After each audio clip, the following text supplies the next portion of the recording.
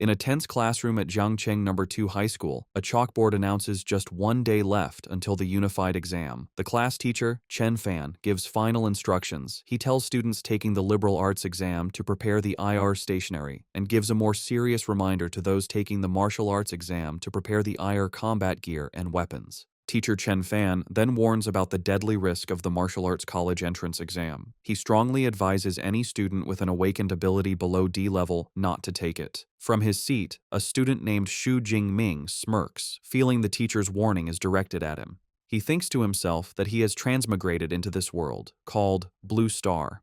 It is technologically similar to his old one, but it is also inhabited by ferocious, bloodthirsty beasts. To counter this, some humans have awakened superpowers. In this world, people can awaken various abilities at age 16, which are rated on a scale from F to S. However, the majority of people only awaken skills between F and D. As he considers his own power, a small flash of lightning appears. He reveals that his ability is an E-grade weak electricity, and he notes with disappointment that its power is only comparable to a simple stun baton. As Xu Jingming reflects, a blonde-haired classmate, Huang Tian, taps on his desk. He mockingly asks if Xu Jingming still plans to take the martial arts exam, calling him E-grade trash, who would only shame the school. Huang Tian suggests Xu Jingming should just choose liberal arts and offers him a future as a small clerk in his company. Before Xu Jingming can answer, a female classmate, Lin Qingli, stands up and tells Huang Tian to mind his own business. Annoyed, Huang Tian scoffs at her and promises to show her who is best during the exam. As he walks away, he glances back and adds a cruel remark, predicting Xu Jingming will die on the exam grounds. After Huang Tian leaves, Lin Qingli turns to Xu Jingming with concern. She advises him to ignore Huang Tian's words and suggests that switching to liberal arts might not be a bad option. Xu Jingming listens to her silently, his expression unreadable. Lost in thought, Xu Jingming looks at his Great Xia Unified Exam Registration Form. The form lists his E-level elemental ability. In the Great Xia Kingdom, education is split into liberal arts and martial arts. Those with low-level abilities can choose liberal arts for an ordinary life.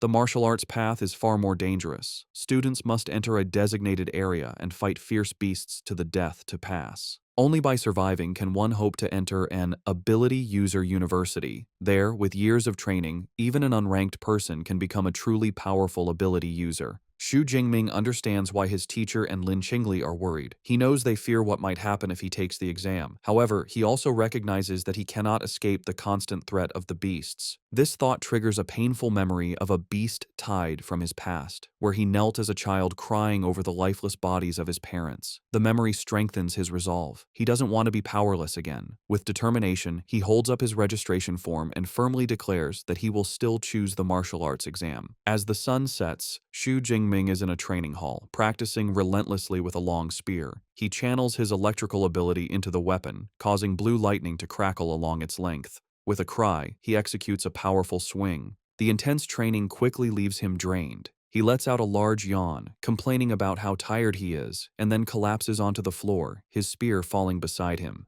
Lying on the ground, Xu Jingming thinks about his training. He has been practicing with the spear for 2.5 years. Despite his efforts, his proficiency is still at a beginner level. He bought a spear technique called Lightning Gale Break for 300,000, which he believes makes him a little stronger than other ordinary E-class awakened ones. As he lies there, a grim thought crosses his mind. He knows the death rate for students below D class in the exam is increasing every year. This thought strengthens his resolve. To get into an awakened university, he must be prepared to fight with everything he has. He pushes himself up and approaches a machine, clenching his fist. As his hand nears the machine's panel, a blue holographic interface suddenly materializes, displaying "System Activating." Xu Jingming's eyes widen in shock as he tries to comprehend what is happening. The system's activation finishes, and a new message asks if he wants to claim the newbie gift package. Still on the floor, he realizes this could be the legendary cheat system for transmigrators. His shock turns into excitement. A wide grin spreads across his face as he wonders what the gift package contains. The system immediately reveals the contents: an S-rank super ability and 200 ability points. He is momentarily speechless. An S-rank ability is exceedingly rare. In a major country like Xiahua, a person with one is instantly recruited by top universities and cultivated into a powerhouse. Xu Jingming is stunned by his unbelievable fortune. The revelation fills him with hope. He realizes that even though he was born as E-rank trash, this system gives him a chance to change his destiny. With a determined grin, he reaches out his hand, crackling with his old weak electricity, and says, "Claim," accepting the gift without hesitation. Immediately, 3 system windows appear. The newbie gift package is claimed, 200 ability points are credited, and the system begins distributing his new S-rank ability, Purple Cloud, Thunder, God's Lightning. The power surges directly into his heart. The process is incredibly painful. An immense power erupts from within him as violent purple lightning surges through his body, tearing his shirt. A progress bar appears, slowly climbing as the energy explodes outwards, shattering the interior of the room. The blast is so powerful it blows out the apartment window. The commotion is noticed on the street below. A woman points up at the strange energy, and her child asks what is happening. A young man frantically makes a phone call, urging someone to call the fire department for the Shu family's child. Inside, Xu Jingming writhes in agony as the integration continues past 50%. On the streets, people look up as the sky turns dark and ominous. Above the apartment, a colossal dragon formed of crackling blue lightning materializes. The event attracts powerful individuals. A man in a high-rise wonders if a powerful beast is invading. Elsewhere, a military commander orders Jiang Cheng's 3rd Legion to high alert. Back at the apartment, the lightning dragon swirls in the sky before diving back down, funneling its immense energy into Xu Jingming's body. Xu Jingming lets out a final scream as the system's progress bar jumps to 100%. The light and pain fade, replaced by a simple message: ability transformation complete. The overwhelming energy subsides, leaving Xu Jingming in his devastated training room. He slowly clenches his fist, feeling the immense power he now commands. Potent blue and purple electricity crackles around his hand. A confident grin spreads across his face. He recognizes this S-rank ability is on a completely different level. He thinks his old ability was like an electric baton, but this new power feels strong enough to shatter a person with one strike. His excitement is lessened as he sees the destruction. The windows are shattered and the walls are cracked. He thinks the commotion was a bit too large and feels relieved he managed to control some of the energy. He then remembers the other part of his reward, 200 ability points. He wonders aloud what they are for as he touches the system interface. The system explains that ability points are obtained by killing fierce beasts and can be used to increase his levels and skills. A mischievous grin returns to his face. He expresses his delight at the simple cheat system and tells it to open the system panel. A detailed status screen appears, displaying his new profile, his name, his level as an unranked awakened, his new S-rank ability, Purple Heaven Divine Thunder, and his 200 available ability points. With the unified exam just 1 day away, Xu Jingming's eyes glow. He knows he must use these 200 points wisely to maximize his combat power. Lightning crackles around his hand as he tells the system to allocate the points for him. Xu Jingming decides to use his points logically, reasoning that all abilities come from the human body and spirit. He chooses to strengthen these 2 attributes first. As the system processes the points, his stats for physique and spirit quickly increase. A surge of dark purple energy erupts and swirls around him. He looks slightly dazed, marveling at the feeling of his vital energy and thoughts being enhanced. Clenching his fist, he feels the new power inside him. He throws a test punch, and a vortex of blue and purple lightning explodes from his fist, a display of power far beyond what he could do before. He looks at his hand, surrounded by crackling energy, and understands that by raising his basic attributes, his control over his combat skills and powers will also be stronger. The system panel confirms the upgrade, showing his physique is now 141 and his spirit is 160. It explains that each ability point was equal to 0.2 units of vital energy, or spirit energy. A confident grin spreads across his face. He believes that with his current strength, getting into an Awakener university will be easy, but he wonders how he now compares to the other 700,000 candidates in the province, especially the geniuses trained since childhood. Deciding to find out, he kicks his spear up from the rubble on the floor. As he catches it and slings it over his shoulder, he resolves to go to the martial arts hall to test his new power levels. As he prepares to leave, his apartment door is suddenly kicked open. A team of 3 firefighters bursts in, ready to fight a fire, leaving Xu Jingming stunned. The lead firefighter, looking confused by the lack of a fire, explains they received a call about a fire at this location. Standing in the wrecked room, Xu Jingming calmly explains that the commotion was caused by his ability training, and that everything is now fine. The lead firefighter accepts the explanation, knowing that incidents with awakened individuals are common. He radios his team to fall back. As he leaves, he looks back at Xu Jingming with admiration, thinking how formidable the younger generation is to cause such a commotion just by practicing. Shortly after, the fire truck drives away. As Xu Jingming, now in his school uniform and carrying his spear, walks down the street, a neighbor he calls Uncle Yang asks if he is okay after the fire. Xu Jingming reassures him everything is under control. Noticing the spear, the neighbor praises him for being so diligent, practicing even with the exam the next day. The story then explains that martial arts halls are important in this world. To advance, an awakened person must train their physique and spirit. The halls provide training grounds, which are essential since not every family can afford a private training room. The two most famous martial arts hall chains are Thunder and Brutal Bear. Xu Jingming arrives at the Thunder Martial Arts Hall. The narration explains that the Brutal Bear Hall is expensive, mainly for students from rich families. The Thunder Hall, however, is free for all high school students, making it very popular. Inside the busy hall, Xu Jingming sees a familiar face in a group of students. The girl, with long black hair and red eyes, is Tang Qi, his cousin. He approaches her and asks why she is at the Thunder Hall.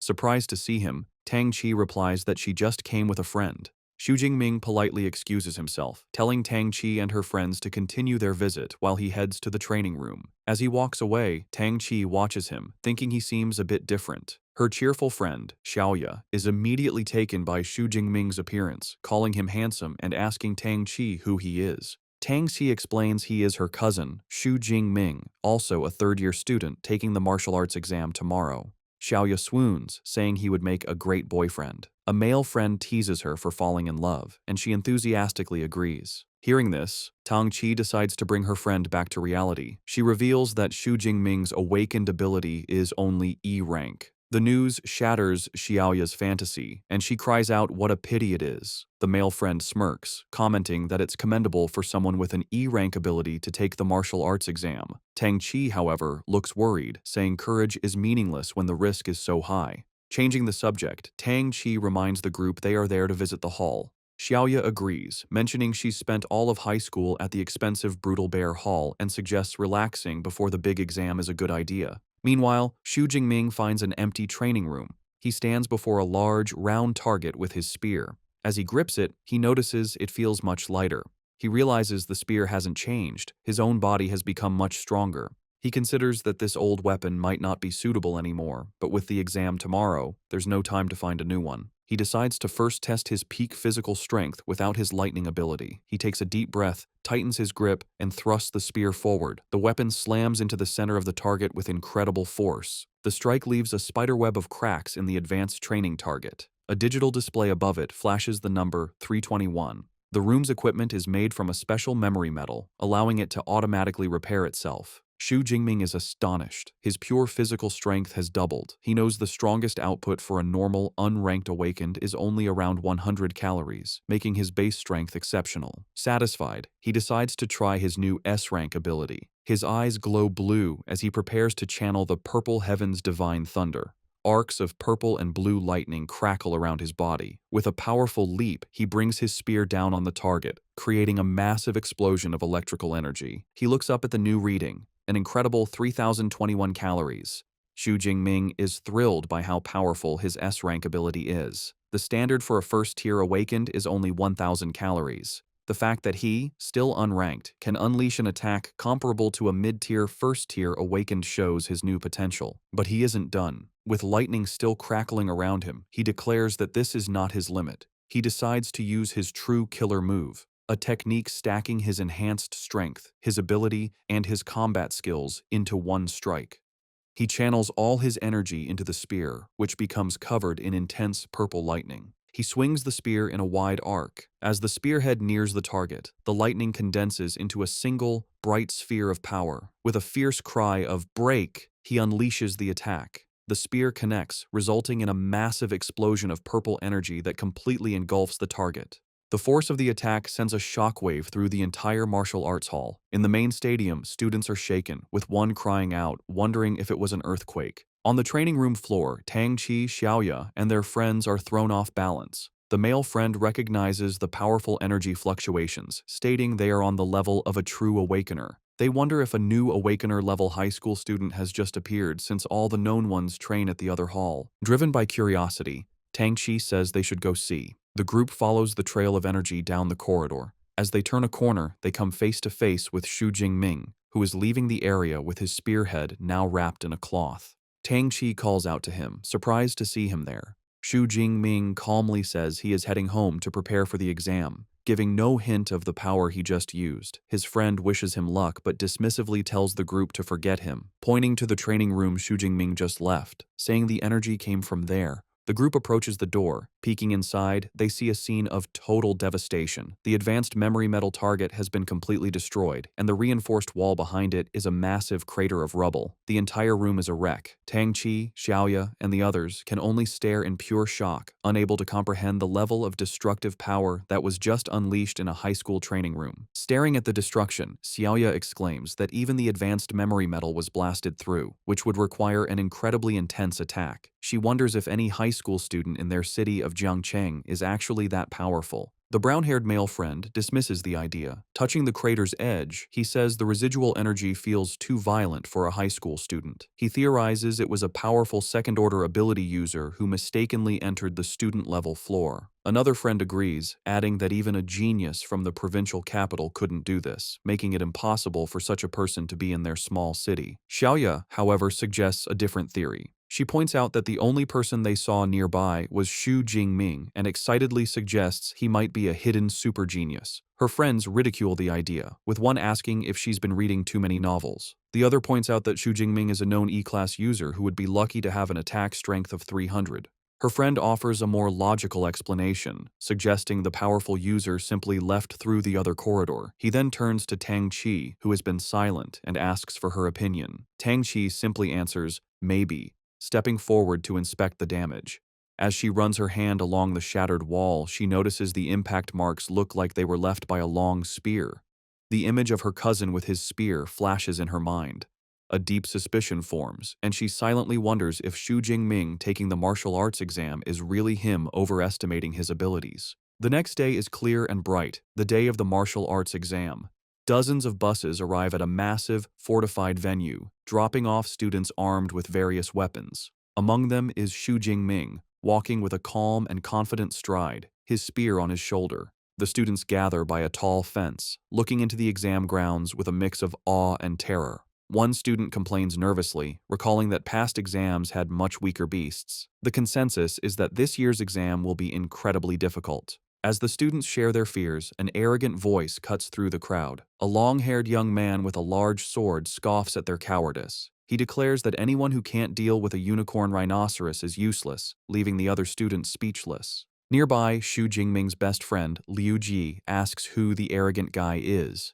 Xu Jingming identifies him as Zhou Mingyang.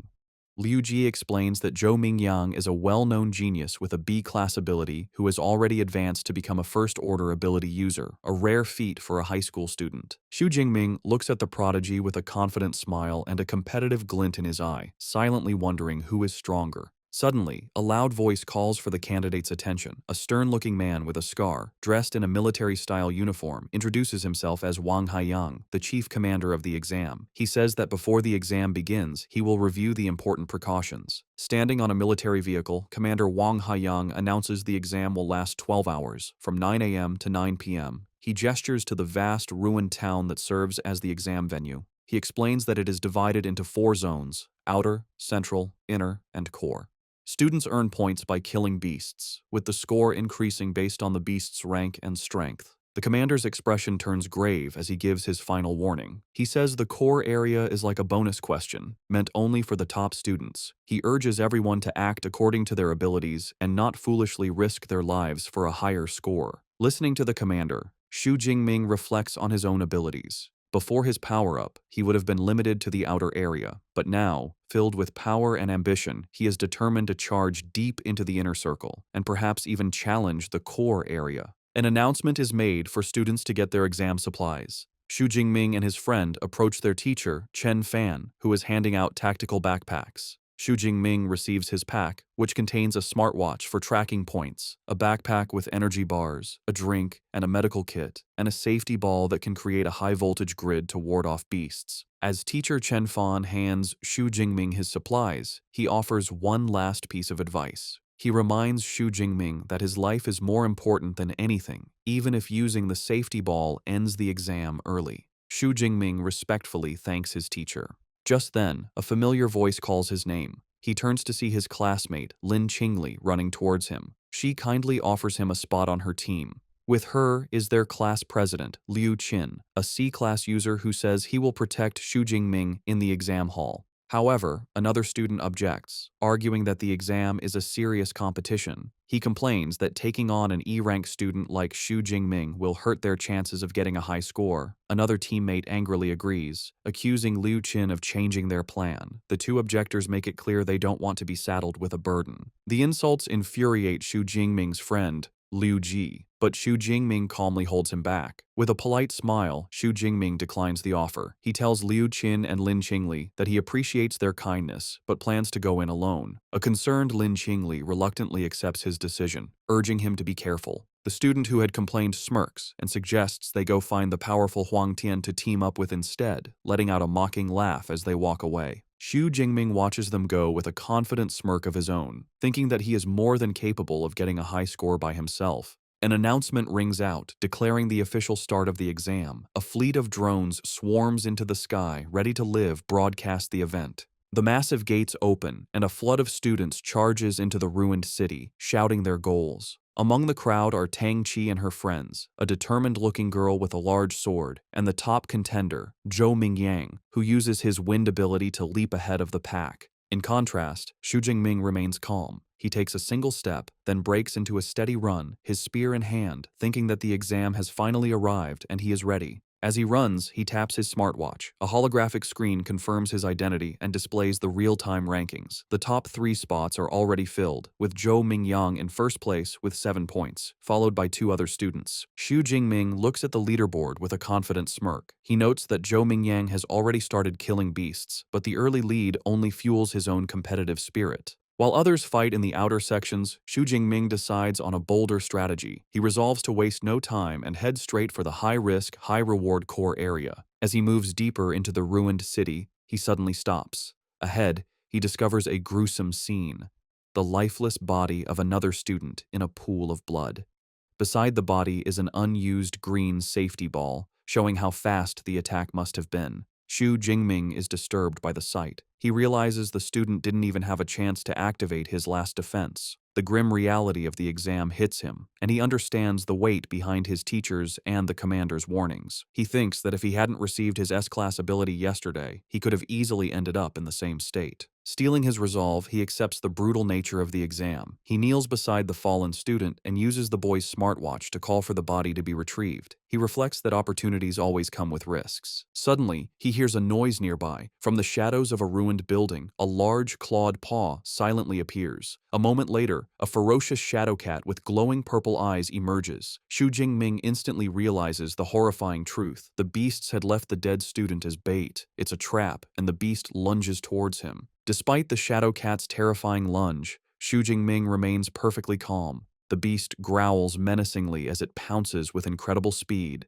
its shadowy claws extended. But Xu Jingming is even faster. With a fluid, casual movement, he sidesteps the attack, letting the beast fly past him. The shadow cat lands gracefully, its glowing purple eyes locked on its prey. Its reputation is well earned. With an agile body, sharp claws, and a bite force of over 1,000 kilograms, it is a deserved newbie killer. It lets out a ferocious roar, trying to intimidate Xu Jingming. As he faces the beast, Xu Jingming thinks about what makes these creatures so dangerous. He knows fierce beasts have a special, terrifying aura that can paralyze their prey with fear. He's heard that most awakened people, when facing a fierce beast for the first time, become helpless under this pressure, unable to use even 30% of their strength as they wait to be killed. He thinks about how wealthy families hire bodyguards to take their children into the wilderness, to get them used to this aura from a young age, a privilege he never had. Knowing this is his first true battle against a fierce beast, he readies his spear as the shadow cat lunges at him again. The beast closes the distance instantly, its mouth wide open, but Xu Jingming stands his ground, completely unaffected. Arcs of purple lightning crackle along his spear as he channels his power. In a single, swift motion, he thrusts the spear forward, the lightning-infused tip piercing through the shadow cat's head and killing it instantly. He looks down at the dead creature with a thoughtful expression. He realizes the beast's intimidating aura had no effect on him. A moment later, a blue holographic window appears from his smartwatch, confirming the kill. Killed one unranked fierce beast, a shadow cat. Ability points, +3. A note explains that fierce beasts are ranked from 1 to 9, and those below rank 1 are unranked, corresponding to unranked human awakened people. Xu Jingming looks at the map of the venue on his watch. He considers that killing beasts grants him ability points, but he seems unimpressed by the small reward, thinking that unranked beasts give far too few points. Realizing he is unaffected by the intimidating aura of fierce beasts, Xu Jingming concludes there is little point wasting time in the outer area. He resolves to get to the more dangerous central area as quickly as possible. He begins his journey deeper into the exam venue, cutting a bloody path through the unranked beasts. He effortlessly kills shadow cats, iron-furred pigs, and wolf-like creatures, gaining a steady 3 to 5 ability points with each kill. However, he identifies a flaw in his approach. While he has gained ability points, he recognizes that he lacks actual combat experience. His new S-rank ability is so overwhelmingly powerful that it kills unranked beasts instantly, preventing him from honing his fighting skills. He also considers the high energy cost of his new power.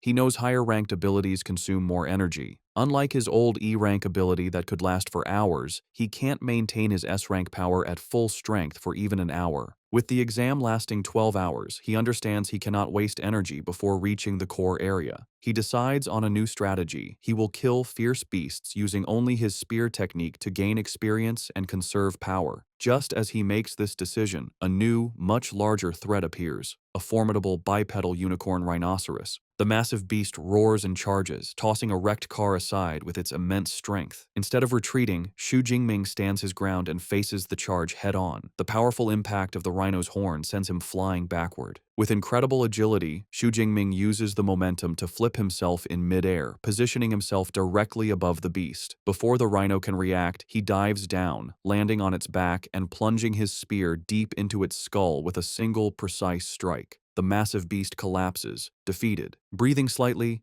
Xu Jingming is surprised by how much faster his killing speed has become, noting that even a powerful beast like the rhinoceros wasn't much of a challenge. A thought strikes him, and he wonders if his spear technique broke through to a higher level without him realizing it. He summons his system panel, which confirms his suspicion. His spear technique has leveled up to the intermediate stage, and his ability points have risen to 256. He concludes that relying on his spear technique is the most effective way to boost his strength. Feeling how fluid the intermediate technique is, he wonders what would happen if he improved it further. Using his accumulated points, he decides to upgrade his spear skill again. The effect is instant. A massive influx of advanced spear techniques and complex movements floods his mind, integrating into his muscle memory. He clutches his head, amazed by the sheer volume of skill he just acquired. With a wealth of new techniques, Xu Jingming feels a surge of confidence. Gripping his spear, he stands tall amidst the ruins with a predatory smile. He declares that he can't wait to find a first-rank, fierce beast to test his new skills on.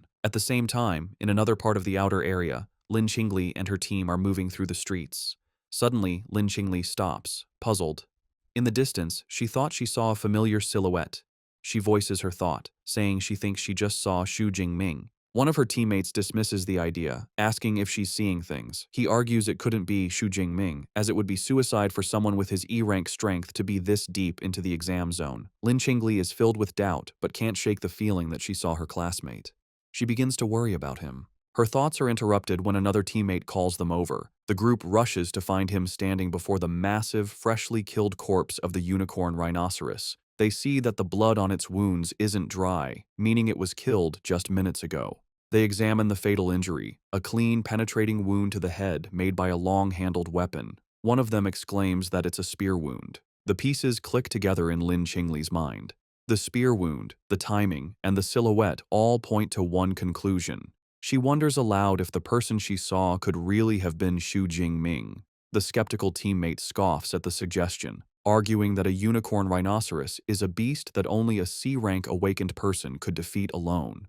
To settle the argument, another teammate suggests they check the score rankings. Without hesitation, Lin Qingli activates the leaderboard on her smartwatch. As the rankings appear, her eyes widen in shock. There, in 46th place with 256 points, is Xu Jingming, Zhangcheng Second High School. She exclaims that it really is him. Her teammates are speechless, their faces showing pure disbelief. They refuse to accept that the E-rank student they looked down on is now in the top 50, speculating it must be someone with the same name. They are left questioning everything, unable to comprehend the situation. Meanwhile, far from the battlefield, officials and VIPs watch the exam on large screens. One spectator comments on the predictable strength of the first high school, which dominates the top 10 ranks. They single out Zhou Mingyang, ranked first with 412 points, who seems to have secured the title of Jiangcheng's top student. Another official wonders if he can become a provincial top 100 student, a feat no one from their city has achieved in years. Among the officials is Zhang Wenshan, the director of the Jiangcheng Education Bureau. With a self-satisfied smile, he agrees that Zhou Mingyang is their city's ace and expresses confidence that he will break into the provincial top 100. He then turns to the principals of the first and third high schools, praising their institutions. The principals humbly thank the director.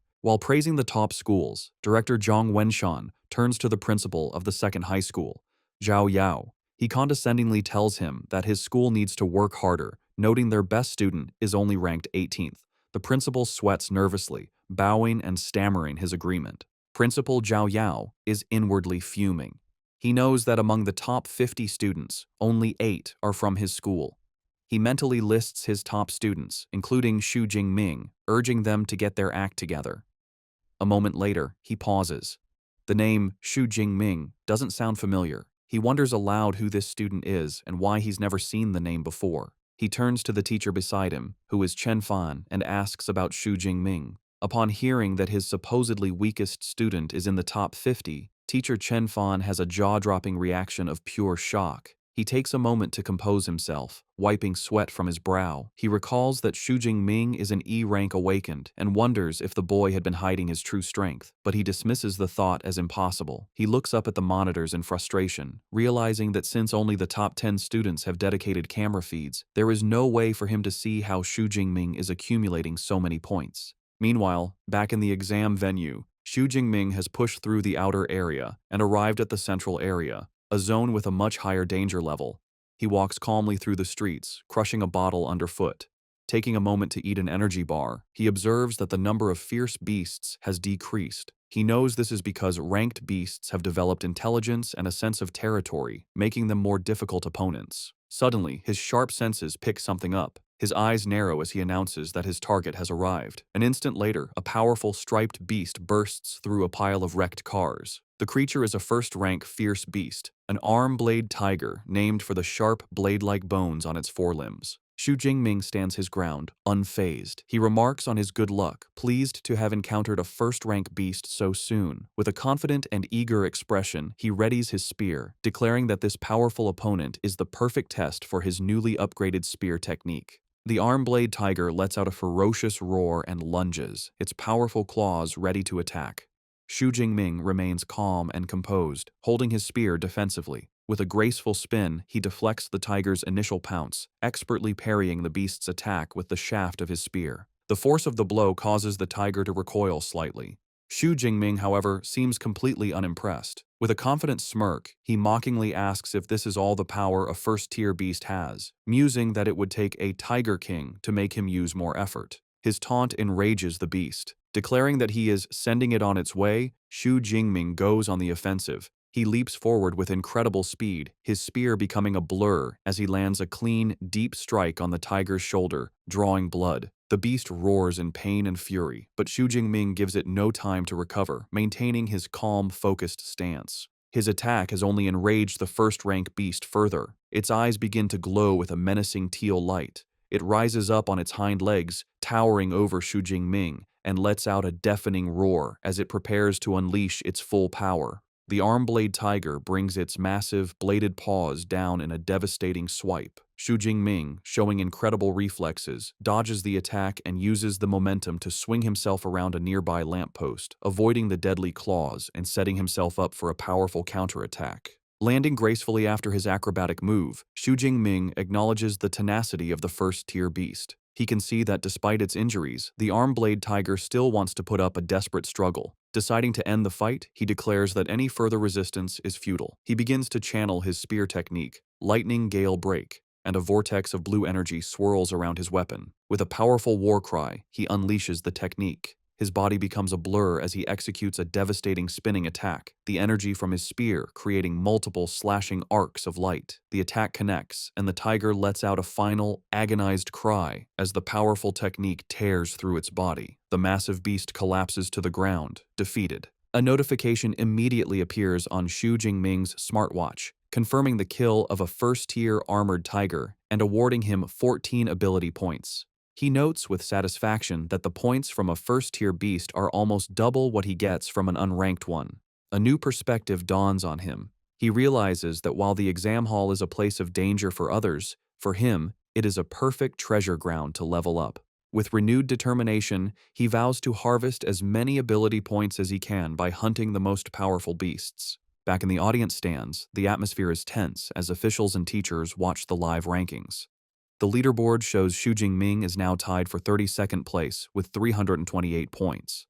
An official turns to teacher Chen Fan, asking if this surprising student is from his class. Suddenly, Chen Fan is the center of attention. Other teachers praise him, marveling that only students from his class have broken into the top 50 from their school. They compliment his teaching methods. A flustered Chen Fan humbly deflects the praise, insisting it is all due to the student's own hard work. Their conversation is cut short when someone shouts and points at the screen.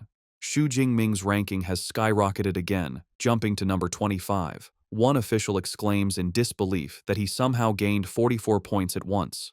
Director Zhang Wenshan mentally calculates the point values, recalling that a peak unranked beast is worth 6 tier 8 points, while a low-grade first-tier beast is worth 14 to 16 points.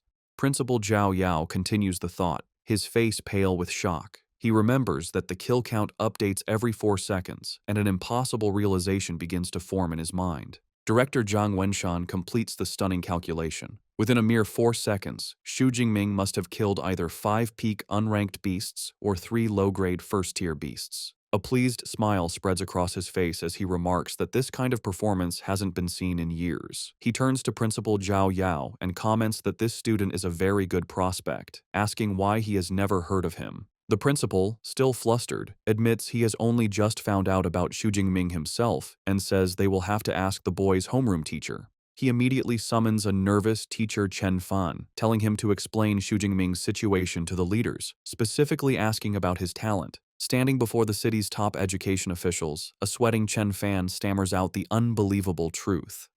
Xu Jingming awakened an E-grade ability. Weak electricity.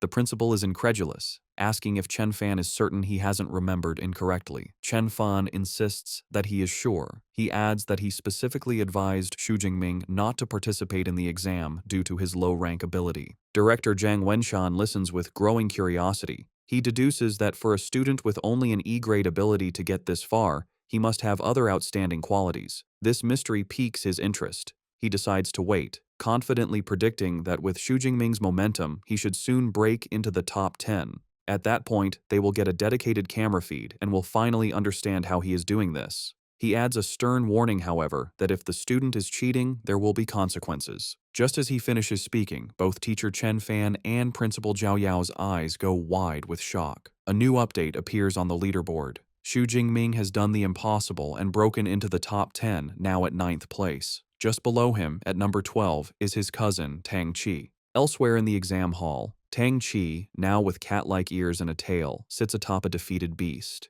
She looks off into the distance with a knowing smile, now certain her cousin was the one who caused the destruction at the martial arts hall.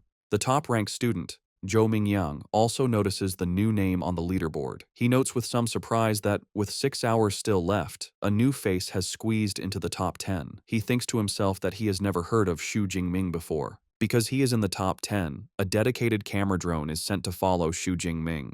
The feed shows him effortlessly killing another first-tier beast with his spear. As the beast falls, a notification awards him another 14 points. He comments to himself that the efficiency of killing beasts is much higher in the central area. He then notices the drone and realizes he must have entered the top 10. Standing over his latest kill, Xu Jingming reflects on the nature of the exam. He understands it's a test of strength and potential, where better results lead to greater recognition. With this in mind, he decides he has no reason to hide his true power, declaring that breaking into the top 10 is just the beginning. Before challenging the core area, he decides to improve his strength again. He checks his system panel, which shows his spear technique is now at the advanced level, and he has 312 ability points. He notes with some disappointment that his level hasn't automatically promoted from awakened. He deduces that the only way to advance to a true ability user is by learning a specific cultivation method, which he cannot do during the exam. Since he can't increase his rank, he decides to continue improving his basic attributes. He spends some points, boosting his physique by 40 and his spirit by 22. Feeling a surge of new power, he clenches his fist, ready to finally head to the core area. He soon arrives at the entrance to the core area, where the danger level is highest. He is greeted by a brutal scene, a pack of 9 armored tigers devouring the corpse of a large, rhino-like beast. From a safe distance, Xu Jingming observes the pack. He quickly identifies the one in the middle, which is larger and has a more powerful aura, as the armored Tiger King. Far from being intimidated, he sees this as a great harvest of points waiting for him. Just as he prepares to move, he senses another presence. He calls out, telling the hidden person to come out. From behind a corner, Zhou Mingyang emerges, looking impressed. He compliments Xu Jingming on his sharp perception and admits he didn't expect the mysterious student who broke into the top 10 to be him. Xu Jingming recognizes the top-ranked student and asks how Zhou Mingyang knew who he was. Zhou Mingyang explains that he is familiar with every strong candidate who could enter the core area. Since Xu Jingming was an unknown who rose through the ranks, he naturally deduced his identity. Zhou Mingyang then reveals he has been watching the tiger pack and prepares to draw his sword. Xu Jingming immediately becomes wary, asking if he intends to steal his monster. Zhou Mingyang clarifies that he has no intention of stealing the kill. He explains that the armored Tiger King is a powerful mid-grade first-tier beast, and with its pack of 9 other tigers, it's an opponent no single person can handle alone. He proposes they cooperate to take down the pack. However, Xu Jingming flatly rejects the offer with 2 simple words: no need. With a look of absolute confidence, he declares that he is more than enough by himself. Dismissing Zhou Mingyang's offer, Xu Jingming confidently steps out into the open to confront the pack of armored tigers. His sudden appearance immediately draws their attention. They let out warning growls, and the Tiger King, perched on its kill, roars to assert its dominance. Xu Jingming's eyes narrow as he observes his opponents. He notes that, as expected of a group led by a beast king, the tigers have enough intelligence for a simple battle formation, with the stronger ones in front. The pack growls menacingly, preparing to attack as one. One of the tigers breaks from the pack and charges, roaring as it lunges at him. From his hiding spot, Zhou Mingyang watches with a mix of disbelief and intrigue. He decides to observe the encounter, curious to see if Xu Jingming is just marching to his death or if he has some special skill to back up his incredible confidence. Facing the charging beast, Xu Jingming remains perfectly still, a calm aura around him as he prepares his spear. In a blur of motion, he begins to spin the weapon with blinding speed, the shaft becoming a near-invisible circle as he gathers energy for his attack. He unleashes a devastatingly wide spinning sweep, sending a massive arc of force tearing through the air towards the attacking beasts. The attack connects with overwhelming power. In a single, brutal motion, his spinning spear cuts through several of the tigers at once, sending a spray of blood across the street. System notifications instantly pop up, confirming his kills and awarding ability points. The lifeless bodies of the tigers collapse onto the blood-soaked pavement, the initial wave of the pack annihilated by his single, powerful strike. The armored Tiger King is enraged by the slaughter of its pack. Xu Jingming, however, looks at the carnage with a hint of dissatisfaction. He remarks that it's a pity his physical strength is still lacking, as he was unable to kill all the tigers in one blow. The remaining tigers, led by their enraged king, surround him, ready to avenge their fallen pack members. The Tiger King unleashes a deafening roar, a powerful sonic attack meant to disorient its opponent. The force of the roar is so immense that it shatters the windows of nearby buildings, creating a rain of glass. Even Zhou Mingyang, watching from a safe distance, is affected by the sonic blast, clutching his head in pain. Xu Jingming, however, stands firm amidst the shattering glass, completely unfazed. He recognizes the Tiger King's attempt to intimidate him. With a defiant look, he declares that while the beast might scare others, it can't scare him. As the remaining tigers lunge at him from all sides, Xu Jingming meets their charge with fluid grace and deadly precision.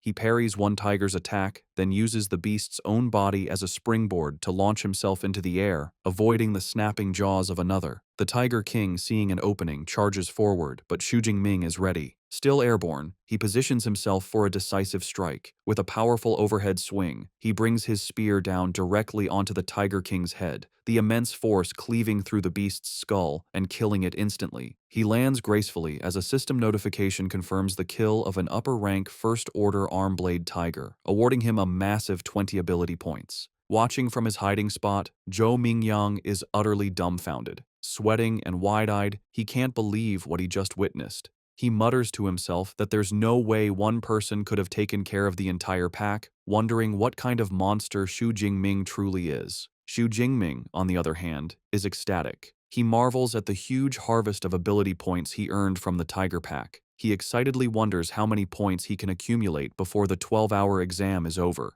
Knowing that more points mean more power, he decides to hurry and find the next group of beasts to hunt. Before he can leave, Zhou Mingyang runs out from his hiding spot, demanding to know how Xu Jingming managed to crush the tigers with just a long spear. He asks if his ability is a reinforcement type, which would explain his incredible physical prowess. Without stopping, Xu Jingming simply leaps away, calling back that he is a lightning type. Zhou Mingyang is left fuming, not believing the answer. He clenches his fist in frustration, thinking Xu Jingming is being dismissive. A moment later, he realizes that with so many new kills, Xu Jingming's score is likely to catch up to his. He quickly checks the leaderboard on his smartwatch. To his absolute horror, he sees that Xu Jingming has not just caught up, but completely surpassed him. The leaderboard now shows Xu Jingming in first place with 1,122 points, while he has been pushed down to second with 985. The realization leaves him screaming in frustration. Back in the audience stands, the officials are erupting with excitement. Director Zhang Wenshan stands up and declares that Xu Jingming's high-level spearmanship confirms he is a genuine genius. He claps a beaming Principal Zhao Yao on the shoulder, announcing that with Xu Jingming representing them, Zhang Cheng can definitely get into the provincial top 100. He promises a commendation for the second high school after the exam, much to the principal's tearful delight. Principal Zhao Yao is overcome with emotion, thinking what a huge surprise Xu Jingming has been, finally giving his school its day to shine. 3 hours later, in the core zone, Zhou Mingyang walks through the streets, looking utterly confused. He wonders aloud where all the fierce beasts have gone. A voice from behind him suggests that he'll have to ask the #1 ranked student. He turns to see his cousin Tang Qi, along with other top-ranked students Wu Hao and Meng Di. Tang Qi points to the empty streets, explaining that Xu Jingming has already killed all the beasts. She says that because they couldn't find any beasts to fight, they had to team up.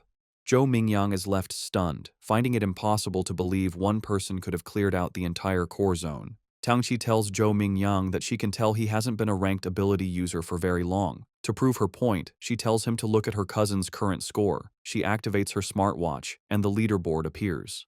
Zhou Mingyang's eyes go wide in disbelief as he sees the astronomical number next to Xu Jingming's name. 35 points, more than triple his own score. He can only stammer in shock. Tang Qi calmly explains the math. Subtracting the roughly 700 points Xu Jingming got in the central zone, he still earned over 2,500 points, meaning he must have single-handedly killed almost 200 fierce beasts in the core zone alone. A bead of sweat rolls down Zhou Mingyang's face as he realizes the truth. It wasn't that Xu Jingming was afraid of someone stealing his kills. He had planned to monopolize the entire core zone from the beginning. Wu Hao explains their current situation. With only a few hours left, the remaining top students have formed a team. Their plan is to brave the innermost core zone, a place they know is filled with upper-rank beasts and even a second-order beast king. He acknowledges that going in alone would be a death wish. Meng Di then formally invites Zhou Mingyang to join their team. With no other option, he agrees, shouting, "Count me in." The scene shifts to a quiet, moonlit rooftop. Xu Jingming sits alone atop a massive pile of slain beast corpses, his spear planted beside him. His supplies are completely exhausted, and he knows the exam is nearing its end. But his hunt for power is not over. He decides he must go deeper to get more ability points. Knowing the innermost core zone holds second-order, fierce beasts, he resolves to strengthen his power one last time. He pulls up his system panel, revealing he has accumulated a staggering 2413 ability points. With a mischievous grin, he decides to put his points into an upgrade. After channeling the new power, he stands over the corpse of a massive bear-like creature, letting out a breath of relief. He feels confident that with this final boost, he should be able to handle this year's combat exam finale. As the other top students sprint towards the final area, their final sprint begins. Deep within the innermost zone, a terrifying new beast emerges from the ruins. A massive, white-furred, wolf-like creature with glowing red eyes and dangerous red crystals on its back. As the final challenge appears, Xu Jingming arrives on the scene, calm and ready. He holds his spear, a confident look on his face as he wonders what kind of second-order fierce beast the exam has arranged for him this year. Just as Xu Jingming arrives for the final challenge, the team of top-ranked students also reaches the innermost core zone. They immediately identify the massive, crystal-backed creature as a bloodthirsty savage bear. The beast shows its incredible power by smashing a wrecked car with a single swipe of its paw.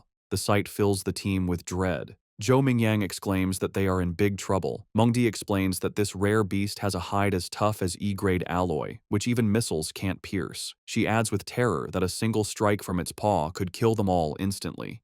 Seeing the overwhelming odds, Tang Qi suggests they abandon the mission. Their situation is even more dire than they thought. They realize the compound is guarded not just by the Beast King, but also by a large pack of high-rank first-level beasts. One of them grimly states that if they enter, they will likely be wiped out by the horde before the savage bear even moves. Faced with the impossible challenge, a team member immediately quits, saying there's no point in getting a high score if you die. Zhou Mingyang tries to stop him, angrily questioning the point of being handsome if he's just going to rush into a horde of beasts to die. The team's morale has completely shattered. Suddenly, Mengdi points towards the compound, shouting for the others to look. They see a lone figure entering the deadly area. Tang Qi's eyes widen as she recognizes him. It's Xu Jingming, fearlessly walking into the heart of the beast horde. As he gracefully leaps into the compound, the others watch in disbelief. Zhou Mingyang complains about the difficult test, while another student panics, crying out that Xu Jingming's entrance has startled the entire horde, which now turns its attention to him. Enraged by the intrusion, the entire horde of fierce beasts charges at him. Xu Jingming stands his ground in the center of the street, and in an instant, he is completely engulfed by the snarling creatures. Watching from the rooftop, the other students are horrified. Tang Qi worries for her cousin, but Wu Hao remarks that he was too reckless. Tang Qi declares she has to go help him. Meng Di grabs her arm, trying to stop her, and Wu Hao calls her crazy, saying it's a pointless death. Tang Qi desperately insists that Jingming is her cousin, and she can't just watch him die. Before she can act, a massive explosion of purple and blue lightning erupts from the center of the beast horde. The raw power creates a blinding flash, forcing the students on the roof to shield their eyes. Zhou Mingyang stares, wondering aloud if this is the lightning superpower Xu Jingming mentioned earlier. The lightning dissipates, revealing a scene of utter carnage. The entire horde of first-level beasts has been wiped out, their charred bodies scattered around a lone, unharmed figure. Xu Jingming stands in the devastation, purple lightning crackling around him. He acknowledges that his physical strength alone wasn't enough, so he had to use his superpower. A confident smile plays on his lips as he feels the immense power of his S-grade ability. Having cleared the lesser threats, he turns his attention to the final challenge, the bloodthirsty savage bear, standing over the corpses of its minions. The massive beast lets out a deafening roar. Xu Jingming remains calm, analyzing his opponent. He notes the savage bear is massive and likely not agile, concluding that with his powerful thunder ability, it should be manageable. He then notices the beast is not alone. It has several smaller but still dangerous minions. Realizing these creatures might be an annoyance, he decides there's only one thing to do. With a look of fierce determination, his eyes glowing, he declares that he will clear the area first. He bursts into motion, his body enhanced by his S-grade lightning ability, moving with blinding speed as he blitzes through the remaining beasts. He effortlessly dispatches a high-rank Shadow Cat, his smartwatch confirming the kill and awarding him 13 points. With a confident grin, he marvels at the enhancement his superpower provides to his physique, but acknowledges he can't maintain the dangerous state for long. Knowing it's enough to clear the minions, he cuts down the last of the lesser beasts with a powerful sweep of his spear, earning another 15 points for a high-rank unicorn rhino. With the area cleared, the final confrontation begins. The savage bear roars in fury, slamming its massive paws into the ground and creating a shockwave that shatters the pavement. The beast charges, shaking the ground. Xu Jingming, wreathed in his lightning aura, meets the charge head-on. With a powerful leap, he dodges the charge and swings his spear in a devastating arc, shattering one of the large red crystals on the beast's back. The battle continues in a blur, with Xu Jingming expertly dodging the bear's attacks and landing precise strikes, shattering more crystals and wounding the beast. His smartwatch continuously updates with points as he dismantles the Beast King's defenses. The savage bear roars, enraged as it watches its minions fall. Xu Jingming, wreathed in lightning, taunts the beast, asking if it's getting angry. He promises to deal with it after taking care of the last minion. As he charges the final rhino, the Bear King watches with cunning intelligence. Just as Xu Jingming is about to strike, the Bear King moves with unexpected speed, smashing its own minion to bits to intercept him. Xu Jingming is surprised, realizing the beast anticipated his move. The Bear King claps its paws together, sacrificing its last minion to create a devastating shockwave that obliterates the ground and nearby cars. The final rhino is torn apart in the explosion. However, the attack fails to harm its target. Xu Jingming, surrounded by his lightning aura, gracefully flips through the air, landing safely and untouched by the explosion. With the battlefield cleared of lesser threats, only the two kings remain. Xu Jingming grins fiercely, his body crackling with power. He declares that with no minions left, it's time to see if the beast's armor-like hide can withstand the force of his thunder. With a powerful thrust, Xu Jingming plunges his lightning-covered spear into the bloodthirsty savage bear's head. The impact creates a huge explosion of purple energy that covers the drone following him, cutting its camera feed. The students on the rooftop are hit by the shockwave, shielding their faces from the blast. In the audience stands, the officials stare in stunned silence at the static-filled screen. Director Zhang Wenshan, shocked, turns to Principal Zhao Yao. He yells, asking if he calls the power they just saw an E-class ability and accusing him of kidding. Another official, also amazed, remarks that Xu Jingming could instantly kill a high-tier rank 1 beast and fight a rank 2 boss, a feat even an A-class user would struggle with. Principal Zhao Yao, sweating and at a loss, can only guess it might be a rare ability mutation. Regardless, director Zhang Wenshan laughs and says that after today, the great Xia nation will be shaken by Xu Jingming's name. Back on the battlefield, the result of Xu Jingming's attack is clear. The bloodthirsty savage bear is wounded with a deep gash on its head, but it is not defeated. The beast roars and swats Xu Jingming with its paw, sending him flying. He is shocked his powerful attack only left a shallow wound. He lands hard on the ground, using his skills to recover. He quickly analyzes the situation. He realizes the savage bear's hide is resistant to blades and doesn't conduct electricity. He admits to himself that with his current strength, it will be hard to kill the beast in one shot. The enraged savage bear begins to gather dark energy around its body. Xu Jingming, sensing the immense power, can only look on in shock, saying, "What?" Dark energy gathers around the bloodthirsty savage bear as it powers up, rolling forward like a monstrous boulder. It smashes through everything, the ground seeming to buckle under its power. Xu Jingming leaps back onto debris as purple lightning crackles around him, readying himself.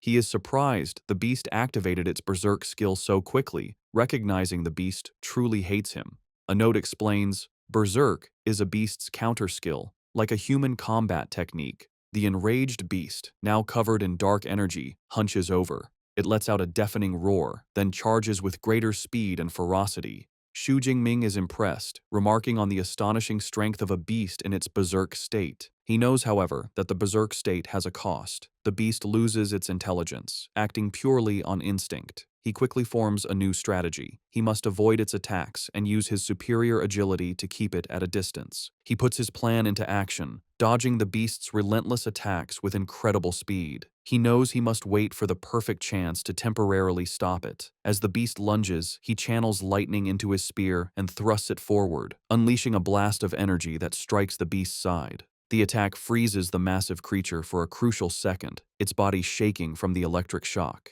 This is the opening he needed. With the beast stunned, Xu Jingming's eyes glow as he prepares his ultimate attack. He raises his hand, gathering a massive amount of purple and blue energy. He calls on the full power of his S-rank ability, shouting, "Nine Heavens Divine Lightning, blast it!" A huge torrent of divine lightning comes down from the sky, slamming into the bloodthirsty savage bear. The beast is engulfed in the blast, its roars drowned out by the crackling energy. When the light fades, the massive beast lies motionless, smoke rising from its charred body. Xu Jingming stands over it, a confident smile on his face as purple lightning dances around his fingertips. He remarks that after half a minute of his purple divine lightning, even the thickest defense couldn't withstand it. However, the battle isn't over. The beast's eye snaps open, glowing with a furious red light. With a final, desperate roar, it lunges, its massive jaws open for a final bite. The electrical power surging through its body causes a temporary paralysis, freezing it just inches from its target.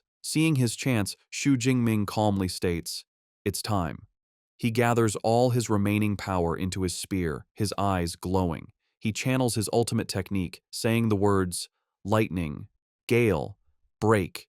He unleashes the attack, a massive sphere of lightning that slams into the paralyzed beast's open mouth. The explosion is immense, a vortex of power that tears through the beast from the inside, creating a huge crater in the street. The force of the blast finally brings the mighty second-order beast down for good. Its massive body collapses onto the pavement, defeated. A system notification confirms the kill and awards him plus 124 ability points. Kneeling beside the Beast King, Xu Jingming breathes a sigh of relief, stating the final battle is over. He reflects that to deal with the second-order beast, he upgraded his Lightning Gale technique, and he is pleased with its power. A triumphant smile spreads across his face. He notes that although the battle only lasted 2 minutes, it was the most exhilarating he has ever experienced. He then wonders how many points he will get after clearing out all the beasts in the core area. The exam ends as night falls. Back in the audience stands, the final results are displayed on the main screen, and the crowd roars. In first place is Xu Jingming, with an unbelievable score of 10,835 points. In a distant second is Zhou Mingyang, with 1,103 points, followed by Wu Hao, with 945.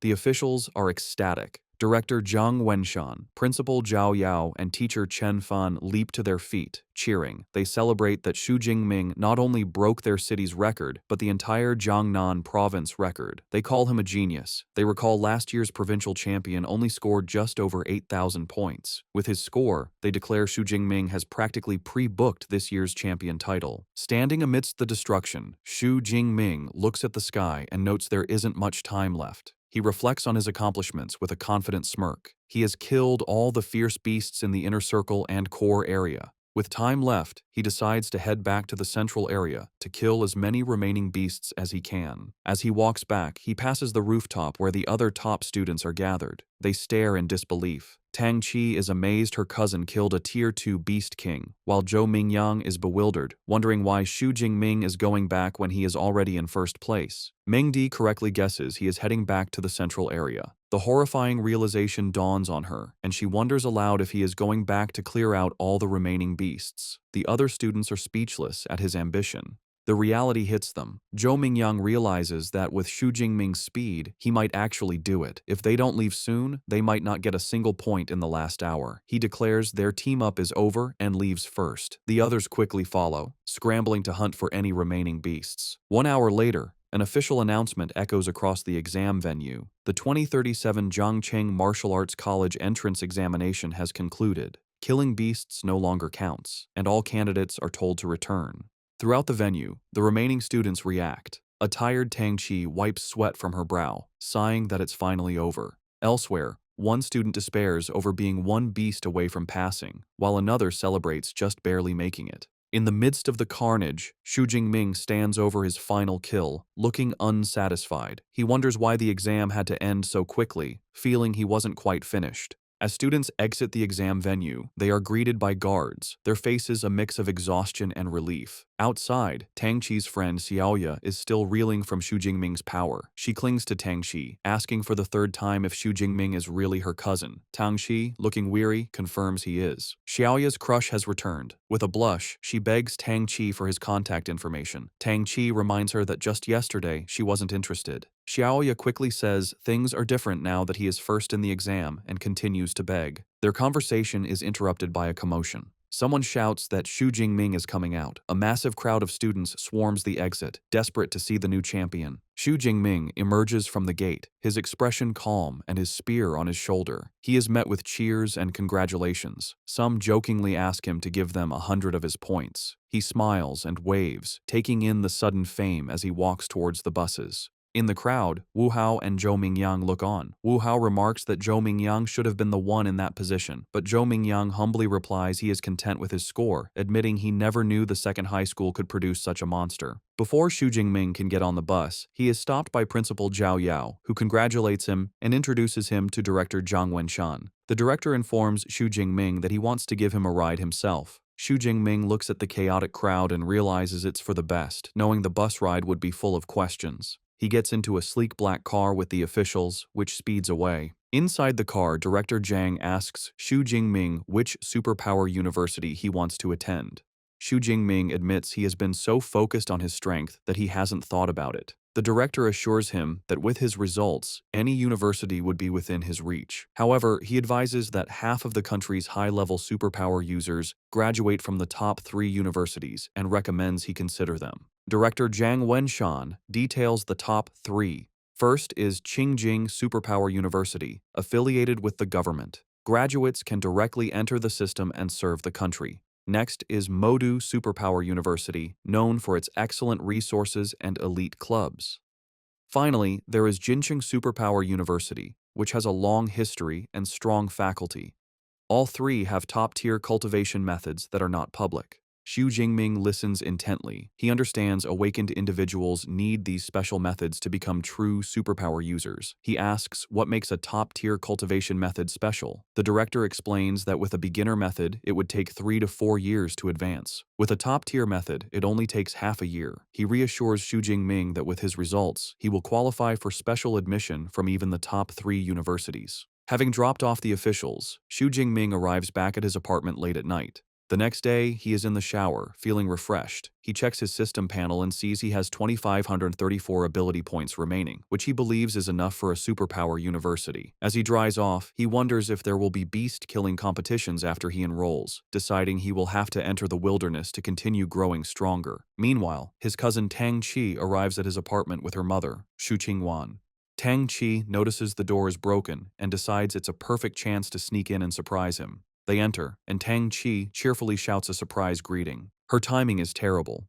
Xu Jingming, wearing only a towel, has just stepped out of the bathroom. He is shocked to see his aunt and cousin. His aunt, equally flustered, asks what he is doing, while Tang Qi is left blushing and speechless. His aunt then sees the ruined apartment and angrily asks how it got into such a mess. A flashback explains that after his parents passed away, his aunt stayed with him, taking good care of him and giving him the warmth of a home. She fulfilled her guardian duties, even occasionally feeding him his favorite meal. After the initial shock, Xu Jingming sits with his aunt and cousin.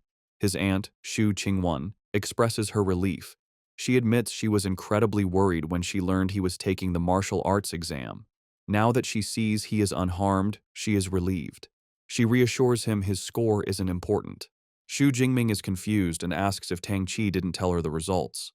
Tang Qi winks, saying it's better if he tells his mother himself. With a bashful smile, Xu Jingming tells his aunt he did quite well, scoring over 10,000 points. The news is so shocking his aunt spits out her drink. She coughs, asking him to repeat his score. Tang Qi confirms it's true, telling her mother he scored 11,124 points. His aunt is speechless. A moment later, she bursts into tears of joy and pulls him into a tight hug, exclaiming that the Xu family finally has a successor and his parents in heaven must be so proud. Meanwhile, in a high-tech conference room, university recruiters are reviewing the exam results. A woman presents the data on Xu Jingming, noting his age, his supposed E-class ability, and his rank as an unranked awakener. One recruiter insists they must recruit this student if the score is real. Another is skeptical, arguing that based on his rank, he couldn't have achieved such a high score. The debate continues, with some arguing his ability is at least A-class, or even S-class. Another recruiter scoffs, suggesting he must have cheated. Before the argument can escalate, a senior figure tells them to stop. A woman with a commanding presence makes a decision. She instructs the team to list Xu Jingming as an S-class special recruit for now. As for whether the score is genuine, she declares she will personally go to Jiangcheng to investigate. The day after the exam, Xu Jingming gets a notification on his phone that the Jiangnan Province martial arts exam rankings are out. He is informed that he placed first in the province with an astonishing score of 11,124 points. A look of surprised delight spreads across his face as he sits down, celebrating his achievement as the top scholar of Jiangnan province. News of his success quickly spreads online, taking over the hot search topics. The public debates how a dark horse from Jiangcheng could become the provincial top scholar, questioning who Xu Jingming is and if an E-class individual could truly achieve such a score. Skeptics reject the possibility, while others demand to see the exam video for proof. In response to the doubts, an awards ceremony is held where Principal Zhao Yao addresses the media. A female reporter directly asks him to explain the authenticity of Xu Jingming's results. Principal Zhao Yao confidently states that the school's website has uploaded Xu Jingming's exam video, confirming the fairness of the exam. As people watch the video, they are amazed, exclaiming that Xu Jingming pierced a Tier 1 rhinoceros skull with a single shot, showing power stronger than a Tier 1 superhuman. They question how this is possible for someone with an E-class lightning ability. Principal Zhao Yao, beaming, assures everyone the video proves the results are real and praises Xu Jingming as the first student from Jiangcheng to achieve top scholar status. Director Zhao Yao then presents a massive check for 1 million yuan to Xu Jingming, congratulating him. He announces this cash reward, along with superpower training methods, is a gift from the City Education Bureau. Additionally, the city government will provide an equivalent bonus and a luxury villa. Reporters eagerly capture the moment. Meanwhile, a commanding woman with 2 bodyguards stands by a car and remarks that while Jiangcheng released the footage, it doesn't guarantee Xu Jingming didn't use performance-enhancing drugs. She states that the most crucial step is to confirm his superpower level. Back at the ceremony, Director Zhao Yao asks teacher Chen Fan why Xu Jingming, the day's protagonist, has not yet arrived.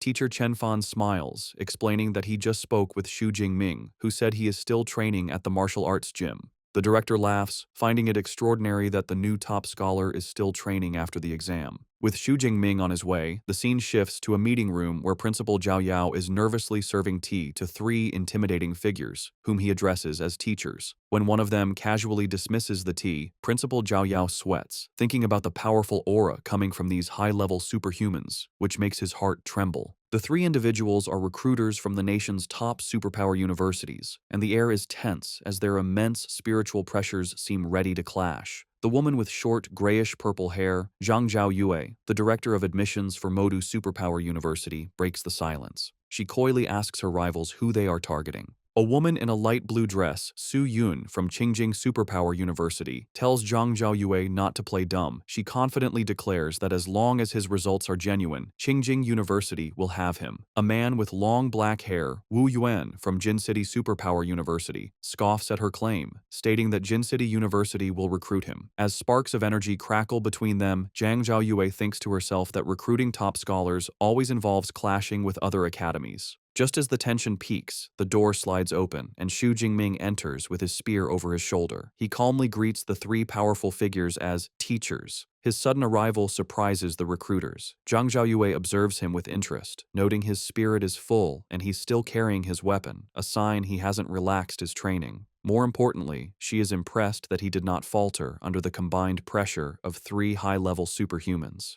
Principal Zhao Yao formally introduces the recruiters to Xu Jingming, Director Zhang Zhaoyue from Modu University, Director Su Yun from Qingjing University, and Minister Wu Yuan from Jin City University. Director Zhang Zhaoyue speaks first, complimenting him on his stunning combat techniques in the exam video. However, she gets straight to the point, asking why his superpower no longer seems to be the E-class weak electricity, and requests an explanation. Expecting this question, Xu Jingming gives a prepared answer. He calmly explains that before the exam, while training at home, he was struck by natural lightning, and his superpower became much stronger.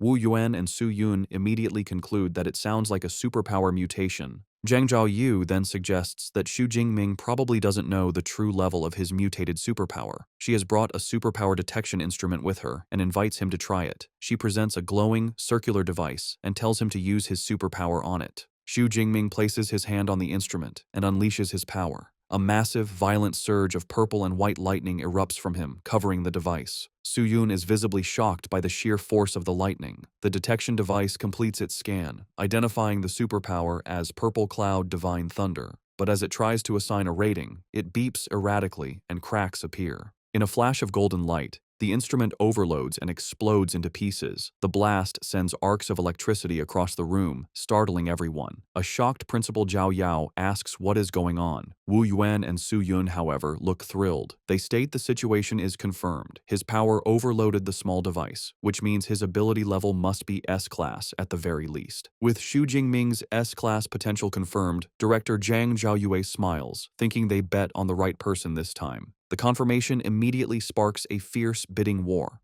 Wu Yuan from Jin City University is the first to make an offer, shouting that his university will give Xu Jingming a 4 million admission bonus, a full set of C-class equipment, and free access to all superpower training methods for all 4 years. Su Yun from Qingjing University scoffs at his offer. She turns to Xu Jingming with a charming smile and presents her own proposal: a 5 million admission bonus, and for 4 years, free access to all of their S-class superpower training methods and combat techniques. Xu Jingming is taken aback by her generous offer. Finally, Zhang Zhaoyue from Modu Superpower University makes her move. She states that Modu doesn't offer cash bonuses or equipment, but can match the other offers on cultivation methods. Then, she reveals her trump card, adding that they will also provide an S-class cultivation resource annually. The mention of an S-class resource leaves both Wu Yuan and Su Yun in complete shock. Unfamiliar with the term, Xu Jingming asks what an S-class cultivation resource is.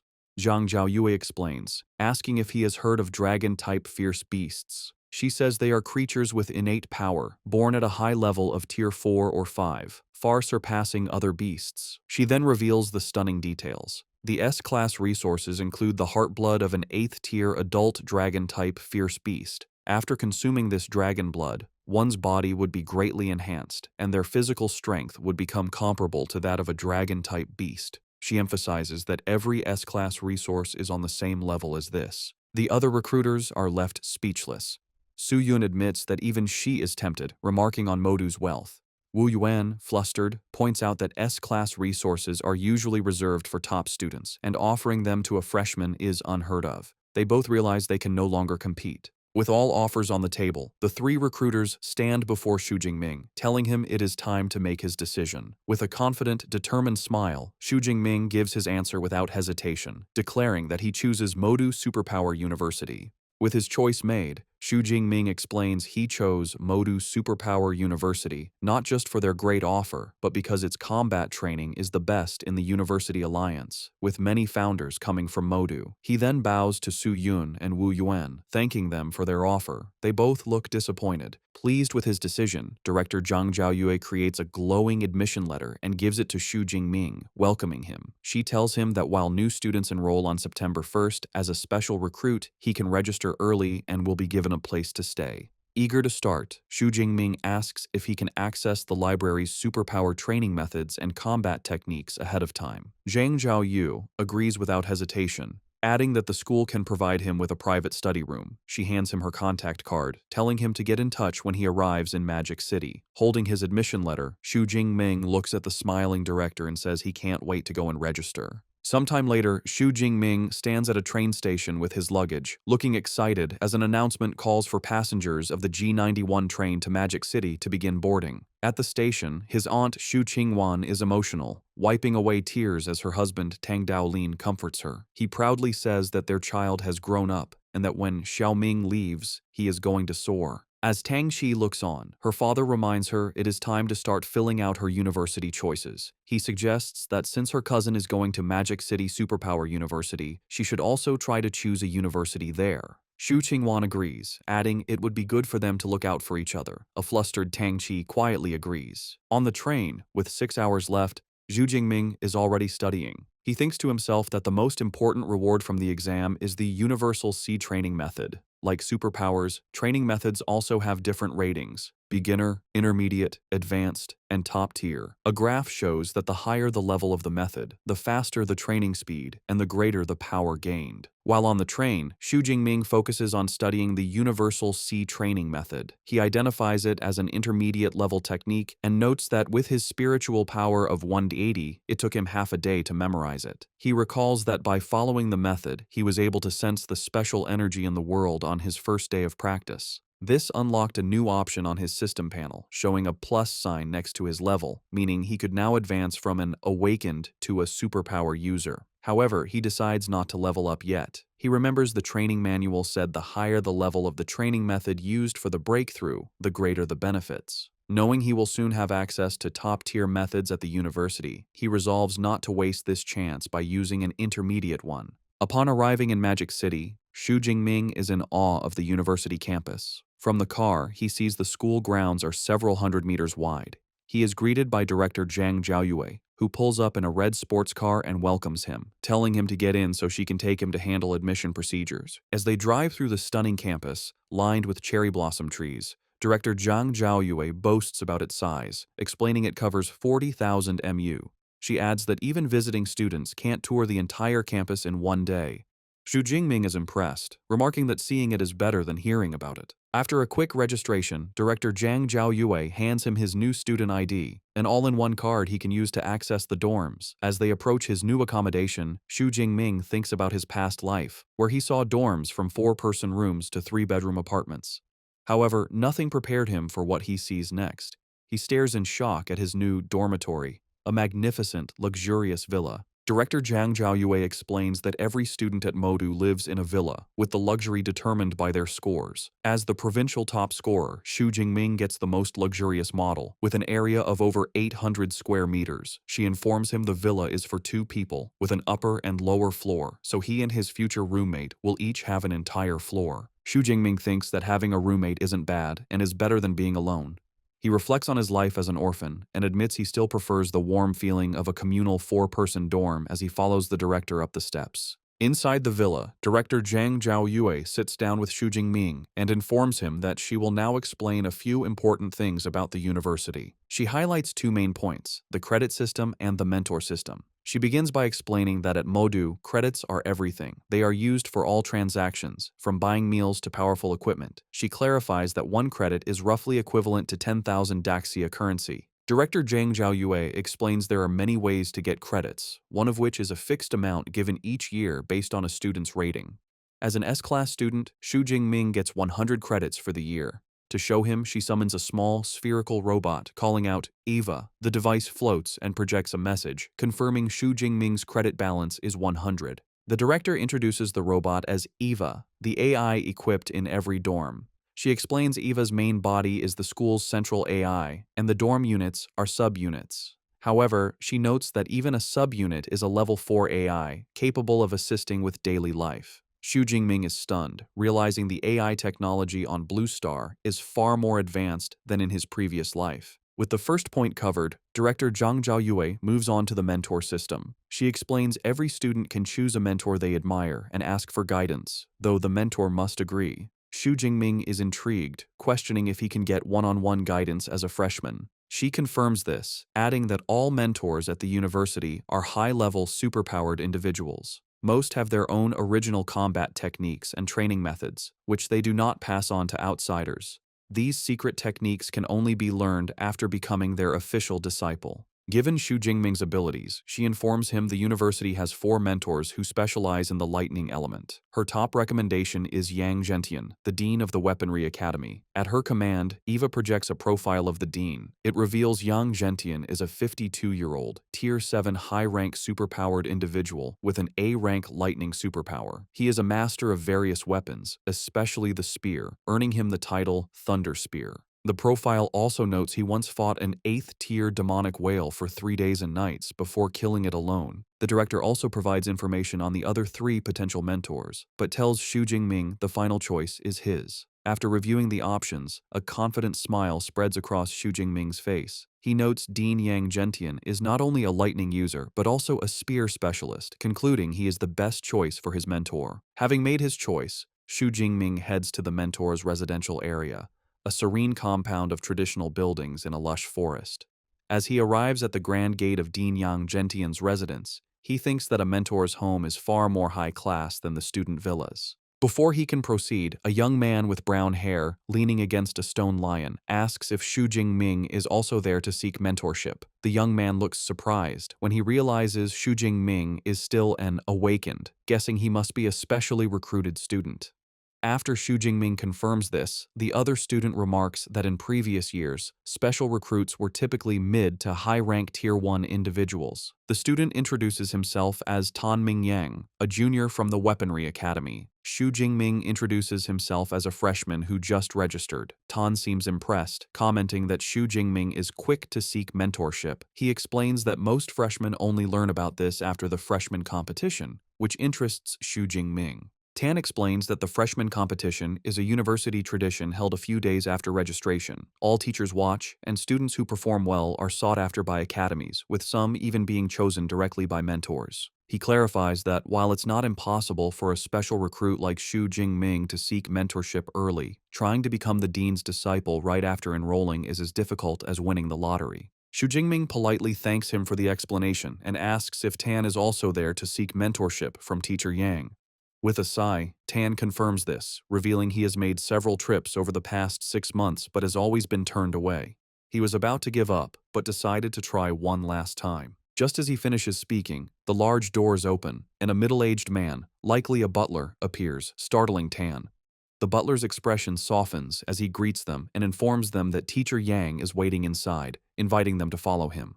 Tan is taken aback by the warm reception, wondering if the fact that the dean is waiting inside means he might finally have a chance. The butler leads them into a room where they are brought before 2 men. Xu Jingming immediately feels an incredibly powerful presence from the older man, who has a commanding posture, a full gray beard, and sharp eyes. He recognizes him as the dean of the Weaponry Academy, Yang Gentian. A younger man with long hair stands beside him. Dean Yang Gentian addresses Xu Jingming directly, stating that he must be the one Director Zhang Zhaoyu told him about. Ignoring Tan completely, he tells Xu Jingming to follow him to the training room. In a traditional training room filled with weapons, Dean Yang Gentian tells Xu Jingming that he has seen his martial arts exam video. He praises his combat skills and marksmanship. However, before deciding, the dean insists on seeing his S-rank ability, the Purple Heaven Divine Thunder, with his own eyes. Xu Jingming calmly agrees. As the dean observes, Xu Jingming channels his power, and arcs of purple lightning crackle around his arms. He then unleashes a massive, violent burst of purple and white energy that fills the room, the raw power crackling with immense force. Dean Yang Gentian is visibly impressed, a grin on his face as he recognizes the S-rank ability. He mentally compares it to his own A-rank ability, acknowledging that the gap between A-rank and S-rank power is impossible to bridge. He sees immense potential in the student, thinking that if Xu Jingming hones his skills, his future could rival his own. With the demonstration done, the dean states that with Xu Jingming's potential, becoming his disciple is not an issue.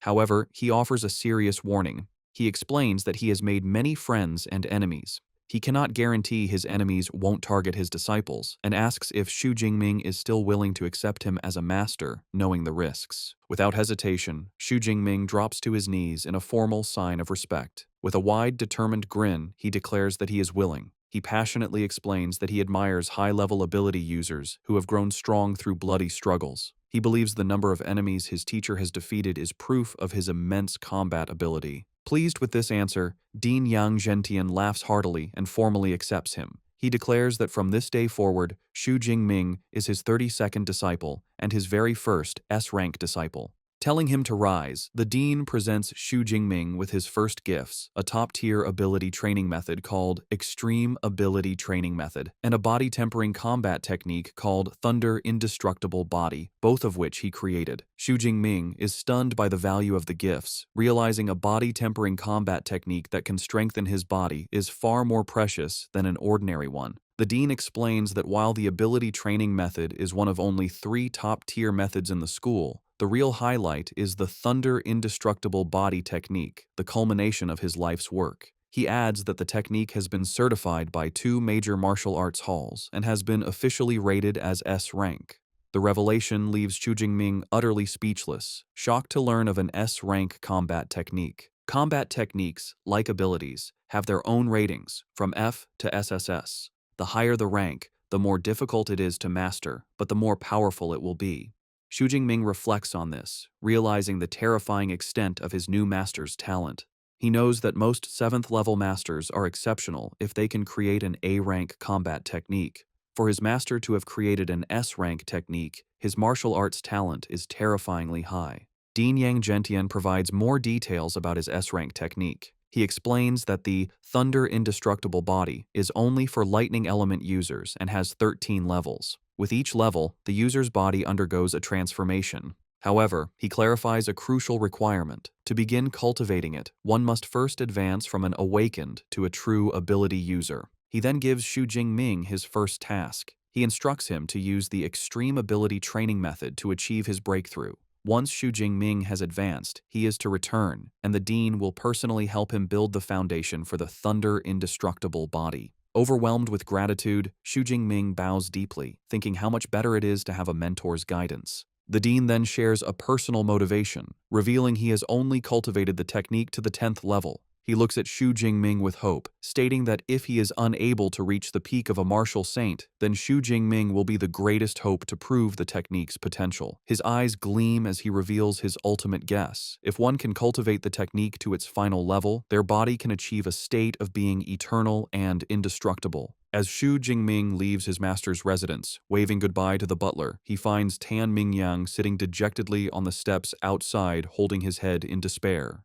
Xu Jingming approaches him and asks what is wrong. It is revealed that Tan Mingyang's attempt to become a disciple failed. He had to face a test against one of the dean's senior disciples. The condition was to defeat the senior, while the latter used only 1/10 of his combat power, a task Tan found hopeless, leaving him beaten. Now sitting on the steps, Tan looks up at Xu Jingming, assuming he also failed. He remarks that getting into Dean Yang's tutelage isn't easy and asks if Xu Jingming needs him to pass on some experience from his failures. Unfazed, Xu Jingming calmly declines, simply stating that he has already passed. The words hit Tan Mingyang like a physical blow. His bruised face contorts in utter disbelief. He exclaims that he has never heard of a dean-level mentor accepting a disciple before the annual freshman competition. As Xu Jingming calmly walks away, a bewildered Tan Mingyang stares after him, trying to understand what just happened. With a new objective, Xu Jingming returns to his dormitory's training room. Sitting cross-legged, he begins to cultivate using the Extreme Ability Training Method from his new master. As he meditates, he is amazed by the effectiveness of the top-tier technique, noting the amount of energy he can sense is far greater than with the intermediate-level method. A confident smirk appears on his face. Knowing he has already mastered the principles, he decides there is no need to practice it step by step. Instead, he will use his cheat system to advance directly. He accesses his system panel and commands it to use his ability points to increase his level. The effect is immediate and intense. A surge of energy courses through him, causing him to grunt in pain. He clutches his clothes as raw energy surges through his veins. The power erupts from his body in a massive blast of light and force that shakes the room. A moment later, the energy subsides. Breathing heavily, Xu Jingming pushes himself up, thinking he has successfully broken through. A notification confirms his new status as a first-tier, lower-rank ability user. He examines his hand, where stable, powerful blue lightning now crackles with ease. As he tests his control, a much larger and more potent torrent of lightning flows from his hand, a clear sign of his increased power. Clenching his fist, he marvels at the result. He can feel the power in his body has increased by at least 4 or 5 times. He confidently thinks that if he were to face the second-tier bloodthirsty tyrant bear again, his thunder ability alone would be enough to defeat it. He pulls up his system panel to check his new stats and understands why all ability users want higher-level cultivation methods. He calculates that if he had used the intermediate method, his vitality and spirit would have only increased by 30 or 40 points. But now, using the top-tier method, they have increased by almost 100 points in one go. The gap in results is undeniable. He notes the advancement only cost him 300 ability points, and he decides to save the rest. He knows that learning a powerful combat technique like the Thunder Indestructible Body is even more important. As an S-rank technique, he expects the consumption of ability points to master it will be incredibly high. With his breakthrough complete, Xu Jingming is ready for the next stage. A new thought enters his mind. Since he's at the university, perhaps it's time to visit the school's library. The next day, Xu Jingming returns to his master's residence. Dean Yang Gentian is utterly astonished to see him, questioning how he could have advanced so quickly. The dean paces, remarking that in his 20 years of teaching, he has seen countless geniuses, but even the best took a significant amount of time to transform into an ability user.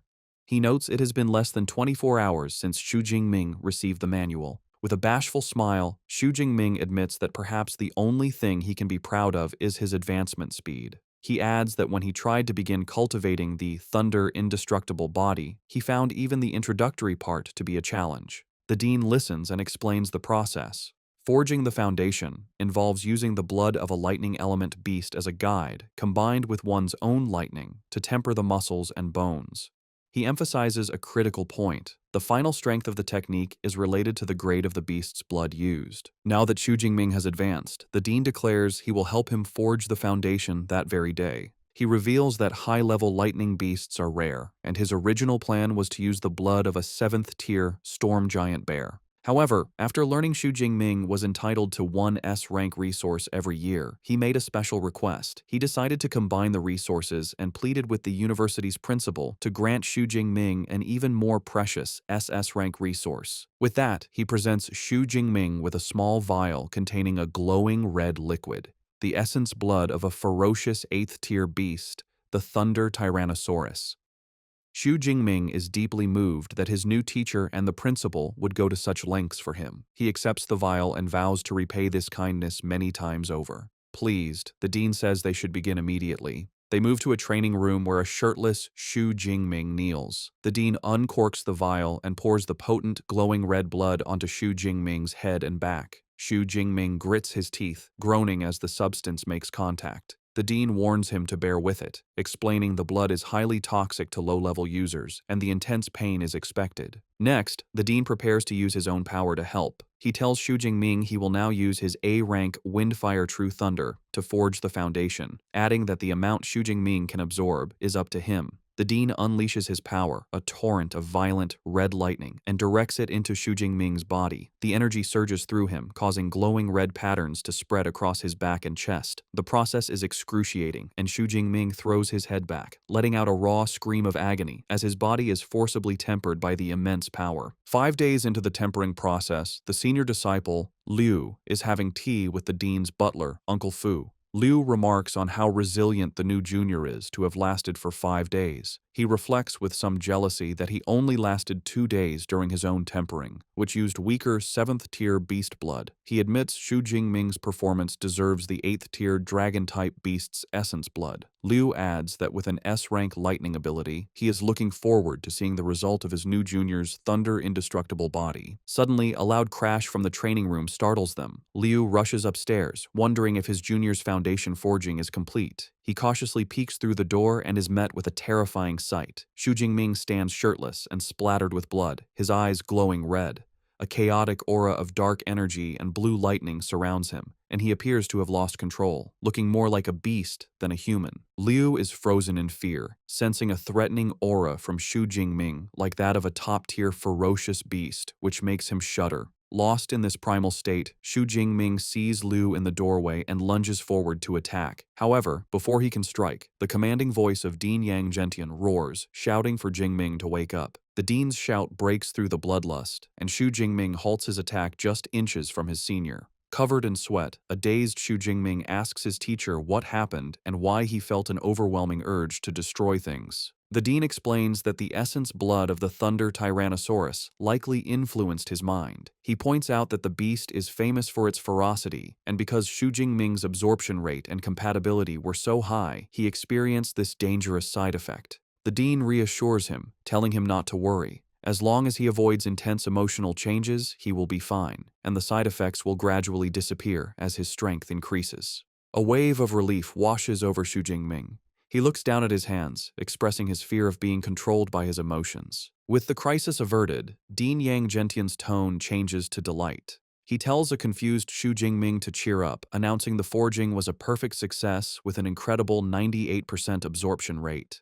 He proudly explains that among the disciples who have cultivated the Thunder Indestructible Body, the highest rate ever recorded was only 92%. With this, Xu Jingming has broken a long-standing record. His senior disciple, Liu, approaches with a congratulatory smile. He tells his new junior that with the foundation successfully forged, his future in martial arts is now smooth sailing. The dean formally introduces him as senior disciple Liu Ming, an ability user at the peak of the 3rd tier, and tells Xu Jingming to ask Liu for help with any future cultivation questions. Xu Jingming greets his senior, who promptly pulls out his phone. Liu explains that since he didn't prepare a gift, he will transfer some credits instead. Xu Jingming is shocked when a notification on his phone says he received 200 credits, exclaiming that it's too much. He quickly calculates the gift is worth 2 million Great Sha coins. The dean dismisses his concern, stating that 200 credits is not a large sum for Liu and that it is a senior's duty to care for his juniors. He adds that when Xu Jingming has his own juniors, he will also need to prepare gifts, a lesson Xu Jingming humbly accepts. With the training complete, the dean tells Xu Jingming that after 5 days without food or water, he should go back and rest. He gives him his next instructions. Come back the following morning to learn fist and spear techniques with Senior Liu.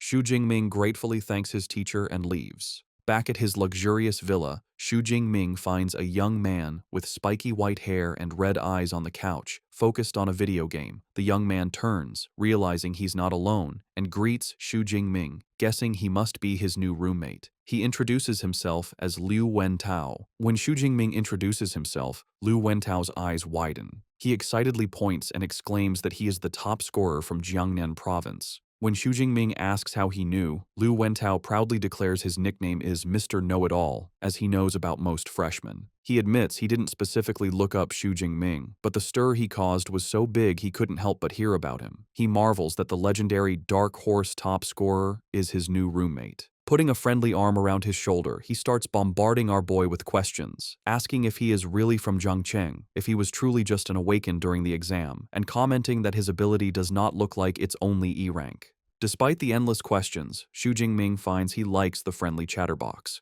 He reflects that he has always hated loneliness. Flashbacks reveal his past. Growing up in an orphanage without a sense of belonging, school was better as he had friends. His happiest memories are from his college days, joking around and playing games with roommates. He recalls getting his master's and PhD, never imagining that after drinking too much at his graduation, he would wake up in a different world. He thinks about how he didn't expect to still be an orphan after transmigrating, but with a roommate like Liu Wentao, he feels he won't be lonely. Meanwhile, Liu Wentao proudly boasts that he is a top student from Sichuan province with an A-rank ability and is currently a first-tier middle-rank ability user. He declares his ambition to major in college tactics and command a military region to slaughter all the ferocious beasts on Blue Star. Changing the subject, Xu Jingming mentions he is heading to the martial arts hall. Intrigued, Liu Wentao decides to join him, admitting he hasn't visited the university's hall yet. They arrive at the impressive Thunder Martial Arts Hall, Magical University branch. Inside, they see a lively and chaotic scene, with students training and showing off their powers. The AI, Eva, appears and explains they are in the public training room, which can hold 300 people.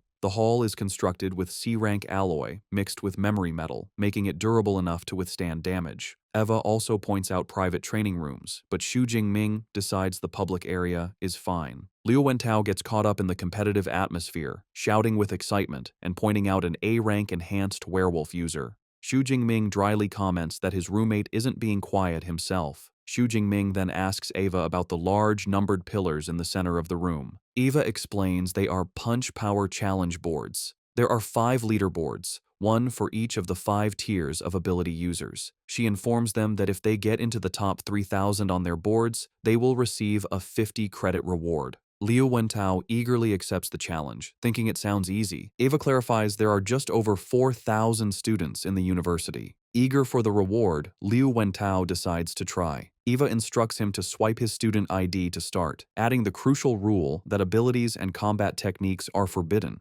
Liu Wentao eagerly steps up to the pillar and swipes his student ID. The AI, Eva, announces his attempt. His activation draws the attention of older students, who mockingly note he is only a first-tier, middle-rank freshman. Feeling the pressure, a determined Liu Wentao resolves not to lose face. With a loud cry, he unleashes a powerful punch, striking the pillar with impressive force. The result flashes on the screen, a punch power of 476 kilograms. Pleased, Liu Wentao thinks he didn't embarrass himself, and getting into the top 3,000 should be no problem. His pride is short-lived, as Eva delivers a devastating update. His rank is beyond 100,000. Liu Wentao is left in shock, screaming in disbelief and questioning how this is possible with only about 4,000 students at the university. Ava coldly clarifies the leaderboard tallies the scores of all students since the university's founding 100 years ago. The humiliating realization dawns on Liu Wentao. The crowd was waiting to see him make a fool of himself. The older students erupt in laughter, with one remarking how hilarious it is. As his roommate wallows in embarrassment, Xu Jingming offers some consolation, reminding him that as a spiritual element user, physical punch power isn't his strength. A grateful Liu Wentao encourages Xu Jingming to try, certain he will be stronger. Xu Jingming agrees, admitting he wanted to test his strength anyway. He swipes his ID and Eva announces his challenge. The crowd's attention shifts to him, but they are even more dismissive, noting he seems weaker, at a first-tier, lower rank. They doubt his punch power will even reach 400 kilograms. However, one onlooker finds the name Xu Jingming strangely familiar. Meanwhile, Xu Jingming is confident. He reflects on his recent progress, advancing to a first-tier ability user and tempering his body for 5 days and nights to forge his new technique's foundation. A quick check of his system panel confirms his new stats, including an enhanced physique and the Thunder Indestructible Body First skill. He clenches his fist, eager to see what level his punch power has reached. With a surge of power, he throws a punch, and the impact creates a powerful shockwave that ripples through the air. The powerful shockwave from Xu Jingming's punch ripples through the air, stunning the crowd in the martial arts hall. A digital screen shows the incredible result, a fist power of 4,589 kilograms. This score not only puts him first on the leaderboard, but also shatters the long-standing record for first-tier ability users. The older students who had been mocking him are left in disbelief. One exclaims the record has been broken, while another questions how a lower-rank first-tier user could have such immense power.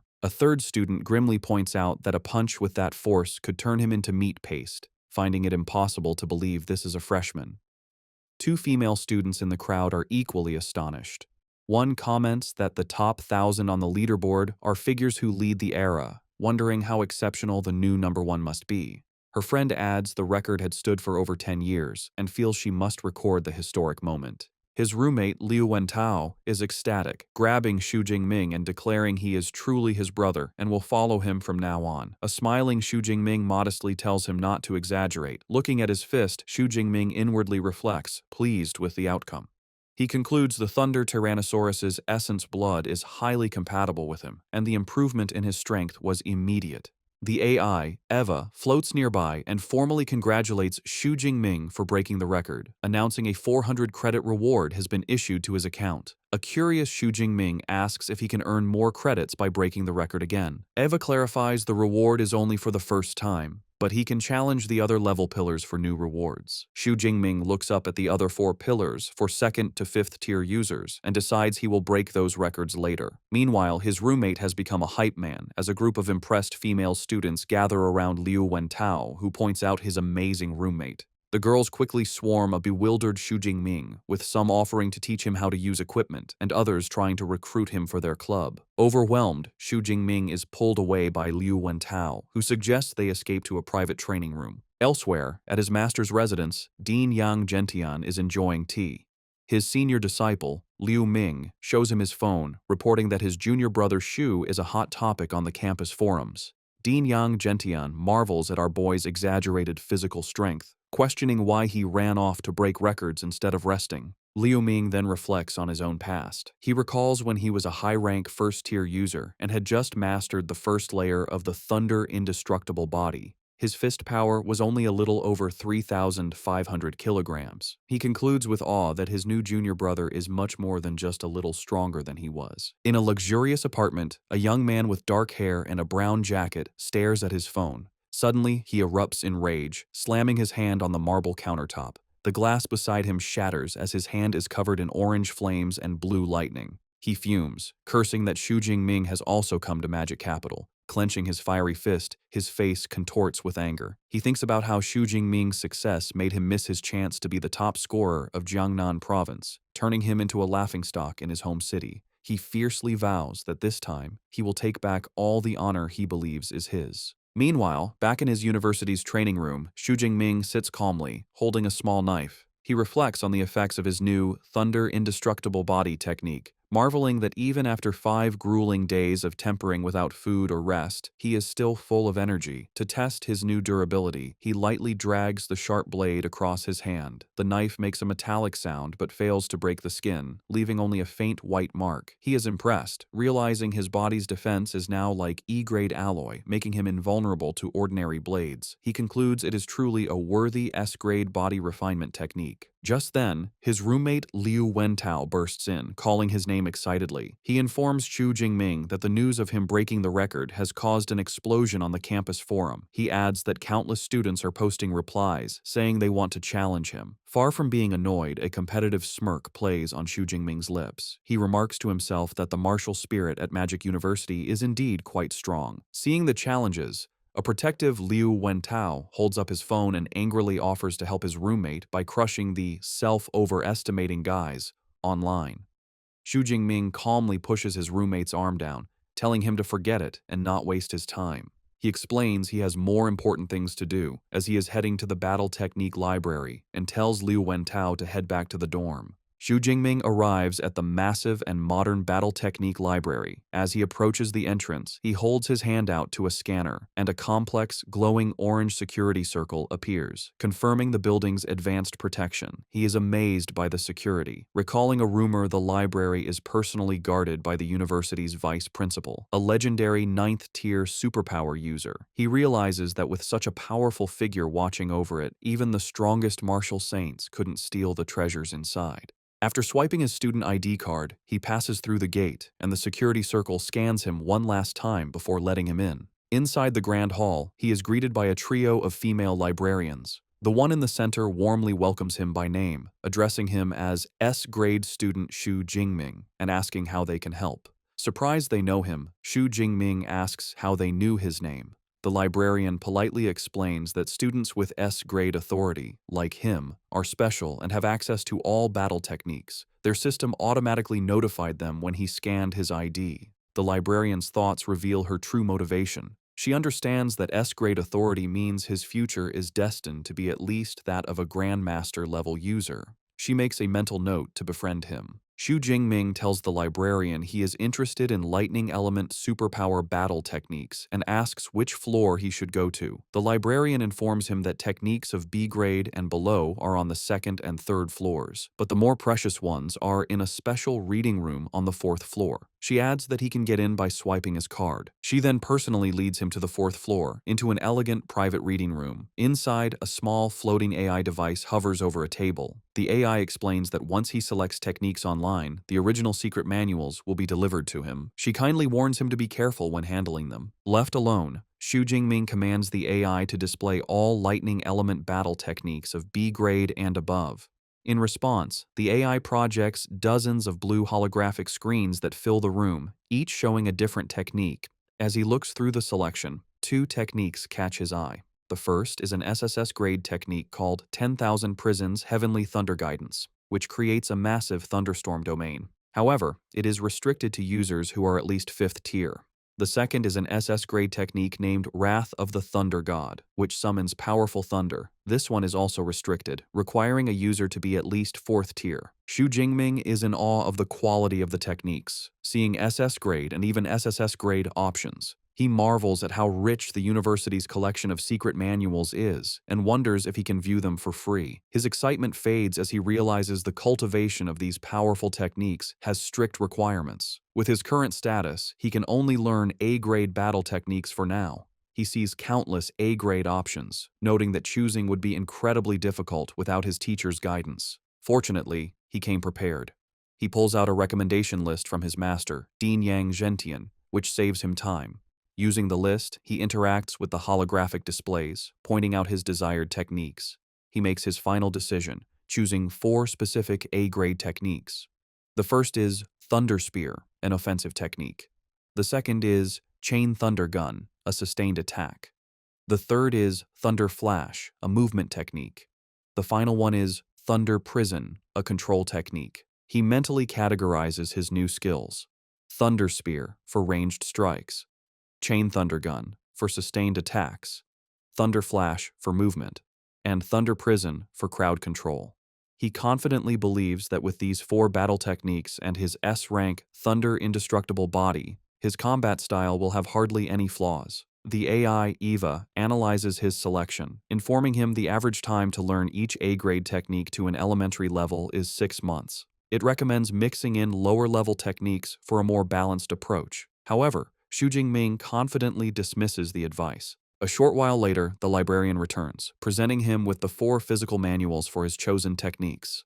As he reaches for them, Xu Jingming marvels at how luxurious they are. He reflects on their market value, knowing even C-grade secret manuals cost millions, making these 4 priceless A-grade originals an incredible treasure. As he opens the first manual, a golden light shines from its pages. He is struck by the profound artistic conception and powerful aura, realizing it is an experience a copy could never reproduce. He settles down and begins to study the manuals intently. As hours go by, his focus turns to frustration. Sweat beads on his forehead as he clutches his head, struggling to comprehend the complex content. Despite the difficulty, he perseveres, turning page after page. After a long study period, he leans back, having finished all 4 manuals. He then calls out to his system, Deep Blue, and commands it to add points. The system responds instantly. 4 notifications appear, confirming 200 superpower points have been consumed for each technique, and all 4 have been successfully learned to the elementary level. He then pulls up his system panel to view his updated status. His new skills, Thunder Spear, Thunder Flash, A-grade Chain Thunder Gun, and Thunder Prison, are all listed at the elementary level. His body refinement technique, Thunder Indestructible Body, remains at the first layer, and his available superpower points have decreased to 1434. Standing up, Xu Jingming clenches his fist, a faint aura of power around him. Having acquired so many powerful battle techniques, he looks upward with a confident and predatory expression, wondering which lucky person will be the first to taste the power of his new arsenal. In their luxurious villa at night, Liu Wentao sits on the couch and tells Xu Jingming about a notification from Eva. The freshman assembly is the next day at Training Ground 1. He also mentions a new group chat for the freshmen and suggests Xu Jingming should join. Xu Jingming calmly agrees. Liu Wentao then asks what level of combat techniques Xu Jingming chose at the library. Xu Jingming casually replies that he picked up 4 A-rank combat techniques. This answer shocks Liu Wentao. He exclaims that learning 4 A-rank techniques would normally take a student until their sophomore or junior year. He concludes that his roommate doesn't take the usual route. Liu Wentao's curiosity grows. He realizes that to browse A-rank techniques, Xu Jingming must have A-rank permission. Xu Jingming corrects him, stating his permission level is S-rank. The revelation stuns Liu Wentao, who jumps to his feet. He shouts in disbelief, questioning why the school would have a permission level higher than A-rank. A sudden realization dawns on him, and he stammers that the online rumors about Xu Jingming being E-rank must be false, asking in shock if it means Xu Jingming has an S-rank superpower. Xu Jingming simply smiles, teasingly remarking that the know-it-all has just learned something new. The confirmation leaves Liu Wentao in awe. He exclaims that he had guessed Xu Jingming's rating was high, but he never expected it to be S-rank, especially since other provincial top scorers are only A-rank. A wide, happy grin spreads across his face. He gives a thumbs up, thinking it was the right decision to become a fan now, solidifying his status as an old fan. Later, Xu Jingming is in the second-floor training room. He holds a practice spear but finds it too light. He thinks that now that he has the combat techniques he needs, he also needs the right equipment. He reflects that his original F-rank obsidian spear is back home and would no longer be suitable for his current strength. He decides to get new gear. He asks the AI, Eva, to open the school mall and search for spear-type weapons. Eva complies, and holographic displays appear, showing spears from F-rank to D-rank. Xu Jingming notes he can customize the length and weight. He understands higher-ranked equipment is heavier and more expensive. He chooses an E-rank 210-kilogram spear, along with an E-rank combat suit and boots. He confirms the purchase. A notification shows the total cost is 237 credits, leaving him with 382.6. The purchase is confirmed for delivery the next day. He thinks with a bit of dismay how quickly his credits disappeared, shrinking by nearly half. With his new gear on the way, he grips the practice spear with a determined look. He knows he'll have to rely on this temporary weapon. With a confident smirk, he declares that tonight it will help him practice his 4 new A-rank combat techniques. The next day, the freshmen of Modu Superpower University gather for their assembly.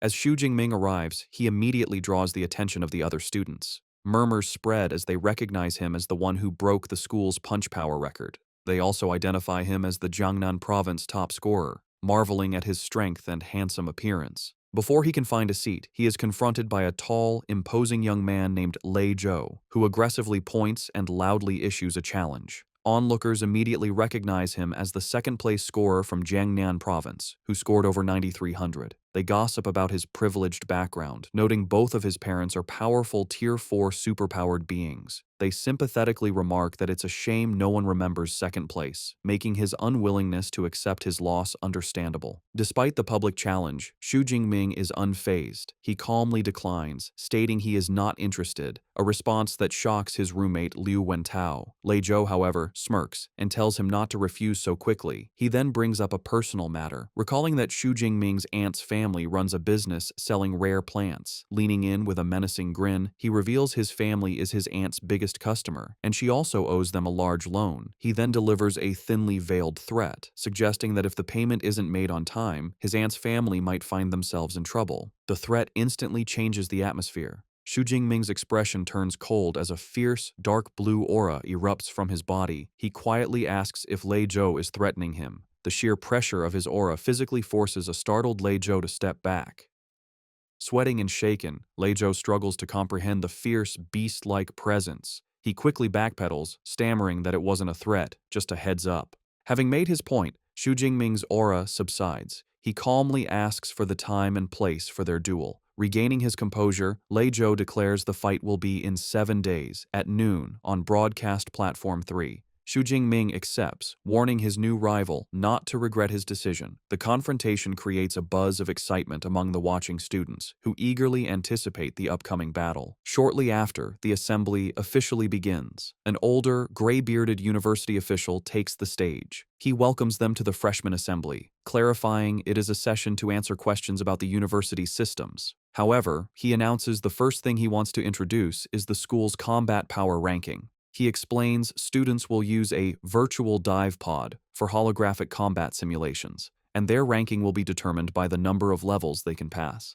He encourages everyone to try their best, emphasizing the rewards are very generous. After the hour-long meeting, aboard Xu Jingming lets out a large yawn. He thinks the only interesting part was the virtual dive pod, which he should try sometime. For now, his priority for the next few days is to continue his daily training with his senior, Liu Ming, and his mentor. For 7 days, Xu Jingming dedicates himself to intense training under his senior Liu Ming and his master, Dean Yang Gentian. After the week of training, Liu Ming approaches Xu Jingming with astonishment. He notes his junior brother has already advanced to the mid-level of the first tier and asks how it happened so quickly. Xu Jingming simply smiles and says it was just luck. However, his inner thoughts reveal the truth. He had deliberately waited a few days before using his system to level up, which made the advancement cost only 380 superpower points. He muses that if he had leveled up any faster, he probably would have scared his senior silly. Changing the subject, Liu Ming remembers the duel and asks if Xu Jingming has a match scheduled for noon.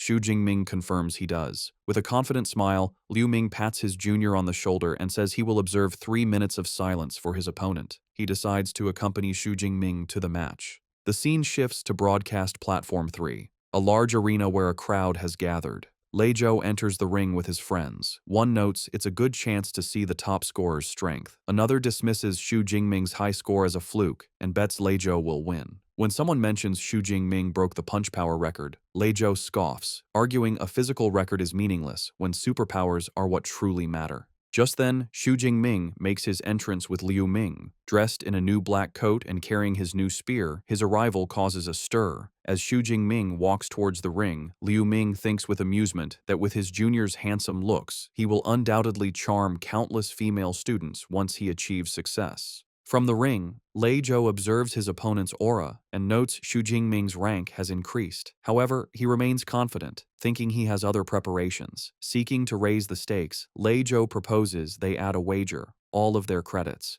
Xu Jingming accepts without hesitation, stating he has 370 credits. Impressed, Lei Zhou says he will cover any shortfall in his own credits with cash. He proposes they both transfer their credits to the account of Old Master Zhou. a neutral third party.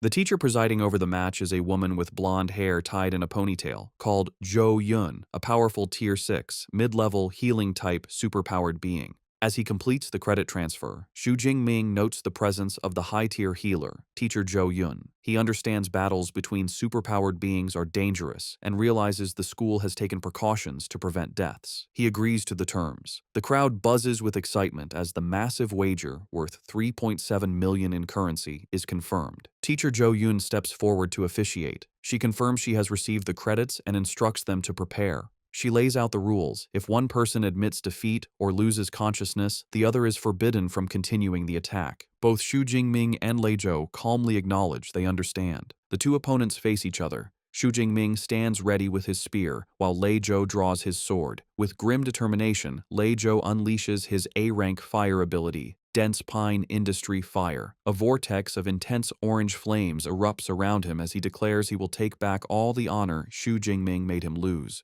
The power of his ability impresses the crowd, who marvel at the terrifying force of an A-rank fire superpower. Wreathed in flames, Lei Zhou charges forward. He leaps and brings his sword down in a powerful, raging flame slash. In response, Xu Jingming simply stands his ground and swings his spear in a basic upward arc. To everyone's astonishment, his simple block completely neutralizes the flaming sword strike. The audience is stunned. They can't believe Xu Jingming didn't use a combat technique and still blocked such a powerful move. They exclaim in shock that a normal attack just broke a big special move. Lei Zhou himself is left speechless, gritting his teeth in disbelief. With his opponent's attack nullified, Xu Jingming looks at him with cold indifference. Purple lightning begins to crackle around him as he tells Lei Zhou that nothing is impossible. The only reason it seems so is because Lei Zhou is simply too weak. Before his rival can react, Xu Jingming launches a devastating counterattack. Surrounded by a torrent of purple lightning, he lunges forward and strikes Lei Zhou squarely in the chest, sending him flying backward.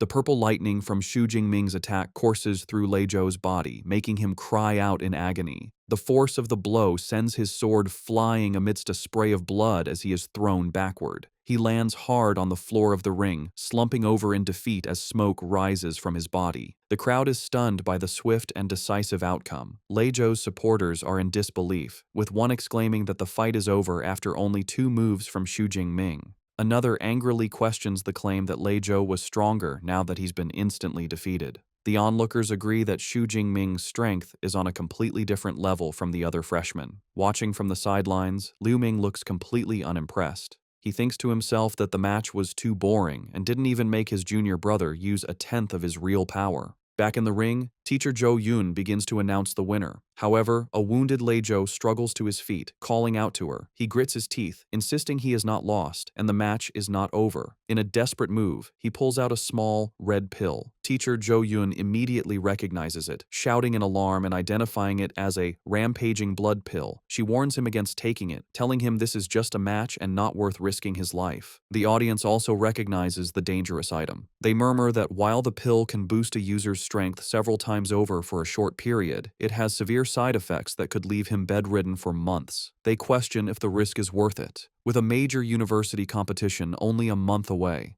Lei Zhou ignores their concerns, stating that he will bear any consequences himself. He is determined to take the gamble and will accept his loss only if he is defeated after this. In the crowd, some students, including Liu Wentao, protest, asking if using a performance-enhancing drug is allowed. Teacher Jo Yun addresses the complaints, clarifying that since this is an unofficial battle, there are no strict rules. She explains that weapons, combat suits, and drugs are all considered permissible resources. As she speaks, Lei Zhou swallows the pill. She finishes by stating that if Xu Jingming had a similar pill, he would also be allowed to use it. As the pill takes effect, Lei Zhou's body erupts in an even more intense fire aura. His eyes begin to glow with a menacing orange light as he roars with newfound power. Teacher Jo Yun watches with a worried expression, noting the pill is high-grade and has boosted Lei Zhou's power to the lower level of the 2nd tier. She concludes that Xu Jingming is now in serious trouble. Faced with his opponent's desperate power-up, Xu Jingming's own battle intent surges, becoming even more potent as a torrent of purple lightning erupts around him. From the sidelines, teacher Zhou Yun observes this with approval, thinking that Xu Jingming's fighting spirit is becoming even more vigorous and that he has the mindset of a great general. Gripping his spear, a confident smile plays on Xu Jingming's lips. He thinks to himself that finally the fight is no longer like an adult beating up a child. He takes a single step forward, and the lightning around his combat boots shatters the floor of the ring. He then charges at his opponent with blinding speed. Lei Zhou is shocked by his incredible velocity. The two fighters clash in the center of the ring, their superpowered attacks meeting with explosive force.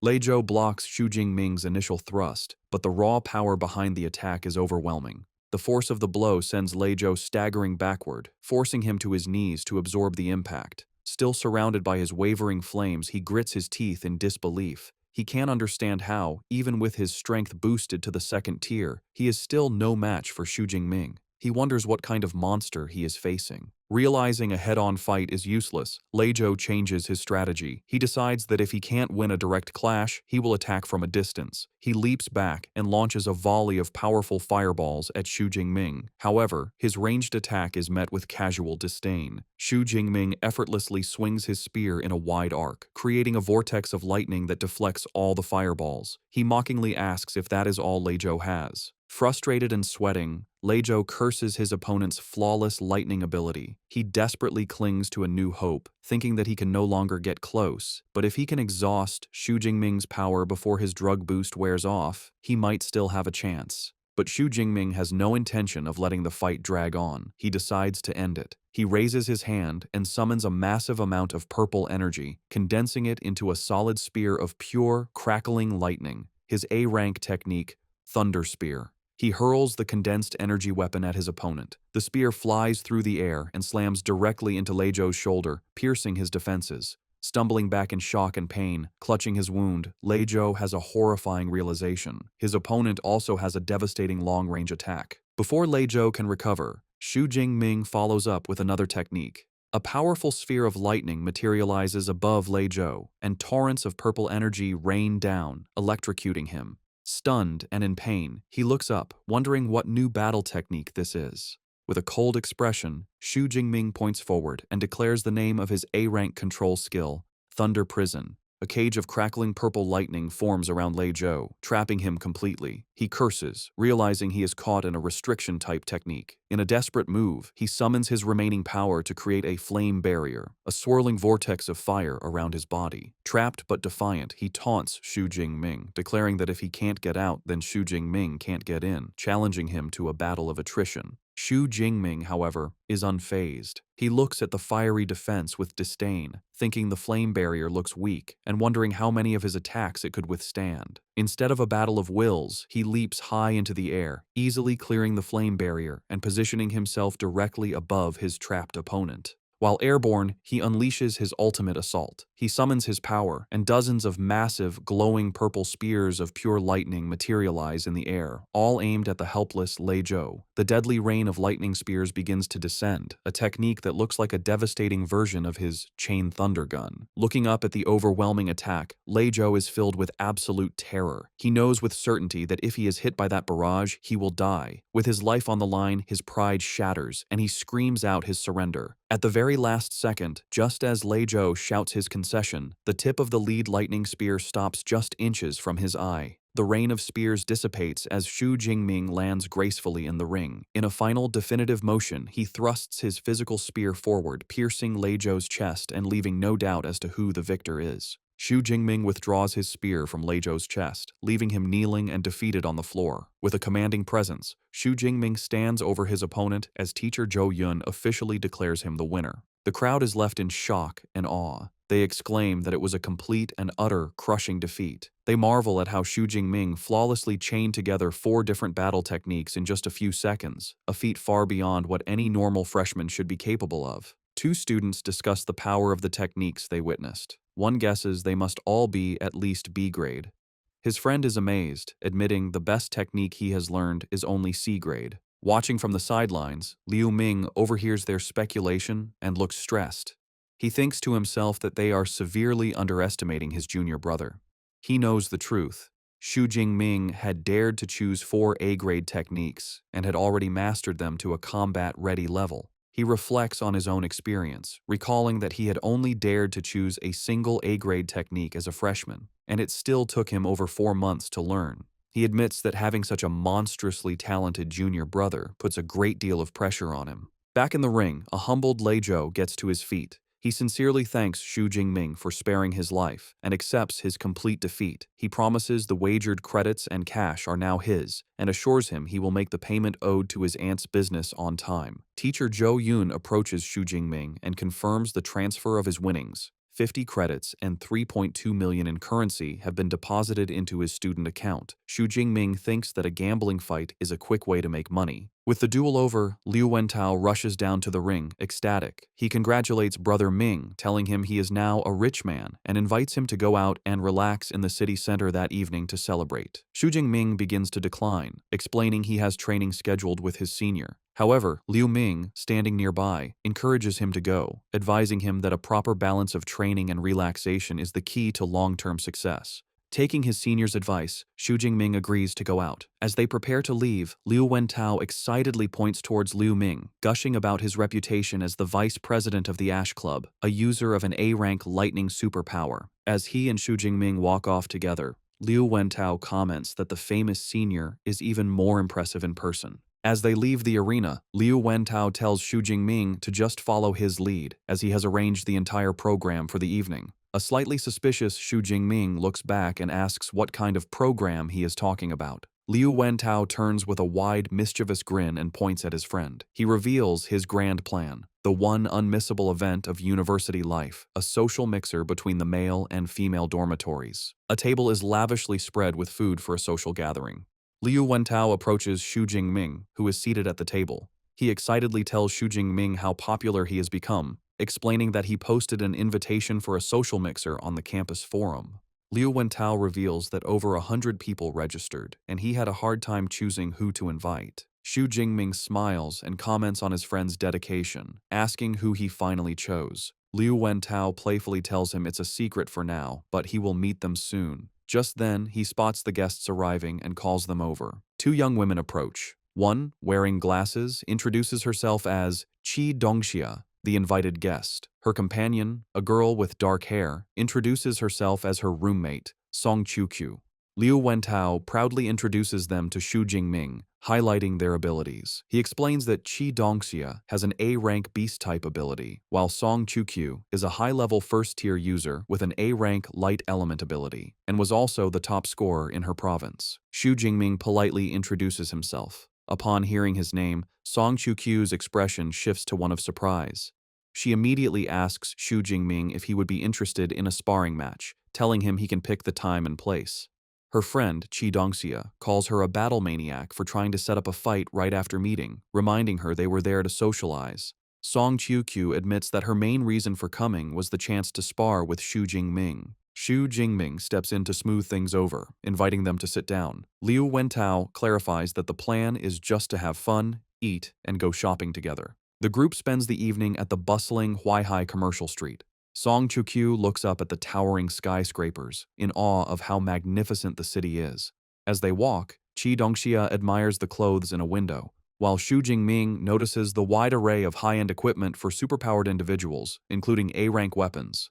He observes a display of blades and elixirs, thinking this commercial center offers a far greater selection of gear than his hometown of Jiangcheng. Their outing continues as they enjoy some street food together. Later, they browse a clothing boutique. As the girls shop, Xu Jingming offers to hold Song Qiuqiu's shopping bag, and their hands briefly touch as he takes it. Afterward, Xu Jingming watches as the 2 girls walk ahead, looking at a jewelry display. By the end of the evening, Xu Jingming is holding many shopping bags, surprised they spent several million in just a few hours. Liu Wentao remarks that despite Song Qiuqiu's simple style, she is quite a wealthy young woman. When Xu Jingming seems curious, Liu Wentao leans in to explain that her family background is also incredibly powerful. Just then, Qi Dongxia cheerfully calls out to them to help carry one final bag, while Song Qiuqiu thinks it is probably time to head back. The night ends with Xu Jingming and Liu Wentao walking the girls back to their impressive villa.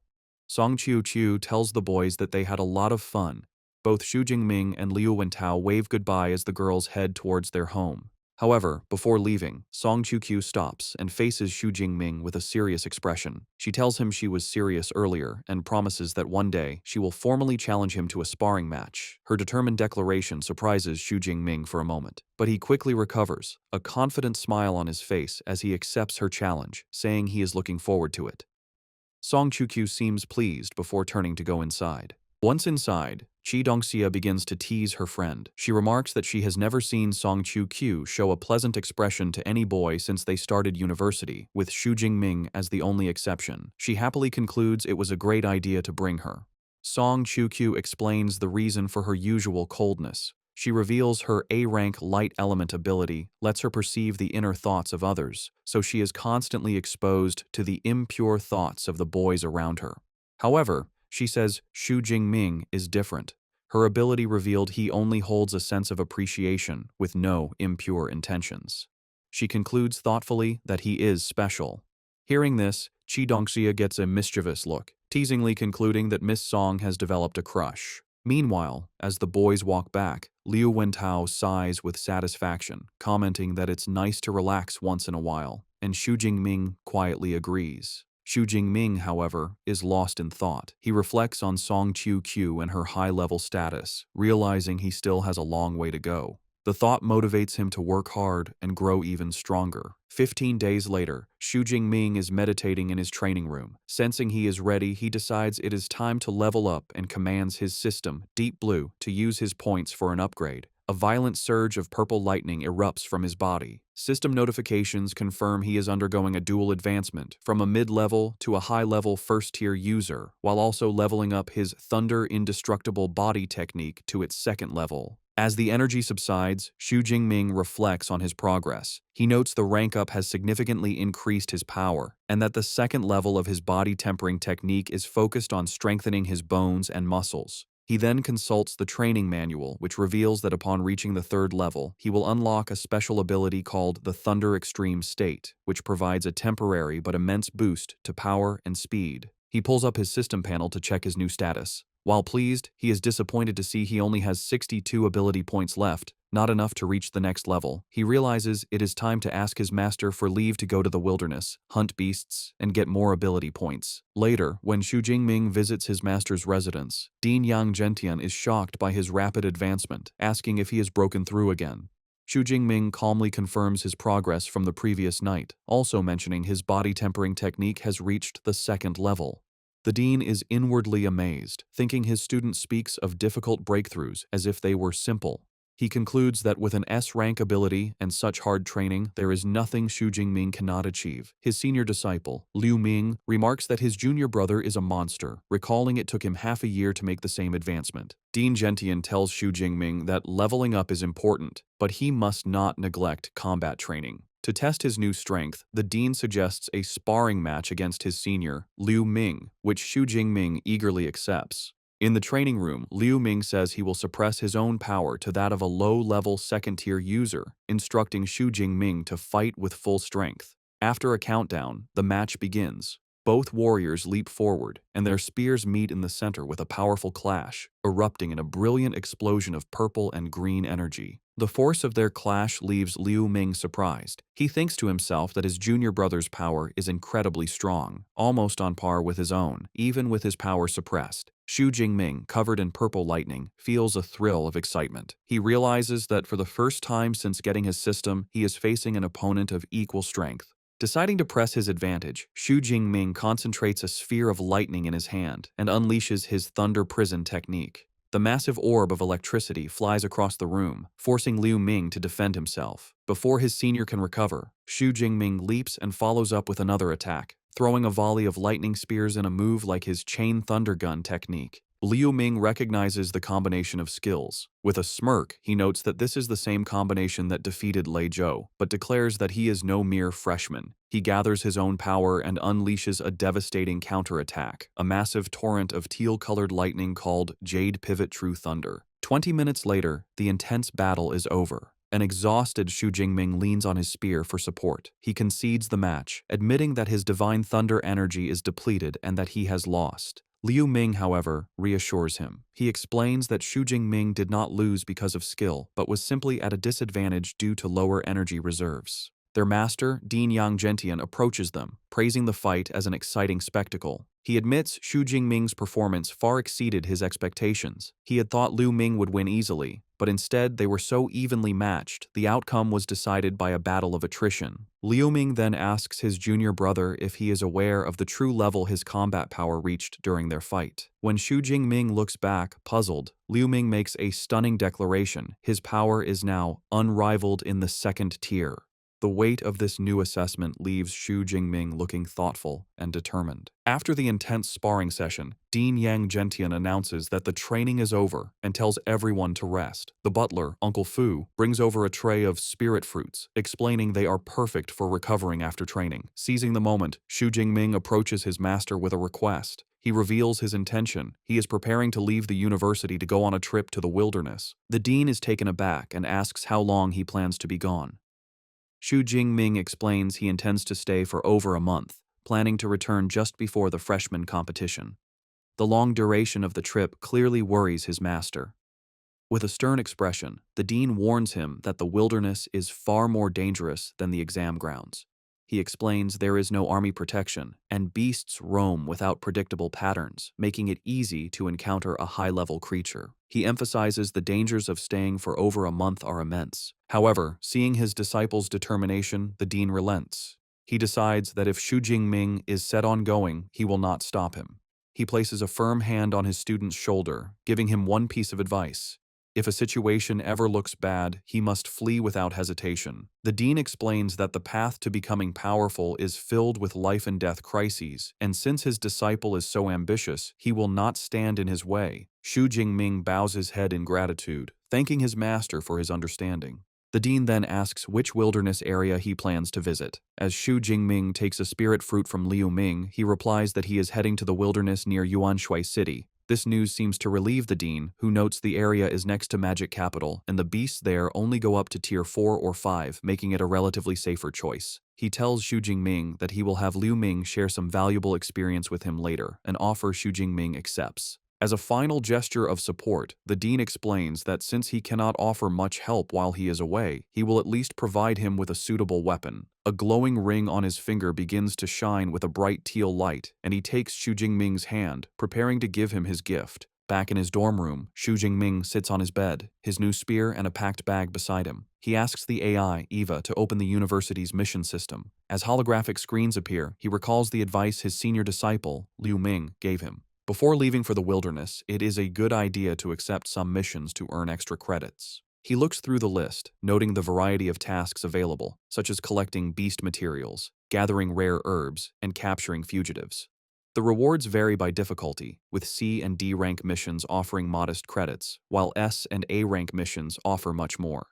Xu Jingming observes that all the high-reward missions involve combat, remarking to himself that this must be the training model of Modu University, pushing its students into dangerous situations to grow stronger. He remembers a saying that the most outstanding students are not found on campus but out in the world. With this in mind, he selects 1 A rank and 3 B rank missions for his trip. With his preparations complete, Xu Jingming puts on his new combat attire, slings his backpack over his shoulder, and prepares to leave. As Eva wishes him good luck, he thinks to himself that there is no time to waste and he must set out immediately. His journey takes him to the Yuanshui City Supply Base, a bustling town in a mountainous region that serves as a forward base for those venturing into the wilderness. The streets are filled with adventurers trying to recruit members for their beast hunting teams. Xu Jingming arrives, taking in the lively atmosphere with satisfaction, thinking that he has finally made it. He walks through the streets and enters a grand building that serves as a registration hall for adventurers. The hall is filled with other armed individuals. A woman in an elegant red dress who works as a receptionist greets him warmly and asks how she can assist him. Xu Jingming states his purpose, explaining he wants to register as an adventurer. He holds up his identification, knowing that to enter the wilderness, one must first register for a nationally recognized adventurer identity. The receptionist takes Xu Jingming's university ID and is impressed that he is a student from Modu Superpower University. She remarks that it is rare to see a first-tier user like him venturing into the wilderness so soon. She informs him it will take a little while to process his registration and suggests he rest in the hall while he waits. As Xu Jingming waits, he walks through the hall, observing the other adventurers. Suddenly, a commotion erupts near the entrance. A group of men exclaim in excitement as a newcomer arrives. They recognize her as the goddess Jiang Chuxuan, commenting on her beauty and powerful aura, noting that such a presence is expected from a student of Modu University. The center of attention is a stylish woman with long white hair and sunglasses, who walks through the hall with confidence, followed by two large bodyguards and a cameraman. She is Jiang Chuxuan, a second-year student from Modu Superpower University. The onlookers gossip, speculating she must be there to film new material for her online videos. They praise her content and marvel at her popularity, with one man stating she has at least 10 million fans. Another corrects him, claiming she has over 15 million followers and passionately declares he would trade 10 years of his life to be her boyfriend. From a distance, Xu Jingming observes the scene. He recognizes she is a fellow student, and internally notes her beauty is on par with Song Chukyu's. His observation is interrupted when the receptionist calls him over. She hands him his new adventurer card and a satellite smartwatch, explaining the watch has a map of the wilderness detailing beast activity and danger levels. Xu Jingming thanks her. As he turns to leave, a shady-looking man stops him. The man guesses this is Xu Jingming's first trip into the wilderness and warns him it is dangerous to go unprepared, offering to sell him some essential elixirs. Intrigued, Xu Jingming asks about the price. The man eagerly opens his coat to reveal hidden pills, offering first-grade healing elixirs for 20,000 and antidote elixirs for 15,000. He also mentions he has more potent second-grade versions, though they are more expensive. Xu Jingming casually remarks that the prices don't seem that high. The merchant laughs, pleased, and boasts that he is well known for selling cheap and effective elixirs. However, Xu Jingming's expression turns sharp. He internally notes, something is wrong. He knows a standard first-grade elixir should cost at least 30 or 40,000. The man's low prices can only mean one thing. He is a scammer targeting inexperienced newcomers. Instead of being intimidated, Xu Jingming calmly asks how many elixirs the man wants, then immediately calls out his scam, asking how many other newcomers he has cheated. The merchant, realizing he's caught, drops his friendly act. He aggressively gets in Xu Jingming's face, asking if he was toying with him from the start. Xu Jingming remains unfazed, simply asking what he thinks. The merchant's face twists into a menacing grin. He declares that Xu Jingming is the first person to dare provoke him within the supply base. However, before things can escalate, a young woman with short, dark hair intervenes, shouting at the merchant. She calls him by his name, Zhao Chunlin, and accuses him of scamming new adventurers again. The woman walks towards them. Annoyed, Zhao Chunlin mutters that Xu Jingming is lucky this time. Before leaving, he leans in and delivers a sinister threat, warning Xu Jingming not to leave the supply base for the next few days, or he will regret it. As Zhao Chunlin stalks away, the other adventurers gossip. They comment that the newcomer is in trouble for being targeted by Zhao Chunlin and that he provoked the wrong person. One adventurer notes that Zhao Chunlin is rumored to be a mid-level second-tier user, making him too powerful for a high-level first-tier user like Xu Jingming. The woman who intervened approaches Xu Jingming and warns him that Zhao Chunlin is vengeful, advising him to stay inside the base. Xu Jingming thanks her but asks why a known scammer isn't dealt with by the authorities. She explains Zhao Chunlin has powerful connections, which is why no one interferes. She advises Xu Jingming to buy his supplies from official channels and gives him one last warning not to leave. As she walks away, Xu Jingming watches her go, thinking she is a kind-hearted person. Putting the encounter out of his mind, Xu Jingming refocuses. He decides to first purchase all the supplies he will need for the month, making a mental list of healing elixirs, antidote elixirs, and other necessities. Having finished his business, Xu Jingming approaches an official counter to purchase his supplies. After stowing the items in his backpack, he leaves the adventurer's hall, now fully equipped and ready for the wilderness. However, as soon as he steps outside, his path is blocked by Zhao Chunlin and his cronies. The merchant looks furious, mockingly commenting on how Xu Jingming is foolish and defiant for daring to leave after being warned not to. He angrily asks if this is a sign of disrespect. Unfazed, Xu Jingming calmly asks what he wants. Enraged by his calm demeanor, Zhao Chunlin's face twists into a sneer. He declares that since Xu Jingming has disrespected him, he will break both of his legs and make sure he spends the rest of his life in a wheelchair, claiming it is the only way to appease his anger. Nearby, the kind adventurer woman who had warned him earlier sees the confrontation. She expresses frustration that he didn't listen to her and declares she must go help. However, her companion holds her back, suggesting it might be better to let him learn a lesson. Back in the confrontation, Zhao Chunlin prepares to make good on his threat. Dark energy swirls around his arm as he activates his ability. He boasts about his C-rank metallic skin superpower, claiming that when combined with his D-rank combat suit, Xu Jingming won't even be able to scratch him. He then gives his ultimatum. Unless Xu Jingming pays him 1 million and kneels in apology, he will be crippled. Xu Jingming's reaction is instant. A faint crackle of purple lightning comes from his body as he utters a single contemptuous word: shameless. The sudden surge of his energy startles Zhao Chunlin, his eyes widening in shock. Before Zhao Chunlin or his cronies can react, Xu Jingming disappears in a flash of purple lightning, reappearing behind the merchant and striking him down with a single devastating blow. The force of Xu Jingming's single, lightning-fast attack sends Zhao Chunlin flying backward, his body battered and bloody. Zhao Chunlin is slammed with such force that he crashes through a nearby stone wall, shattering it. The onlookers, especially the kind adventurer woman and her companions, are left utterly speechless by the sudden and brutal display of power. Xu Jingming stands calmly in the now devastated courtyard, unfazed by the chaos he caused as the crowd parts around him. The onlookers are in shock, murmuring about the instant and terrifying defeat of Zhao Chunlin. One person notes they didn't even see how Xu Jingming attacked, while another remarks they were initially worried for the newcomer, never expecting him to be so strong. The consensus is clear. Zhao Chunlin picked a fight with the wrong person. The kind adventurer woman and her friend are also trying to process what they just saw.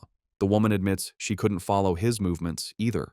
Her blonde companion grimly assesses the damage, guessing that Zhao Chunlin's legs and pelvis must have been completely shattered. She concludes that even if he survives, he will be a cripple. The kind woman remarks that Xu Jingming is not only incredibly strong, but also ruthless, truly a student from the prestigious Modu Superpower University. When her companion asks how she knows, she explains she recognized his combat suit as exclusive gear from the university. Impressed by his power, the kind woman, whose friend calls her Xiao Qian, suggests they should try to recruit him into their team, noting they are short one attacker. Her teammate immediately protests, reminding her that when they formed their all-female team, they agreed to only accept female members. The other teammates playfully tease Xiaoqian, suggesting she's only interested because he's handsome, though they admit they wouldn't be opposed to him joining. The teasing leaves Xiaoqian flustered. Ignoring the commotion, Xu Jingming proceeds to the wilderness entry gate. He scans his adventurer card, and a notification confirms his identity and grants him permission to enter. He steps through the massive gate and into the vast expanse of the Yuanshui wilderness area, a dense, untamed forest. Shortly after entering, he pauses as the distant, powerful roar of a beast echoes through the trees. He recognizes the sound as a territorial declaration from powerful beasts, likely at least Tier 4. However, he remains calm, noting to himself that these creatures are not his targets for the day. He begins to plan his hunt, recalling that the Yuan Shui wilderness is divided into a ruined city and a mountain forest. He decides the beasts in the city are generally weaker, making them the perfect starting point to harvest the ability points he needs. He pulls up a holographic map on his smartwatch and identifies a nearby location called Ping'an County. The data indicates the area is mostly inhabited by Tier 2 beasts, with very few Tier 1 and no higher-tiered creatures. With its large area and an estimated 500 to 600 beasts, he concludes it is the ideal hunting ground. With a determined cry, Xu Jingming declares his arrival in Ping'an County and breaks into a full sprint, his body covered in a faint blue aura as he moves with incredible speed through the forest. He soon enters the desolate, ruined streets of the county, where his presence immediately attracts a ferocious, wolf-like beast that lunges at him from the shadows. Xu Jingming calmly identifies his attacker as a Tier 2 Shadow Cat, seeing it as a timely delivery of ability points. However, as he prepares to fight, he suddenly clutches his chest in pain. He feels the violent, negative emotions from the Thunder Tyrannosaurus blood stirring within him, filling him with an overwhelming urge to kill. He realizes the more he tries to suppress this impulse, the stronger it becomes. A savage, manic grin spreads across his face as he decides he has had enough of holding back. Unleashing a torrent of purple lightning, he embraces the bloodlust, his sudden transformation, and terrifying aura leaving the Shadow Cat frozen in fear. The scene then shifts to 1 month later.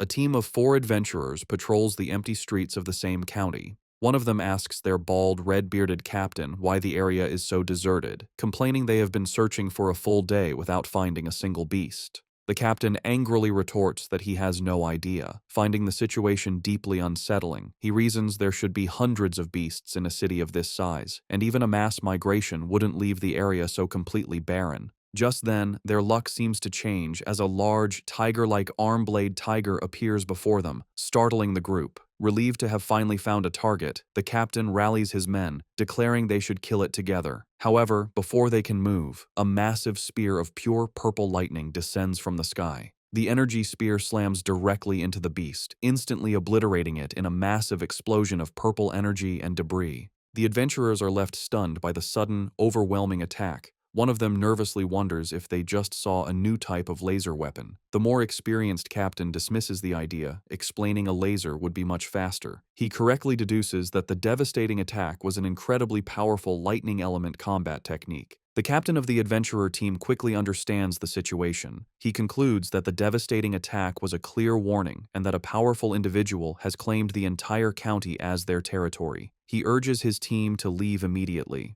His men scramble to follow, with one commenting on how terrifying the lightning spear was, while another finally understands why they couldn't find any beasts. They had all been wiped out by this powerful lightning user. The captain yells at them to hurry, fearing the consequences if they linger and anger the mysterious powerhouse. The scene shifts to reveal the powerhouse, Xu Jingming, perched calmly on a high-rise structure. A system notification pops up, confirming his kill of a Tier 2 arm-blade tiger and awarding him 19 ability points. He reflects on his progress, pleased that after reaching a high level of proficiency, his Thunder Spear technique now has a range of over 1,000 meters. He then pulls up his status panel to review his accomplishments over the past month. By accumulating over 8,000 ability points, he has advanced from a high-level first tier to a high-level second tier user, and his Thunder Indestructible body has broken through to the third level. He also proudly notes that he has managed to raise several of his A-rank combat techniques to the intermediate level, a feat he believes no one else could achieve in such a short time.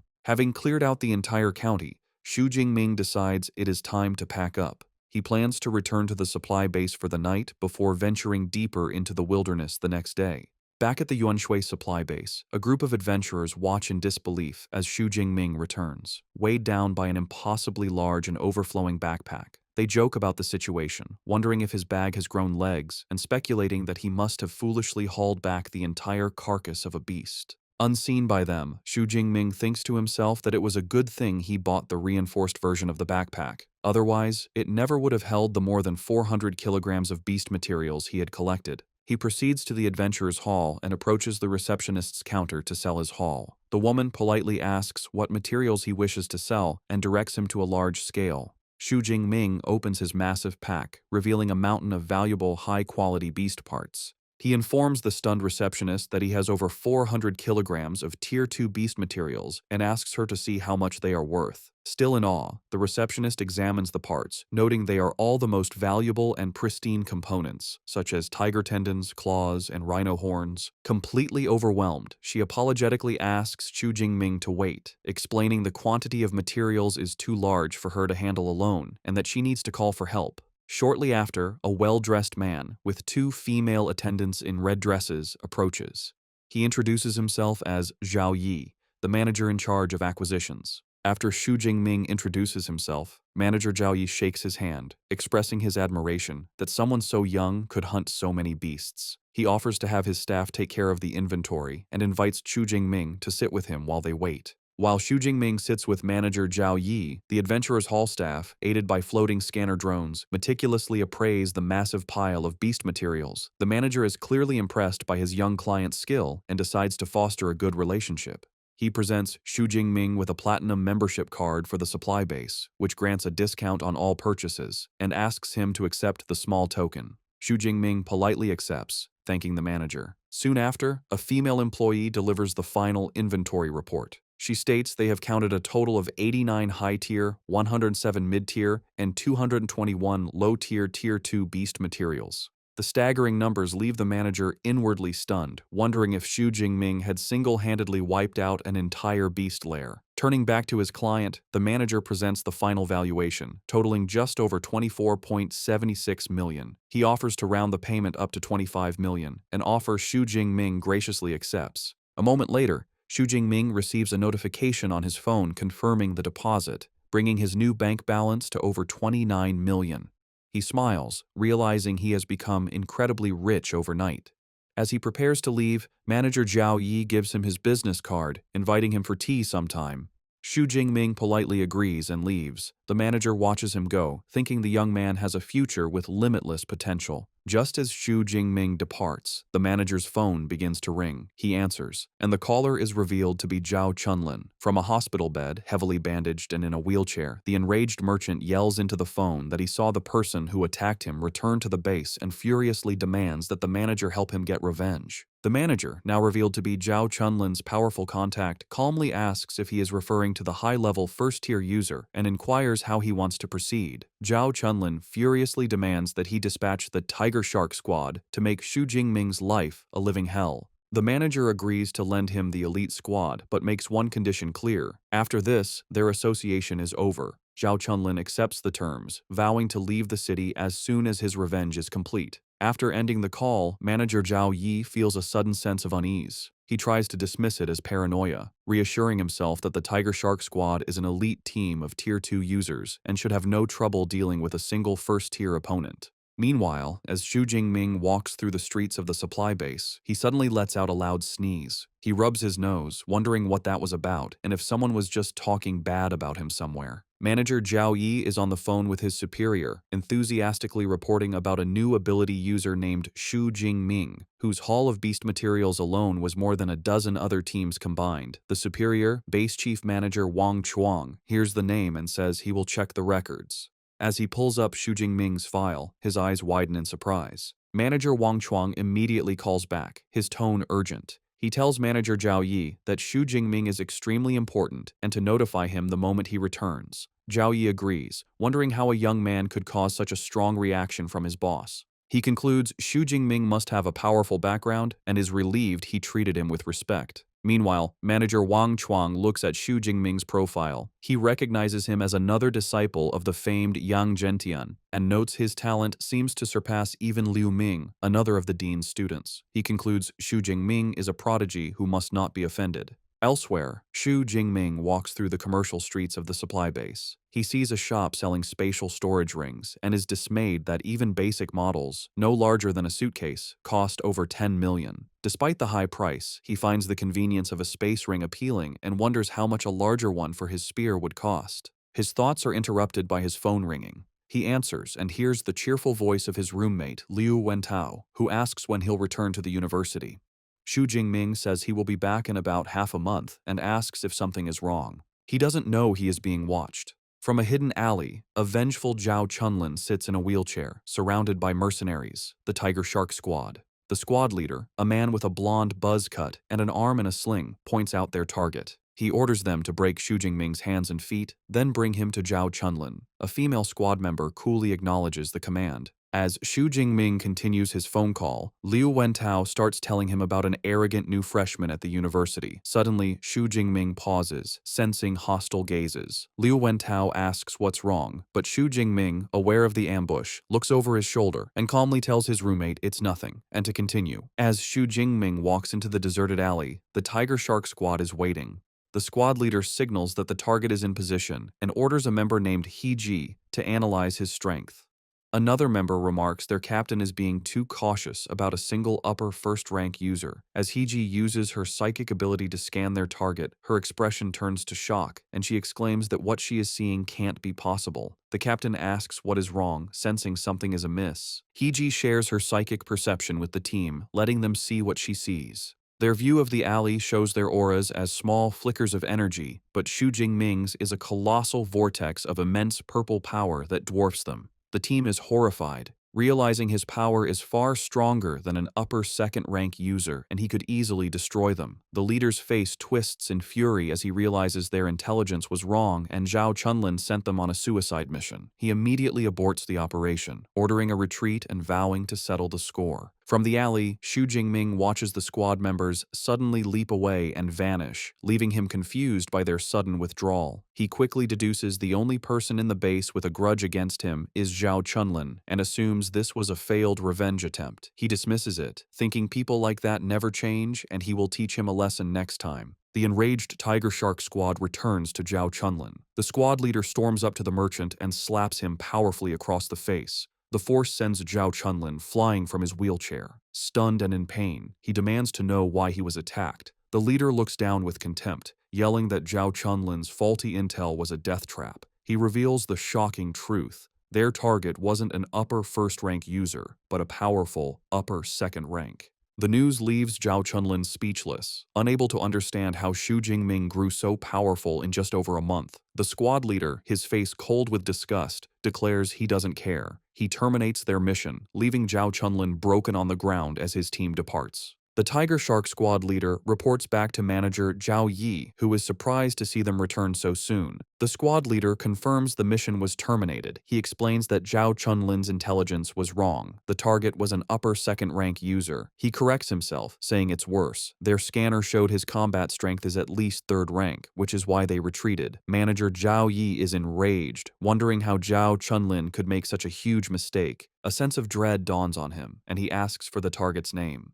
The leader says Zhao Chunlin only gave a description, a muscular man, about 1.9 meters tall, who carries a long spear. The description clicks, and manager Zhao Yi's face turns pale with horror as he realizes who the target was. The scene cuts to manager Wang Chuang's office, who slams his hands on his desk, sending books flying. He yells at Zhao Yi, demanding to know who gave him the audacity to ambush Xu Jingming. A terrified Zhao Yi nervously points out he's just an upper second-rank kid and questions if such a strong reaction is needed. Manager Wang Chuang calls him a fool and has a drone project Xu Jingming's records. As he reads, the horrifying reality hits him. The file confirms Xu Jingming is an 18-year-old upper second-rank user, the top scholar of Jiangnan province, and a freshman at Modu Superpower University. The most damning detail is his mentor, the legendary Yang Zhentian. Manager Wang Chuang grimly asks if he now understands, explaining a master like Yang Zhentian could level the base, and the state would do nothing. Overcome with fear, spikes erupting from his back, manager Zhao Yi bows and promises to handle the situation. On manager Wang's orders, 2 guards drag in the battered Zhao Chunlin. The terrified merchant is thrown to the floor, where he begs for his life. Manager Zhao Yi, his face cold, declares a simple beating isn't enough. The ringleader must be executed. He tells Zhao Chunlin he has only himself to blame for picking a fight with someone he couldn't afford to offend. Without another word, he snaps the merchant's neck, executing him on the spot. In manager Wang Chuang's office, manager Zhao Yi looks on nervously after executing the merchant. However, the base chief manager is not satisfied. He coldly asks if Zhao Yi believes that is enough to appease someone like Xu Jingming. With a menacing look, he tells Zhao Yi that while he has overlooked his shady dealings over the years, this mistake is too great. He declares everyone involved, including the Tiger Shark squad, must be severely punished to ensure no rumors spread. A horrified Zhao Yi can only watch. The scene shifts to the Adventurers Hall entrance, where the base's top management has gathered in a formal line. A crowd, including Xiao Qian and her team, observes the gathering. They recognize manager Wang Chuang at the front and note all department heads are present. They guess such an impressive lineup must be for someone very important. Just then, Xiao Qian's teammate spots a familiar face, pointing out the young man from Modu Superpower University. Xu Jingming, returning from his errands, looks on, confused why the entire management team is at the entrance. The man at the front steps forward. He warmly welcomes student Xu and introduces himself as the base chief manager, Wang Lun. Seeing the base's highest authority personally greeting him leaves Xiao Qian and her friends shocked as they realize there is much more to this young man's identity. Manager Wang Lun offers a formal apology. He informs Xu Jingming that for the offense, Zhao Chunlin has been punished. Furthermore, all accomplices have been rounded up and will spend their lives in prison. To make amends, the manager explains, the base has prepared reparations. Xu Jingming is impressed, thinking that a chief manager certainly handles matters cleanly and decisively. A female attendant brings forward a box, presenting Xu Jingming with the base's highest-level black gold membership card. Manager Wang Lun explains this card grants him free lodging and a minimum 20% discount on all purchases. Another attendant then presents a second gift, a small box containing a 1 cubic meter space ring. The incredible value of this gift leaves Xu Jingming completely stunned as he realizes what he is being offered. Holding the space ring, Xu Jingming notes its incredible value, saying it would cost at least 50 million on the market. He accepts the gift, acknowledging manager Wang Chuang's sincerity. Manager Chuang praises Xu Jingming, commenting that his boldness is what he would expect from a student of Yang Zhentian. He mentions that Xu Jingming's senior disciple, Liu Ming, also trained at the base. Before Xu Jingming leaves, manager Wang Chuang assures him that if he runs into trouble in the city, he should contact him, as his influence is significant. Xu Jingming understands this special treatment is entirely due to his master's powerful backing. Later, in the luxurious room from his new black gold membership, Xu Jingming finally relaxes. After a month of hard training, he is grateful for the rest. He decides to bind the space ring to himself, a process that requires leaving a spiritual imprint on it. With his strong spiritual power far surpassing an average user of his level, he completes the task easily. Testing the ring, he finds he can retrieve items with a simple thought and store them with a touch. Although it can't hold living things, he finds it very convenient. His rest is interrupted by a call from his master, Yang Zhentian. Xu Jingming informs him he just returned from the wilderness and has something important to report. Upon learning someone sent mercenaries to attack his disciple, Yang Zhentian becomes enraged. He shouts over the phone that a space ring is too light a compensation for an assassination attempt and threatens to destroy the base if anything had happened to Xu Jingming. Once calmer, he asks why the elite squad retreated. Xu Jingming speculates they realized his strength was much greater than they expected, seeing him as an upper-tier second-rank user, forcing them to fall back. The news leaves Yang Zhentian speechless. He shouts into the phone in disbelief that Xu Jingming has already reached that level in just 1 month. His master's shock quickly turns into a proud laugh. He praises Xu Jingming, stating his cultivation speed is even faster than his was, and eagerly asks when he plans to return so they can celebrate. Xu Jingming tells him he will be back just before the semester begins, as he plans to use the remaining time to explore more dangerous areas. His master warns him to be careful, and Xu Jingming assures him he will. After the call, Yang Zhentian is still beaming with joy. His butler, Uncle Fu, remarks it has been a long time since he's seen him so happy. The dean can't contain his admiration for Xu Jingming's astonishing speed of improvement. He reflects that life and death crises, which are catalysts for others, seem to work like a powerful cheat device for his talented disciple, speeding up his growth at an incredible rate. Following his plan, Xu Jingming ventures into the forest mountain range, a more advanced part of the wilderness. As he walks, the air is filled with the roars of fierce beasts. He notes this area seems much richer in resources than the ruined city he had cleared. His keen senses pick up on an attack just as his boot snaps a twig, alerting his foe to his position. Suddenly, invisible energy slashes tear through the air, aimed at him. Reacting with incredible speed, Xu Jingming dodges the assault, the blasts narrowly missing him and slicing through the trees. The attacker reveals itself, a large, ferocious Gale Dreadwolf.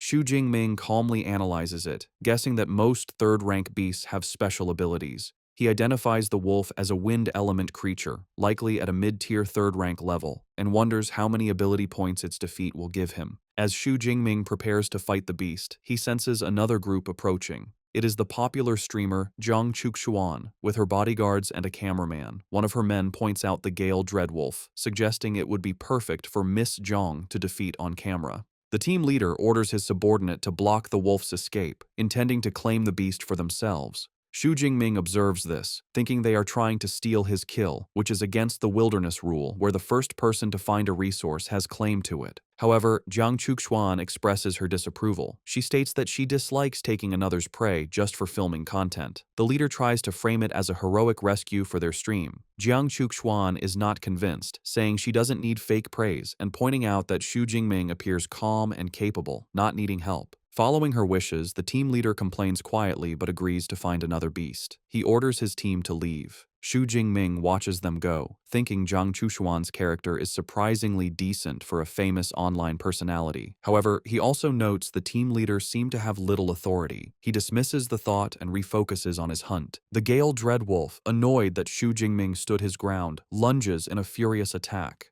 Unfazed, Xu Jingming easily evades the beast's charge. The attack throws Xu Jingming slightly off balance, enraged that its prey is not taking it seriously. However, Xu Jingming quickly recovers and retaliates. Channeling his lightning power, he brings his spear down with immense force, plunging the electrified tip into the beast's skull. The beast collapses. A system notification confirms the kill, awarding him 34 ability points. Xu Jingming reflects on the reward, noting with satisfaction that getting over 30 points from a single third-rank beast is quite good. With a smirk, he looks forward to the last 10 days of his expedition, eager to hunt as many beasts as possible. 7 days later, Xu Jingming's hunt continues. He finds a troop of large, ape-like beasts, who are startled by a brilliant flash of light from above. He unleashes a powerful ranged technique, a massive spear of pure energy, which descends from the sky and slams into the ground, creating a powerful explosion. The blast leaves a crater with one ape-like creature lying heavily wounded within it. Xu Jingming is surprised his thunder spear attack didn't instantly kill the leader. He acknowledges that, as expected of a third-rank beast leader, it is durable.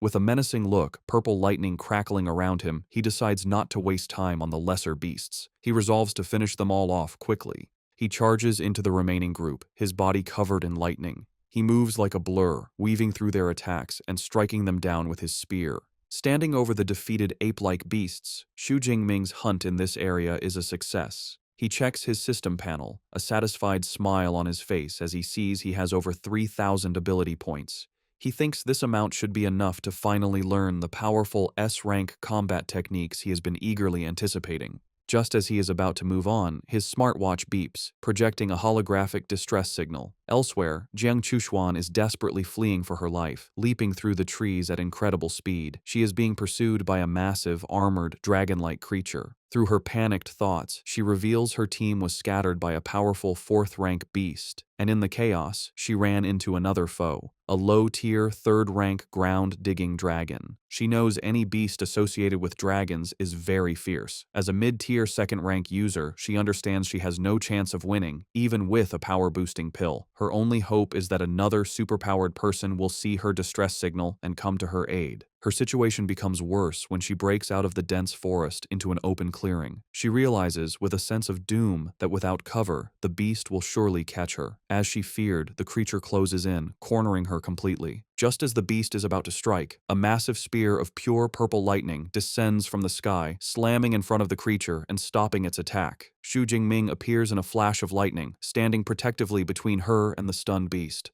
Jiang Chuxuan looks on in utter shock, immediately recognizing her savior. Seeing him stand his ground, Jiang Chuxuan frantically tells him to run, explaining that the creature is a low-tier, third-rank, ground-digging dragon he can't defeat. However, Xu Jingming ignores her warning, planting his spear in the ground as he calmly faces the beast, leaving her stunned. Frustrated that he won't listen, she feels responsible. She thinks it would be one thing if she died alone, but she can't bear the thought of getting an innocent person killed. Making a selfless choice, she sprints past him, shouting for him to escape while she tries to hold off the creature. The ground-digging dragon roars and charges at them both. Jiang Chuxuan prepares to fight. Before she can act, Xu Jingming unleashes his power behind her. He summons a massive spear of crackling lightning and hurls it over her head at the charging beast, leaving her to watch in stunned silence. The energy spear descends at incredible speed, piercing directly through the beast's armored head in a massive explosion of purple lightning and gore. The creature collapses, its head completely destroyed. Jiang Chuxuan falls to her knees in complete disbelief, stammering about how the fearsome beast was killed in a single instant attack. She looks up at Xu Jingming, thinking about his terrifying power. She realizes the sonic boom she heard earlier was from him, and wonders how he could be so strong when he's supposed to be only an upper-tier second-rank user. A notification appears for Xu Jingming, confirming the kill and awarding him 36 ability points. He smirks, thinking that, as expected of a beast with dragon in its name, it provides more points than a normal beast of the same rank. After the battle, Xu Jingming approaches Jiang Chuxuan, who is still on the ground, and asks if she is all right. She says she is fine, just weak in the knees, and thanks him for saving her. He modestly replies that anyone would have done the same and helps her up. Standing, Jiang Chuxuan says she owes him a great debt for saving her life, and he can ask for anything in the future. Xu Jingming politely declines, but says an autographed photo for his roommate would be the best reward. The request surprises her, but she agrees, saying she doesn't have one with her but can give it to him at the supply base. Her attention is then drawn to his weapon. She recognizes it as the famous Dark Cloud Gale Spear, and asks if he's a student at Modu University. He confirms it was a gift from his master. Zhang Chuxuan explains the weapon is famous because it's so heavy only powerful users can wield it. She introduces herself as a second-year student from the Elemental Academy. Hearing this, Xu Jingming greets her as a senior. She internally notes she's never heard his name at school and concludes he must be a very low-key upperclassman. He realizes she thinks he is a senior because most students don't reach his power level until their third year, and he decides not to correct her. Still in awe, Zhang Chuxuan marvels that he could instantly kill a strong, upper-tier third-rank creature. As he prepares to leave, she stops him. With a blush, she shyly asks if she can travel with him for a while, explaining she was separated from her bodyguards and can't survive alone in the wilderness. Xu Jingming agrees to escort her to the ruined city, from where she can get back safely. She happily thanks him. As they walk, she suggests they check the beast's cave for valuable items, which is why it attacked her. Xu Jingming agrees it's worth a look. On the way, she asks which academy he belongs to. When he says he is from the Weaponry Academy, she comments that she knows their dean, Yang Zhentian, has a very fierce nickname. Xu Jingming calmly informs her the dean is his master. The revelation leaves Zhang Chuxuan flustered and embarrassed, and she apologizes profusely for speaking badly of his teacher. Xu Jingming is taken aback, thinking that for a cold online ice goddess, she is quite a chatterbox in person. Zhang Chuxuan leads him to a dark, rocky cave, the ground-digging dragon's lair. Inside, he cautiously tells her to stay behind him, as he is unsure of what dangers lie ahead. She agrees, following closely as he leads with his spear crackling with protective lightning. Their caution soon turns to amazement.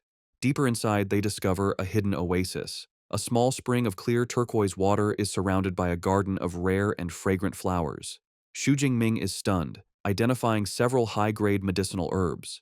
His shock grows as he realizes the spring is an S-grade Earth Spirit Spring, a legendary healing treasure. He turns to Zhang Chuan in disbelief, asking if she is certain. She confirms it, explaining the spring nourishes the surrounding plants, turning them into rare and powerful herbs. Xu Jingming is impressed by her deep knowledge. She proudly reveals she is a certified second-grade pharmacist, a qualification he knows is very difficult to achieve. After assessing their find, Zhang Chuxuan estimates there is enough spring water for at least 5 portions of S-grade healing liquid. As thanks for saving her life, she selflessly offers the entire treasure to him. However, Xu Jingming proposes a fairer deal. He suggests they split the spring water, with him taking 4 parts to her 1, and divide the herbs equally. Delighted by his generous offer, she happily accepts. As Xu Jingming and Zhang Chuxuan are dividing their findings, her team of bodyguards arrives at the cave entrance. One man is skeptical, questioning what could be valuable in an unguarded cave.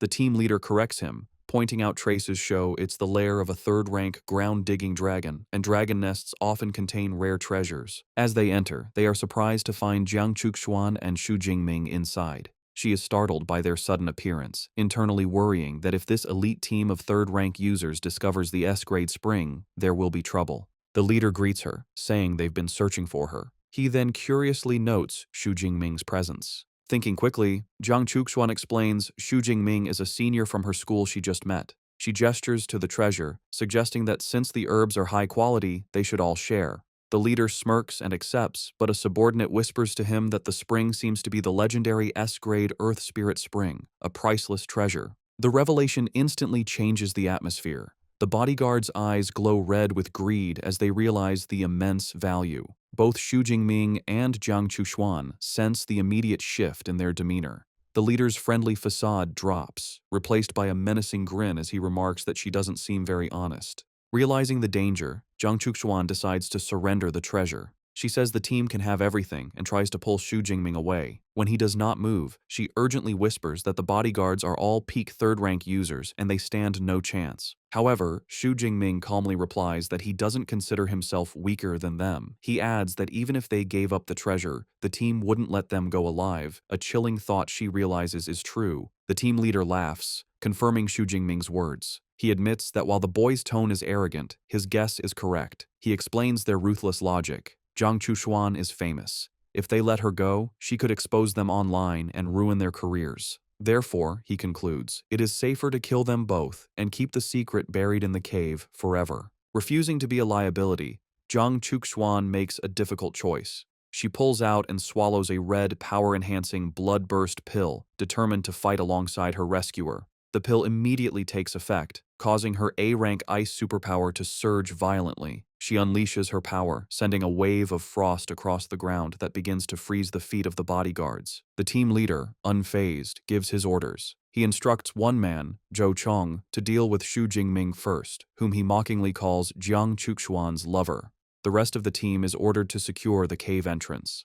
With the plan set, the leader turns his attention to Jiang Chuxuan. His body transforms, his C-rank ability turning him into a massive, ferocious, saber-toothed tiger. He menacingly tells her that her life ends today. His men make cruel and lewd remarks, suggesting they should record everything before killing her, revealing their monstrous nature. Jiang Chuxuan is filled with despair, horrified to be facing beasts in human skin. She cannot accept dying in such a place, her greatest regret being that she dragged Xu Jingming into her fatal situation. She turns to warn him, only to be shocked by what she sees. In a flash, the battle turns. The tiger-transformed leader's eyes widen as he senses movement. Before anyone can react, Xu Jingming appears behind Zhou Chong, his spear already through the man's chest. The bodyguard collapses, defeated in an instant.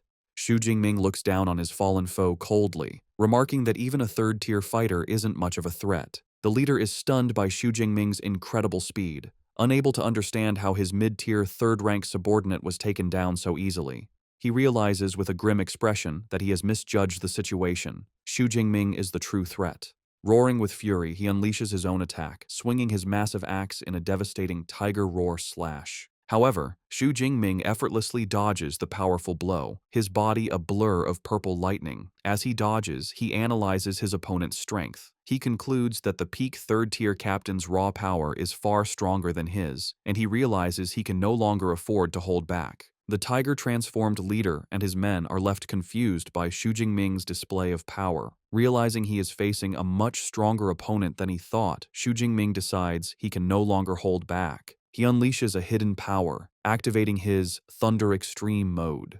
A massive, violent surge of raw purple lightning erupts from him, tearing his shirt and revealing a newly muscular physique. Jiang Chuxuan can only watch in stunned silence, her face a mix of awe and concern. The sheer force of this transformation shocks the tiger leader, who stares at the dark, swirling energy and wonders what kind of monster Xu Jingming is. Xu Jingming's appearance changes dramatically. His eyes now glow a piercing blue with slitted pupils, and two large demonic horns sprout from his head, completing his terrifying new form. He revels in the incredible surge of power, finding the feeling amazing. After a moment of shock, the leader dismisses the change, believing it to be just a special mode meant to be intimidating. Regaining his confidence, he prepares to attack again. With a ferocious grin, Xu Jingming rushes forward. The two warriors clash, the leader using a defensive skill called Lying Tiger Stone, certain his armor can withstand any attack from a lower-rank user. However, he is proven fatally wrong as Xu Jingming's own Lightning Gale Slash connects with his weapon.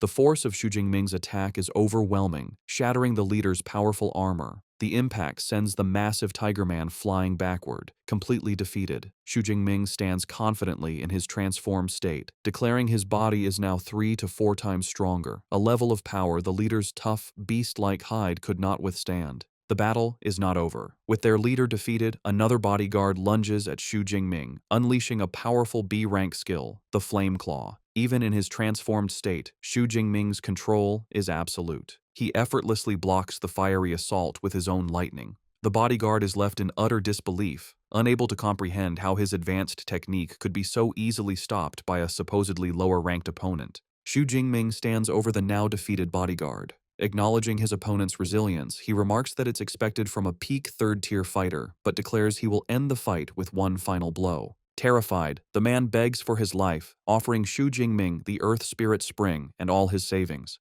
Xu Jingming coldly dismisses his plea, stating that it is too late for begging. Jiang Chuxuan watches the scene, her mind reeling in disbelief.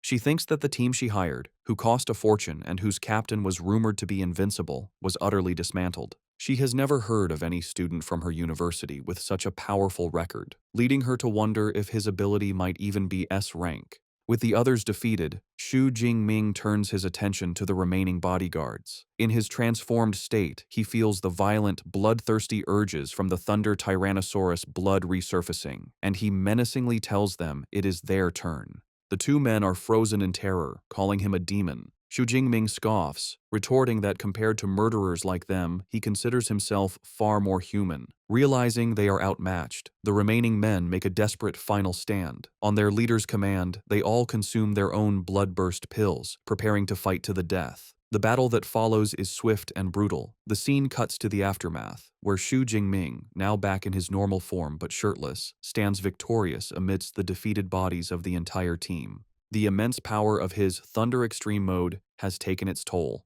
He leans against a rock wall, breathing heavily and completely exhausted. He reflects that while his transformation is incredibly powerful, the energy drain is severe. Using it for just over 10 minutes, he realizes, is more draining than fighting for several hours. After the intense battle, a concerned Jiang Chuxuan rushes to Xu Jingming's side, asking if he is all right. Despite his exhaustion, he reassures her that he is fine and suggests they collect the valuable spring water and herbs before they rest. Standing by the pristine spring, Jiang Chuxuan expresses her relief that the bloody fight did not contaminate the precious resource. They proceed to carefully fill several glass bottles with the potent water from the Earth Spirit Spring. After they finish, Xu Jingming notes they collected even more than they had estimated. He hands 1.5 bottles to Jiang Chuchuan, insisting she take them as her share, acknowledging that she also fought hard. Overjoyed by his generosity, she thanks him enthusiastically. However, their moment of relief is cut short.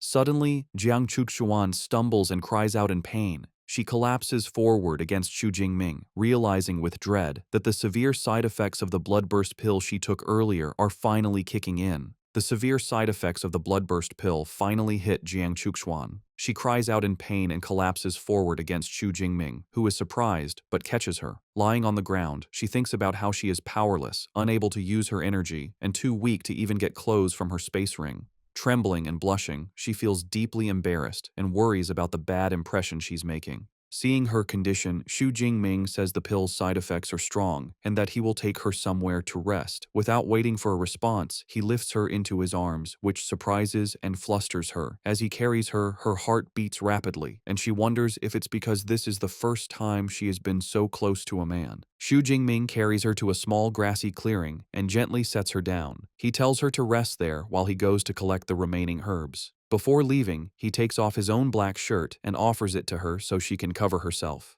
Jiang Chuchuan accepts it, thinking about how kind and considerate he is. While she recovers, Xu Jingming turns his attention to the defeated bodyguards. He takes a space ring from one and examines its contents.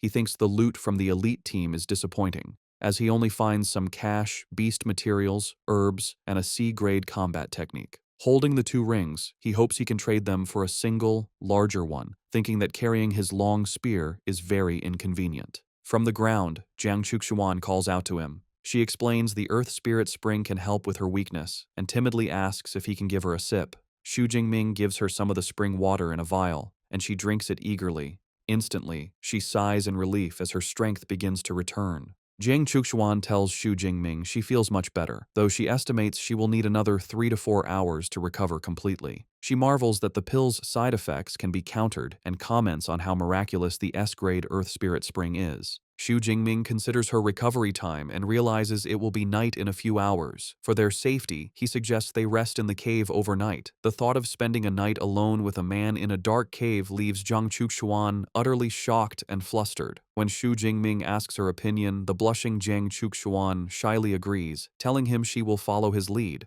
The next morning, the sun shines through the forest. Having fully recovered, Jiang Chuxuan stretches her arms, feeling refreshed. She comments on how pleasant the forest air is, joking that she could stay for a month if not for the dangerous beasts. She glances at Xu Jingming and reflects on her worries from the previous night, chiding herself for her wild imagination. She concludes he is not the kind of person she feared, yet feels a slight sense of disappointment. Her thoughts are interrupted when Xu Jingming says it's time to leave and that he will escort her to the edge of the forest. Surprised, she quickly agrees. The two then begin to run through the woods, with Xu Jingming in the lead. Suddenly, he comes to an abrupt stop, putting his arm out to prevent her from going further. A moment later, a massive, flaming creature leaps over their heads. Jiang Chuxuan looks up in terror, identifying it as a powerful 5th-tier blazing tiger. The great beast lands far ahead and continues to flee. Peeking from behind a tree, Xu Jingming wonders if the tiger didn't notice them, but Jiang Chuxuan observes its panicked state and suggests it is running for its life.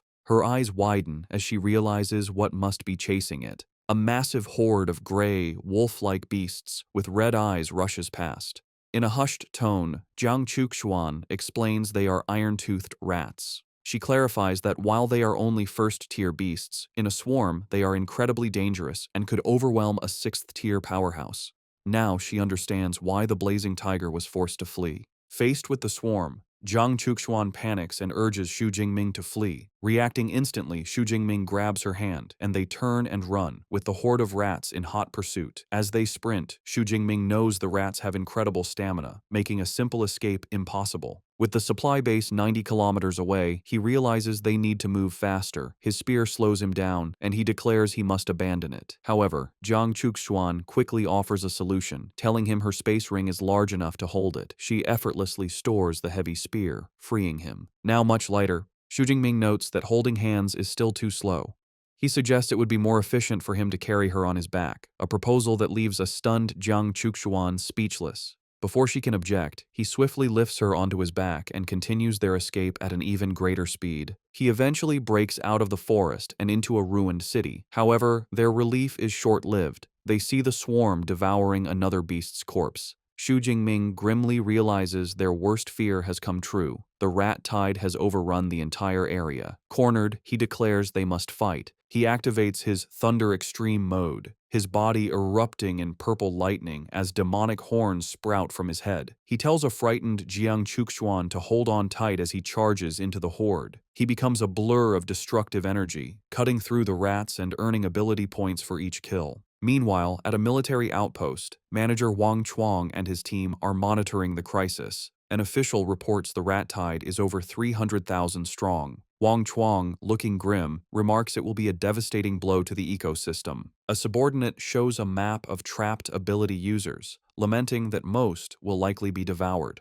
Wang Chuang worries about Xu Jingming, thinking that unless his master, Yang Zhentian, intervenes, no one can save him if he's caught. Suddenly, a soldier spots a massive sphere of purple lightning on the monitors. Wang Chuang orders his troops to prepare to engage. A report comes in that the target is moving at 80 meters per second. The soldiers open fire, but their bullets are useless against the powerful energy barrier. Unleashing his full power, Xu Jingming, still in his demonic form, leaps high into the air with Jiang Chuxuan, soaring over the military blockade. He lands gracefully among the startled soldiers as his transformation fades. The soldiers are left in stunned silence. One exclaims he thought the approaching energy was a lightning beast, not a person. Another remarks on the man's terrifying aura, while a third finds the girl's silhouette strangely familiar. Now back in his normal form, shirtless and exhausted, Xu Jingming tells Jiang Chuxuan they have reached the supply base and are safe. A relieved Jiang Chuxuan holds his arm, thanking him. Just then, Manager Wang Chuang rushes over. Recognizing Xu Jingming, he asks if he can help after his escape. Xu Jingming explains he ran for over 40 minutes from the mountain area and is exhausted, asking only for a room to rest.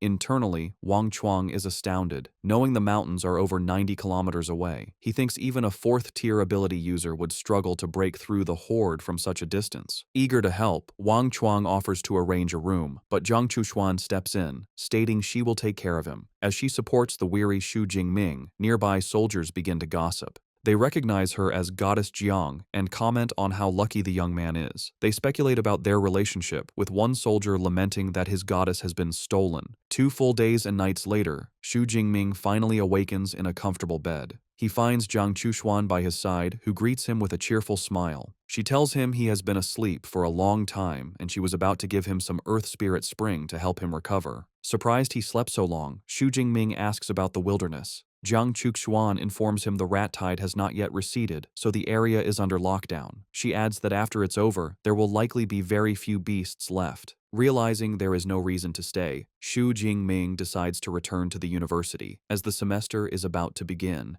Hearing this, Jiang Chuxuan says she is also going back and suggests they travel together. Xu Jingming readily agrees. As they are making plans, Jiang Chuxuan remembers something she promised. She presents him with the autographed picture he had asked for. To Xu Jingming's complete surprise, the photo shows her posing suggestively in revealing lingerie, a far cry from what he had expected. Flustered by the revealing photo, A blushing Xu Jingming explains to Jiang Chuxuan that he was asking for it on behalf of a friend, suggesting this one might be too inappropriate and asking for a more ordinary one.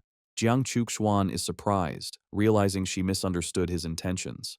Internally, Jiang Chuxuan is mortified, scolding herself for assuming he was interested in her. Flustered, she offers to give him a new photo and asks for the revealing one back. However, Xu Jingming looks down at the picture and shyly asks if he could keep it for himself, which surprises her. A pleased smile spreads across her face as she tells him of course he can. Trying to change the subject, a flustered Xu Jingming says that since he's been asleep for 2 days, he needs to book a train ticket for their return. Jiang Chuxuan dismisses the idea of a train, explaining that she drove her car and offers to give him a ride back with her. Later, they drive back in a stylish yellow convertible sports car. As they travel, Xu Jingming remarks that only a major online celebrity like her would own such a limited edition car and notes it's his first time in a self-driving vehicle. Jiang Chuxuan casually explains it is simple to manage. They soon arrive back at the Modu Superpower University campus. Having changed into casual clothes, they get out of the car, and Xu Jingming now carries his spear on his shoulder. Their arrival doesn't go unnoticed, as students admire Xu Jingming's handsome appearance, but lament that he seems to have an equally beautiful girlfriend. Walking through campus, Xu Jingming reflects on how much his strength has changed in the month and a half he has been away. Jiang Chuxuan asks which district his dorm is in. He tells her District 3. Since she lives in District 2, she suggests they should part ways there. Before they leave, Jiang Chuxuan tells Xu Jingming not to hesitate to ask if he ever needs anything. He agrees. Just as they are about to part, Jiang Chuxuan quickly steps forward, surprising Xu Jingming. She leans in and gives him a quick kiss on the cheek. With a playful smile, she tells him it is a small thank you for saving her life. She then waves goodbye and walks away, leaving a blushing Xu Jingming behind. He touches his cheek, still processing the gesture, and thinks to himself that he was just forcefully kissed. Later, in her luxurious dorm, Jiang Chuxuan sits on her bed, thinking someone as powerful as Xu Jingming can't be unknown. Deciding to investigate, she opens her laptop to search for his information. She muses that all the recent campus buzz is about freshmen. Soon, she finds his detailed file. As she reads, her expression turns to pure shock. She discovers Xu Jingming is a freshman, an upper-tier second-rank user. With a pout, she realizes she has been calling him senior the entire time and calls him a big liar. She playfully vows to tease her junior brother next time they meet. Meanwhile, back in his dorm, Xu Jingming reviews his gains from the trip. He completed his missions, acquired 2 space rings, and now has over 25 million in his bank account. He regrets that the rat tide cut his hunt short, preventing him from collecting more ability points. His system panel confirms his new status as an upper second-tier user with an S-rank ability, and he has 3,712 ability points. He feels confident this is enough to learn powerful S-rank combat techniques. His thoughts are interrupted as his roommate, Liu Wentao, bursts into the room. He exclaims that Xu Jingming is finally back and scolds him for not giving a heads up, saying he was worried after hearing about the rat tide. Xu Jingming confirms the tide happened but assures him the military is now handling it. As he speaks, Liu Wentao suddenly senses a change in his roommate's aura. His eyes widen in shock as he realizes Xu Jingming has broken through to the second tier. Xu Jingming calmly corrects him, stating he is an upper second tier user now. Liu Wentao is amazed. Xu Jingming explains he had a few near-death encounters but was lucky enough to survive and achieve a breakthrough. Liu Wentao is impressed, saying Xu Jingming is no ordinary person and wonders if he should also try a life-or-death situation to get stronger. Xu Jingming immediately advises against it, telling his friend his situation was special and the wilderness is too dangerous for him. Liu Wentao agrees not to go, then remembers something important. He tells Xu Jingming that Song Chu-Q came looking for him several times and suggests he should contact her. Xu Jingming says he will, then remembers the gift he brought back. He hands the autographed photo to a confused Liu Wentao. A moment later, Liu Wentao's confusion turns to pure ecstasy. His eyes turn into hearts as he stares at the photo of Goddess Jiang, and he lets out a scream of pure joy. Back at the university, Xu Jingming goes to the Battle Technique Library. He reflects that the 4 missions he completed earned him 871 credits, a fast way to accumulate them. Sitting at a desk, he summons the AI, Eva, and tells it to display all available S-rank lightning combat techniques. Instantly, holographic displays appear, showing powerful skills. He sees techniques like Thunder Mark, which inflicts massive lightning damage, and Thunder Prison, which creates an unbreakable lightning barrier. As he browses, he is surprised that a top-tier school like Modu University only has just over 20 S-rank lightning techniques. Knowing these skills are crucial for his future, he resolves to choose carefully. He continues sifting through the options, eventually focusing on 2, Heavenly Thunder Art, a ranged ability that summons natural lightning, and Thunder Armor, a defensive skill that creates a shield. He decides they are a perfect combination of long-range offense and defense. While a normal person might have to specialize, Xu Jingming smirks, thinking that with his cheat system, he can simply take them all. He discovers Heavenly Thunder Art is a prerequisite for a more powerful SSS rank technique called Myriad Heavenly Thunder Guide. He begins studying the manual and is struck by its complexity, finding it even more intricate than his Thunder Indestructible Body technique.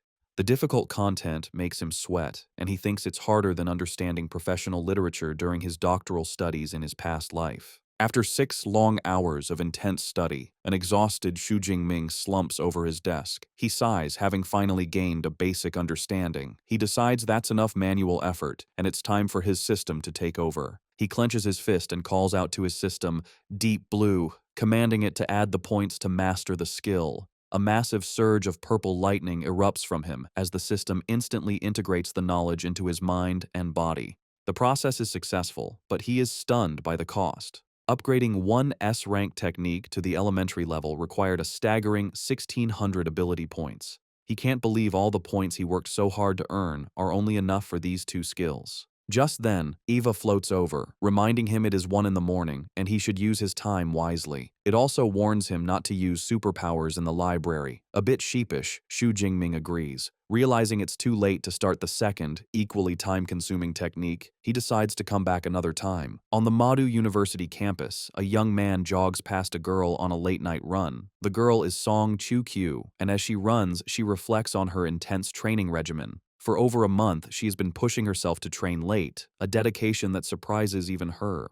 She is determined to challenge Xu Jingming when he returns, vowing to show him that she is the true #1 freshman. Her training is interrupted when she spots a large bird silhouetted against the full moon. It is a massive, menacing creature with red eyes, which she identifies as a white-ringed black feather eagle. She analyzes the threat, noting the eagle uses speed and camouflage to hunt in cities. She estimates it to be around the 3rd tier and concludes it would be a very difficult opponent. Suddenly, a loud noise from above startles her. She looks up, confused to hear thunder with no clouds in the sky. A moment later, a massive sphere of purple lightning materializes and explodes in the night sky, striking the eagle and tearing it to pieces in a shower of blood and feathers. Staring in disbelief at the raw power, Song Chu-kyu wonders which high-level lightning user could have destroyed the beast so effortlessly. Given the distance, she realizes the attack must have come from within the campus. She speculates it must have been a powerful senior student or a university mentor. The scene reveals the true source of the attack.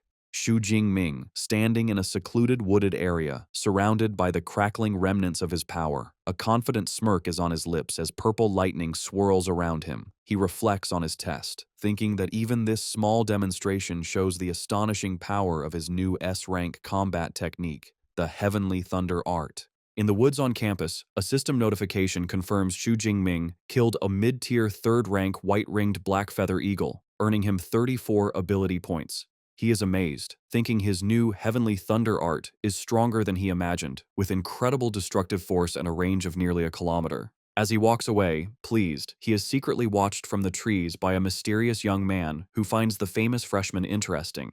The next morning, as Xu Jingming prepares to leave his dorm, his roommate asks where he's going so early. Xu Jingming explains he's heading back to the Battle Technique Library to study for the freshman competition in a few days. Watching him go, Liu Wentao is amazed by his roommate's dedication, thinking it's not human to train so hard right after returning from the wilderness. Inspired, he decides to start training after his meal. As Xu Jingming walks through the campus, Song Chu calls his name. He turns, and she expresses her relief that he's back safely from the wilderness. She quickly gets to the point, reminding him of his promise to spar with her. When he asks if she's sure, she confidently puts her hands on her hips, telling him not to underestimate her since she was the top scorer in her province. Xu Jingming agrees to spar later, but an impatient Song Qiu grabs his hand, insisting they use his dorm's training room right now. As she pulls him along, he's amused by her decisive personality, thinking it's typical for someone from Sichuan. He wonders why she's so eager to fight. Internally, Song Qiu thinks about how surprised he'll be when he sees she has also advanced to the 2nd tier.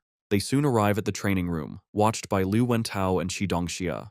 Xu Jingming stands ready with his spear. Warming up, Song Chu-kyu smirks confidently, taunting him not to lose too badly. He calmly replies she can't defeat him without a weapon. She smirks, confirming she has one. She summons her weapon from her space ring. It materializes in a flash of light, and she expertly catches the massive, ornate halberd. Xu Jingming is surprised, thinking a Fang Tianhua Ji is a very rare weapon for a girl. Weapon in hand, Song Chu-kyu vows to defeat him. He calmly accepts.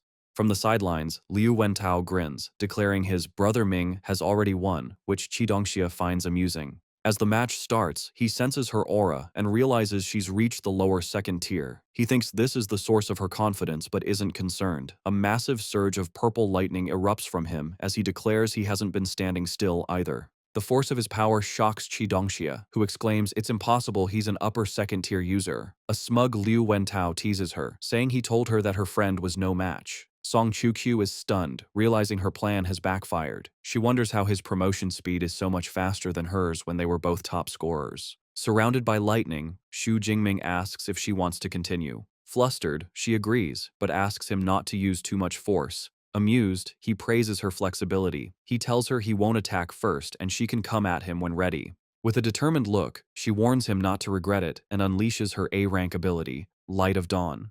He observes the brilliant light, noting it's a natural type ability like his lightning, and wonders about its power. Channeling her power, she leaps forward, her halberd covered in a glowing, fiery aura. He notes with interest it's his first time seeing a weapon-enhancing technique. He swings his spear to meet her, the clash of lightning and light creating a brilliant explosion. With a confident smile, he easily parries her strike, his superior strength nullifying her attack. The force sends a shocked Song Chu-kyu stumbling back. He calmly remarks that her technique is impressive but lacks true power. Watching, an impressed Liu Wentao exclaims, "Beautiful," noting his friend easily blocked her famous technique. Undeterred, a determined Song Chu-kyu declares she will try again. She unleashes a furious barrage of attacks, creating afterimages as she strikes from all angles. He remains unfazed, effortlessly deflecting every strike. He calmly critiques her, saying her speed is too slow, her power is insufficient, and she needs more practice. The intense assault quickly leaves her exhausted and out of breath.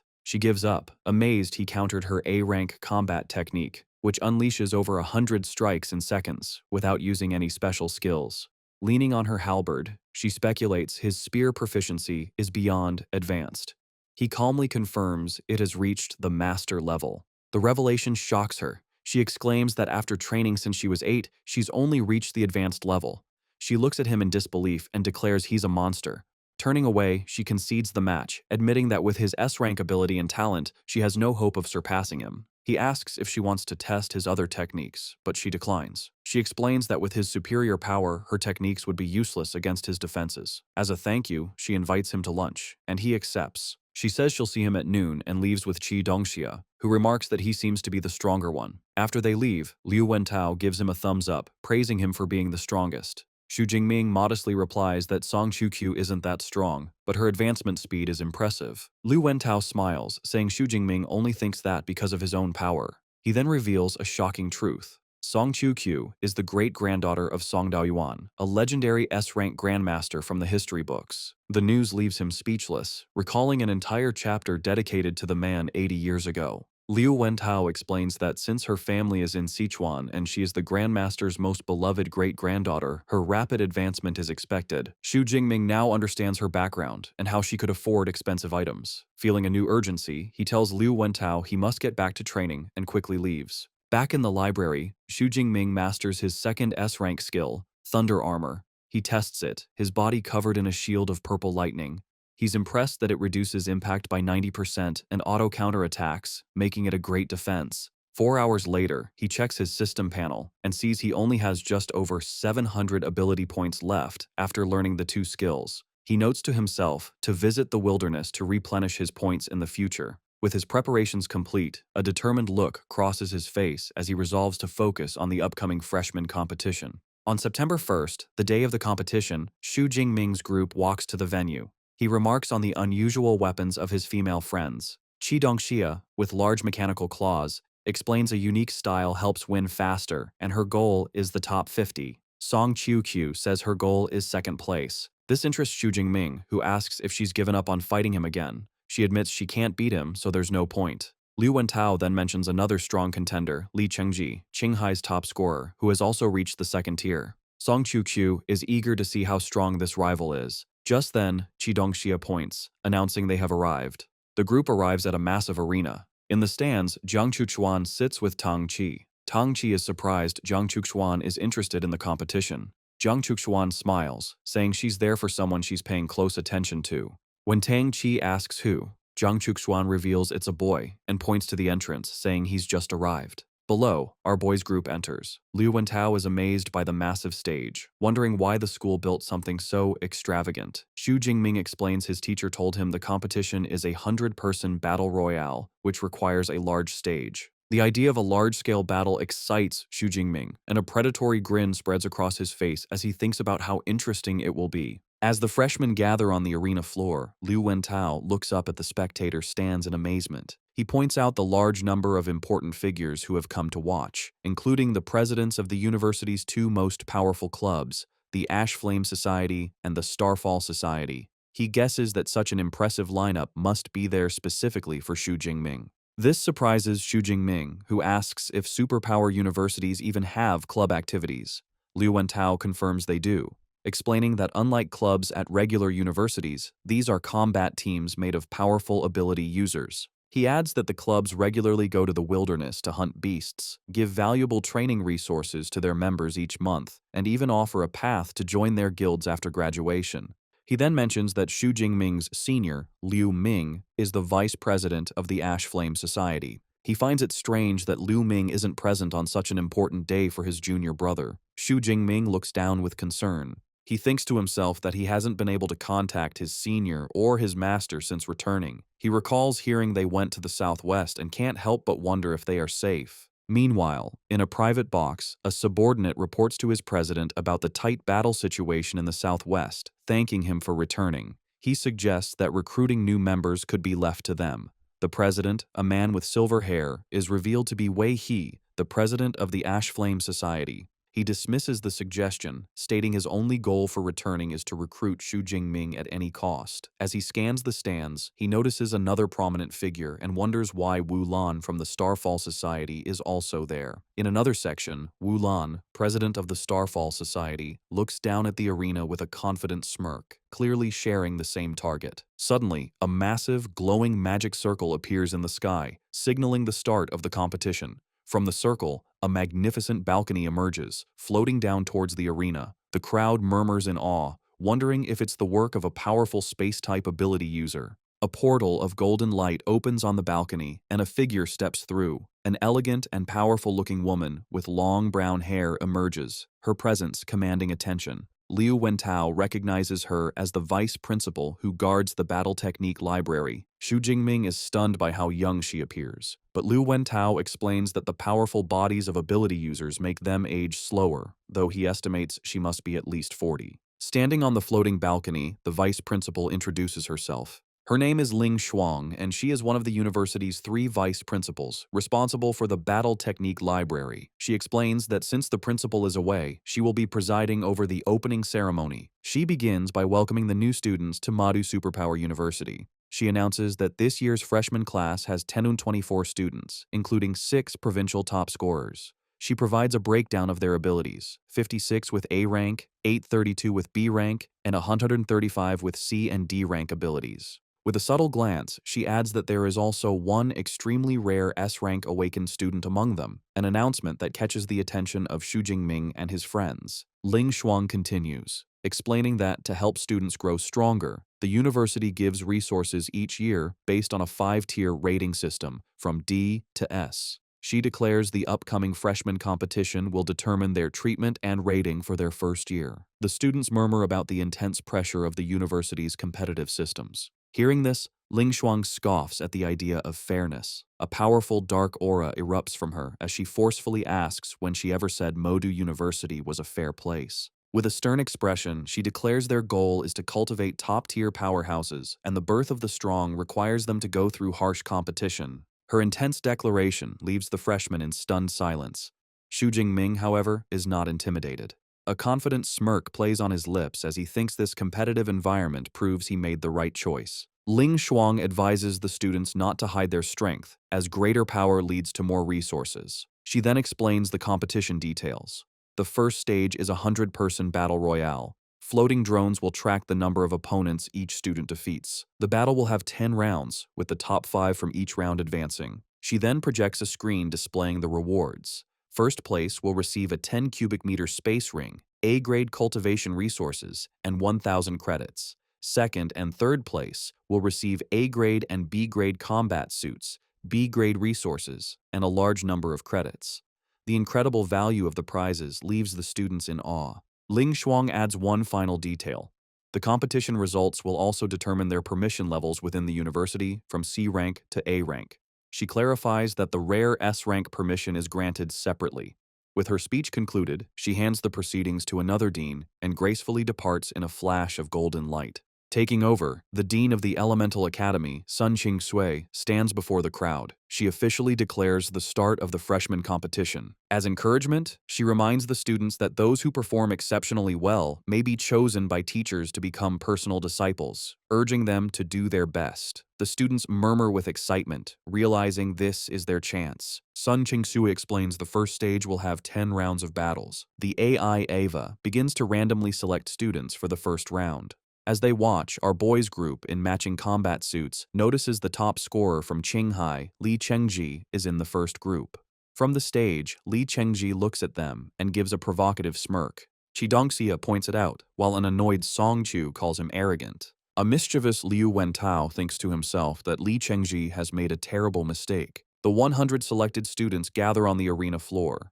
Dean Sun Ching Shui reassures them they do not need to worry about dying, as Eva will generate a protective shield if anyone's life is in danger. She adds that a medical team is on standby. With a countdown from 3, the battle begins. The arena erupts into a chaotic free-for-all. In the stands, spectators are drawn to a powerful, sword-wielding student who is dominating the fight, noting he has already broken through to the second tier. They identify him as Li Chengji, the top scorer from Qinghai Province. On the battlefield, Li Chengji effortlessly cuts down opponents, calling his fallen foes weaklings. The first round ends swiftly. An AI drone announces Li Chengji has taken first place by defeating 36 people. As he steps down, he looks up at Xu Jingming and issues a challenge, wondering if Xu Jingming can surpass his score. Watching Li Chengji's arrogant display, Liu Wentao sweats and declares the guy is beyond saving, remarking he has never seen someone so determined to court disaster. In the stands, a member of the Starfall Society points out Li Chengji's breakthrough to their president, Wu Lan, and asks if they should make him their primary target.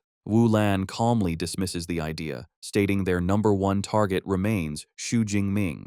When his subordinate asks if he has inside information, Wu Lan replies it's not a secret, but something he witnessed himself. A short while later, Eva announces the start of the second round and calls the selected students to the stage. To his friend's excitement, Xu Jingming is among them. Liu Wentao and Song Chu cheer him on, telling him to show Li Chengji his true power. Xu Jingming calmly agrees. As Xu Jingming steps onto the stage, the other contestants are filled with dread. They complain about their terrible luck and immediately give up on first place, deciding to fight for the remaining 4 spots. Xu Jingming stands confidently, thinking his opponents are naive if they believe they are safe just by keeping their distance. From the VIP section, the deans observe. One dean asks Dean Sun Ching Shui if Xu Jingming is Dean Yang Gentian's new disciple. She confirms this, identifying him as the S-rank user. The dean comments on his impressive aura. However, as Xu Jingming reveals his power, another dean is so shocked he spits out his drink, exclaiming in disbelief that Xu Jingming has reached the second tier when he was only an awakened a month ago. The other deans share his shock, marveling at his terrifying advancement speed.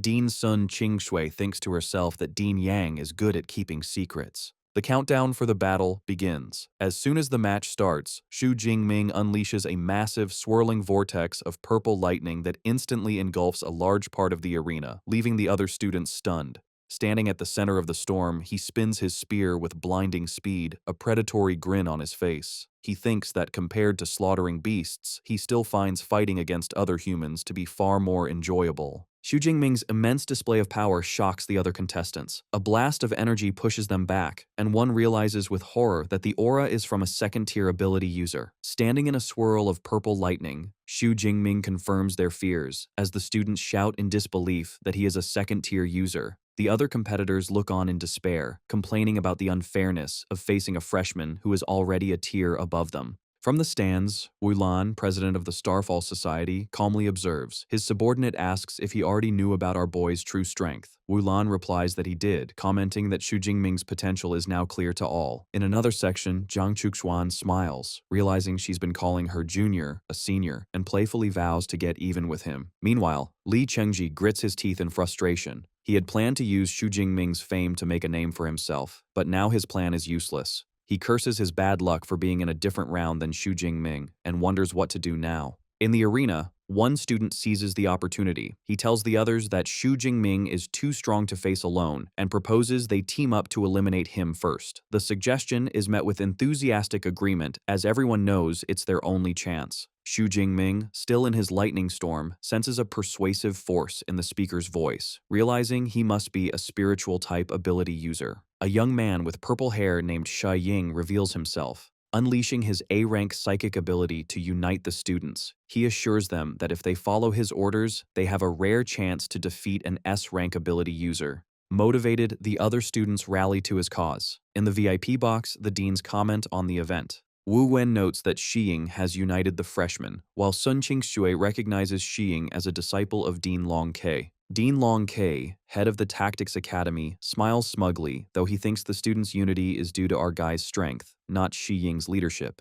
Still, Sun Qingxue believes Xu Jingming is in trouble, thinking it would be a huge joke if an S-rank user were eliminated in the first round. Below, Xu Jingming watches his opponents group up. Xu Ying taunts him, saying he lost his chance to attack and asking how he plans to face 102 opponents. Instead of being intimidated, Xu Jingming smirks with confidence, asking why Xu Ying assumes he is at a disadvantage. He summons his power, materializing a spear of pure lightning in his hand. In response, Xu Ying orders his new army to attack, sending close combat fighters to the front while ranged and support types prepare. With the chance to defeat an S-rank user before them, the students charge forward as one, their battle cries filling the arena. From a safe distance, Xu Ying creates a rock barrier, taunting Xu Jingming that he should focus on surviving the onslaught before trying to reach him.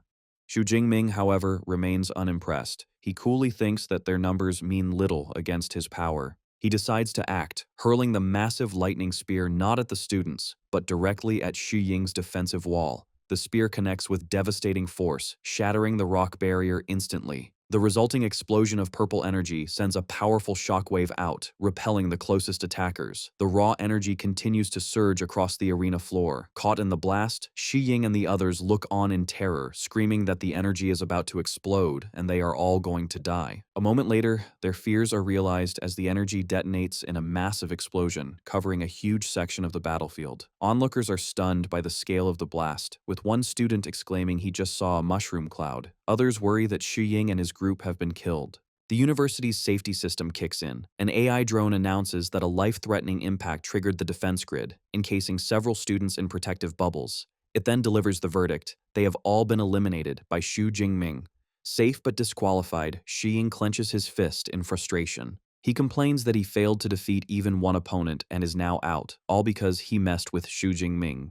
One of the instigators, also eliminated, desperately shouts for the remaining students to continue their attack. Under the effect of Xu Ying's command, a female student declares with determination that she will take Xu Jingming down with her. The remaining fighters, their eyes glowing red, heed the call and launch a final, desperate charge from all sides. Xu Jingming stands calmly at the center, watching as dozens of weapons descend upon him. Far from being overwhelmed, a confident, almost sinister smile spreads across his face as he prepares to meet their charge. Watching from the sidelines, a confident Xu Ying thinks that even if they are all eliminated, it's a worthy sacrifice to defeat Xu Jingming. His confidence shatters the next instant, his face contorting in pure shock as he witnesses the outcome. Xu Jingming effortlessly counters the assault. By simply spinning his spear, he creates a powerful vortex of purple lightning that repels every attacker, sending them flying. With the threat gone, Xu Jingming lets out a small sigh, looking almost bored. Xu Ying looks on in disbelief, wondering how a simple use of an ability could block all their elemental attacks.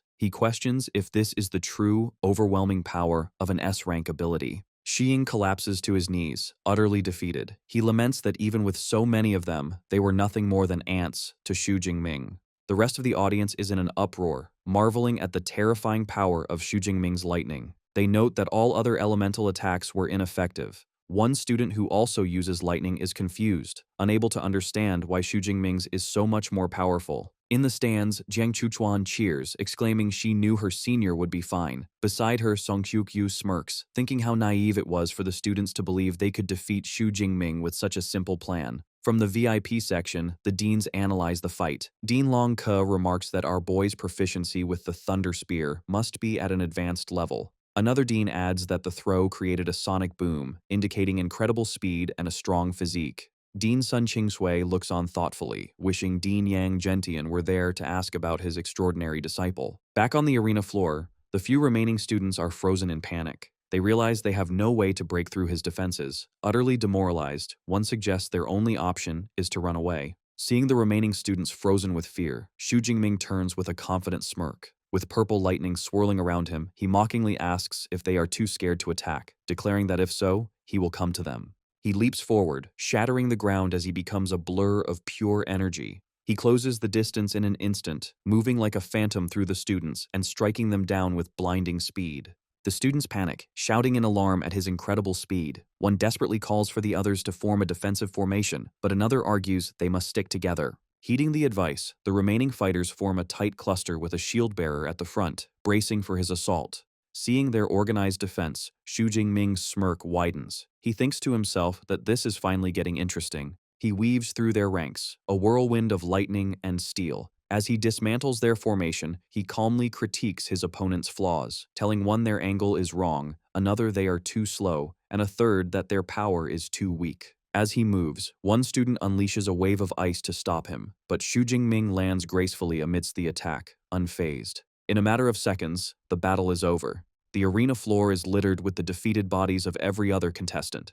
Xu Jingming stands over the last fallen student, his expression cold.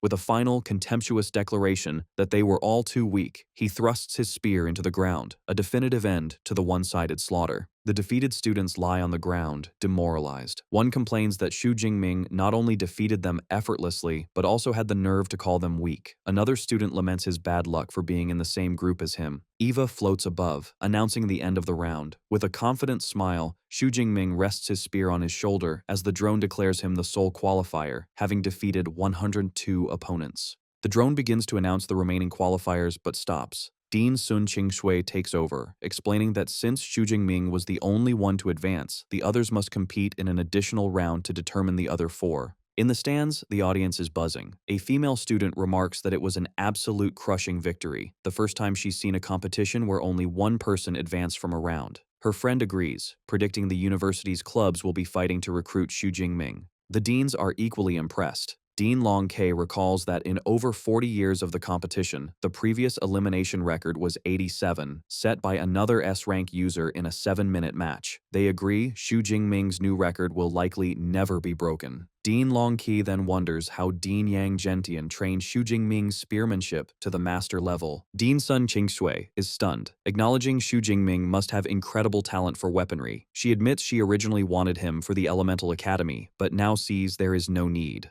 A slight smile graces her lips as she thinks that with a student like him, there's no need to worry about the upcoming 3-school freshman research trip.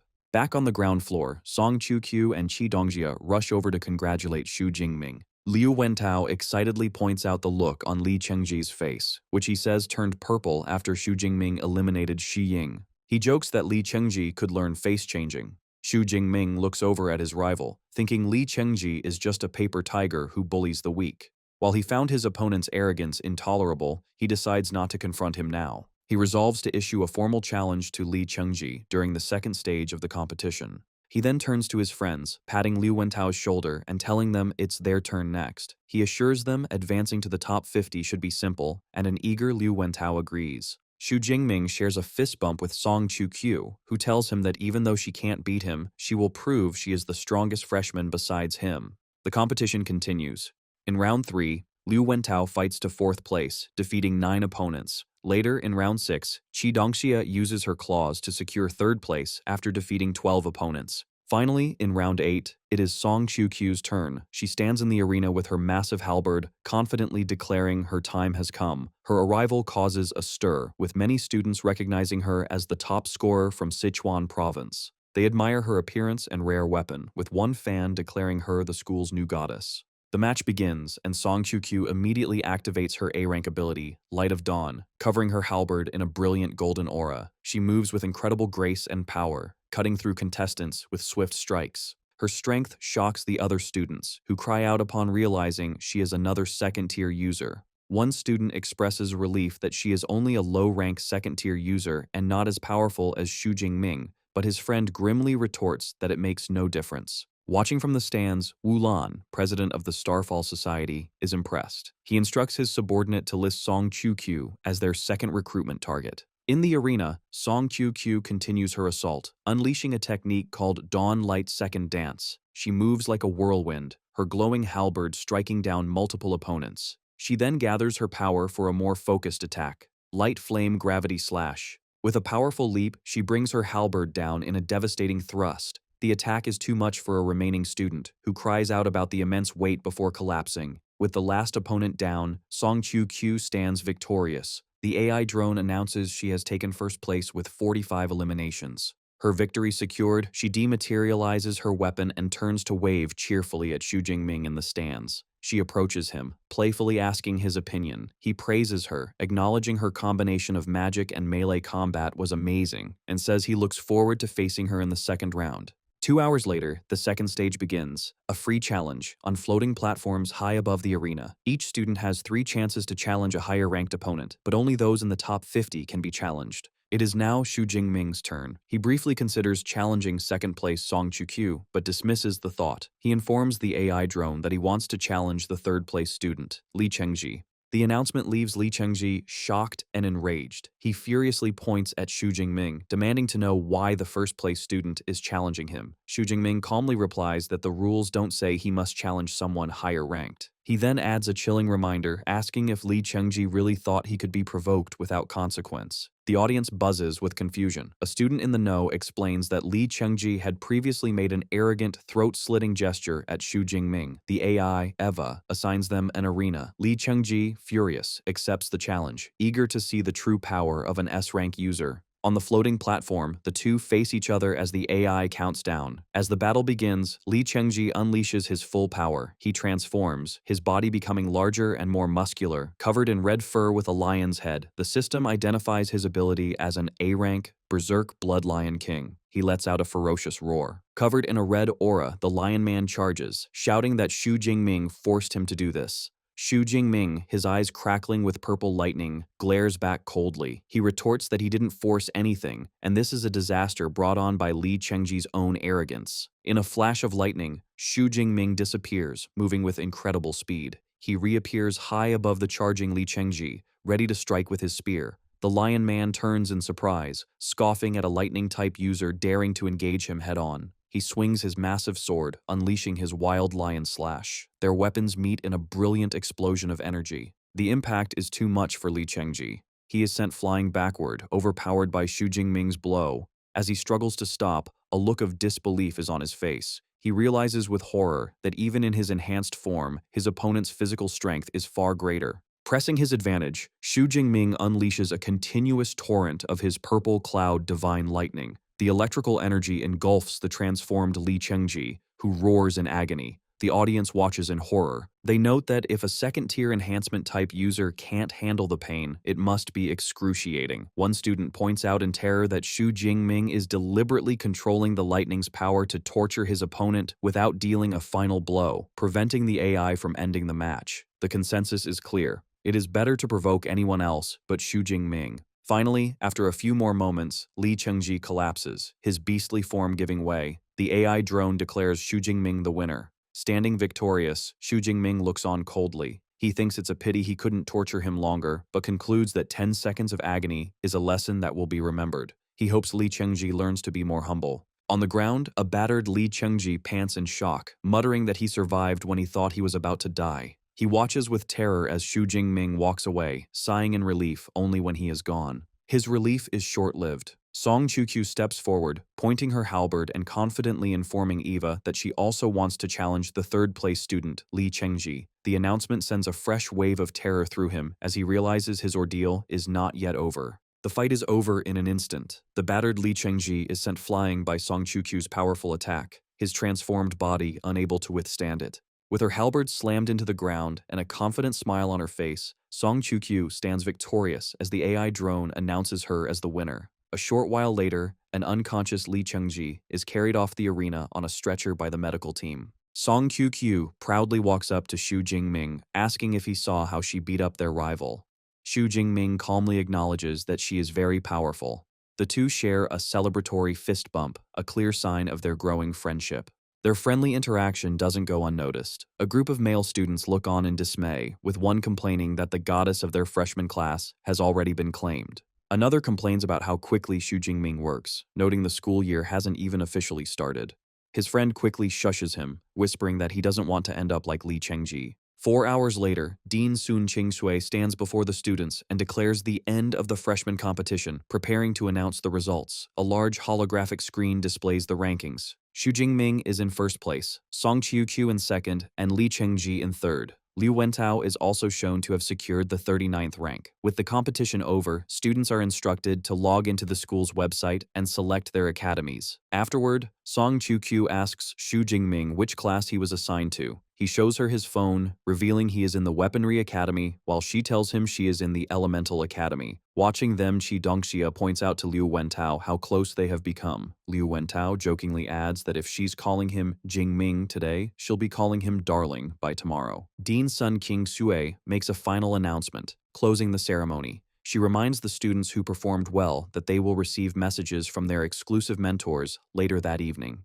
In the VIP stands, the deans discuss the outcome. They agree this year's freshmen are much stronger, with one dean singling out Xu Jingming and predicting that in a year or two, he will dominate the entire student body. They conclude the student clubs will be fighting desperately to recruit him. As the event ends, Liu Wentao suggests the group should go out to eat to celebrate. Qi Dongxia agrees and playfully suggests that since Xu Jingming is the newcomer king and a rich man with a space ring, he should treat them. Xu Jingming happily agrees. Liu Wentao cheers, praising Brother Ming for his generosity as the group heads off campus. However, their celebration is interrupted as two young men approach them. The one in the lead calls out to Student Xu, leaving Xu Jingming confused as he doesn't recognize him.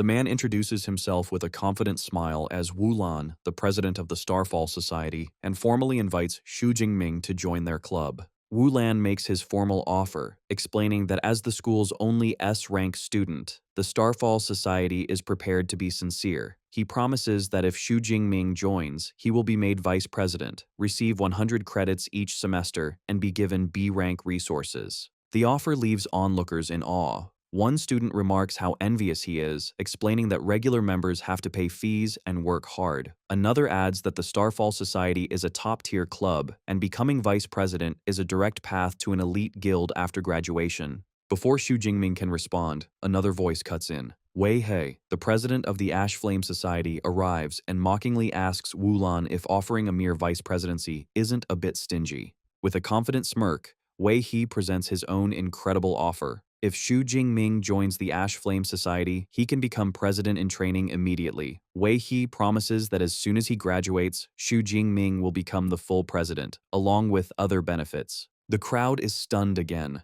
recognizing the Ash Flame Society is spending a fortune to recruit him. Wu Lan calmly explains he can't match the offer, as his club's guild has strict rules about appointing presidents. Caught between the two powerful offers, Xu Jingming thoughtfully considers his options. He tells them he needs time to think and will give his answer in a few days. In his mind, he recalls being student council president in his past life. The position took up a great deal of his time, and he concludes that in this new life, it would be better to be more cautious. Both Wu Lan and Wei He agree to give him time and offer him their contact cards, telling him to get in touch when he decides. Before they leave, they also extend an invitation to Xu Jingming's friends, saying they are welcome to join. As the two presidents walk away, Xu Jingming tells his friends it's time to leave, but realizes escaping the crowd won't be easy. As he predicted, they are immediately swarmed by recruiters from other clubs, all vying for his attention with various promises. One club boasts about its female members, another about future prospects, and a third about strong financial backing.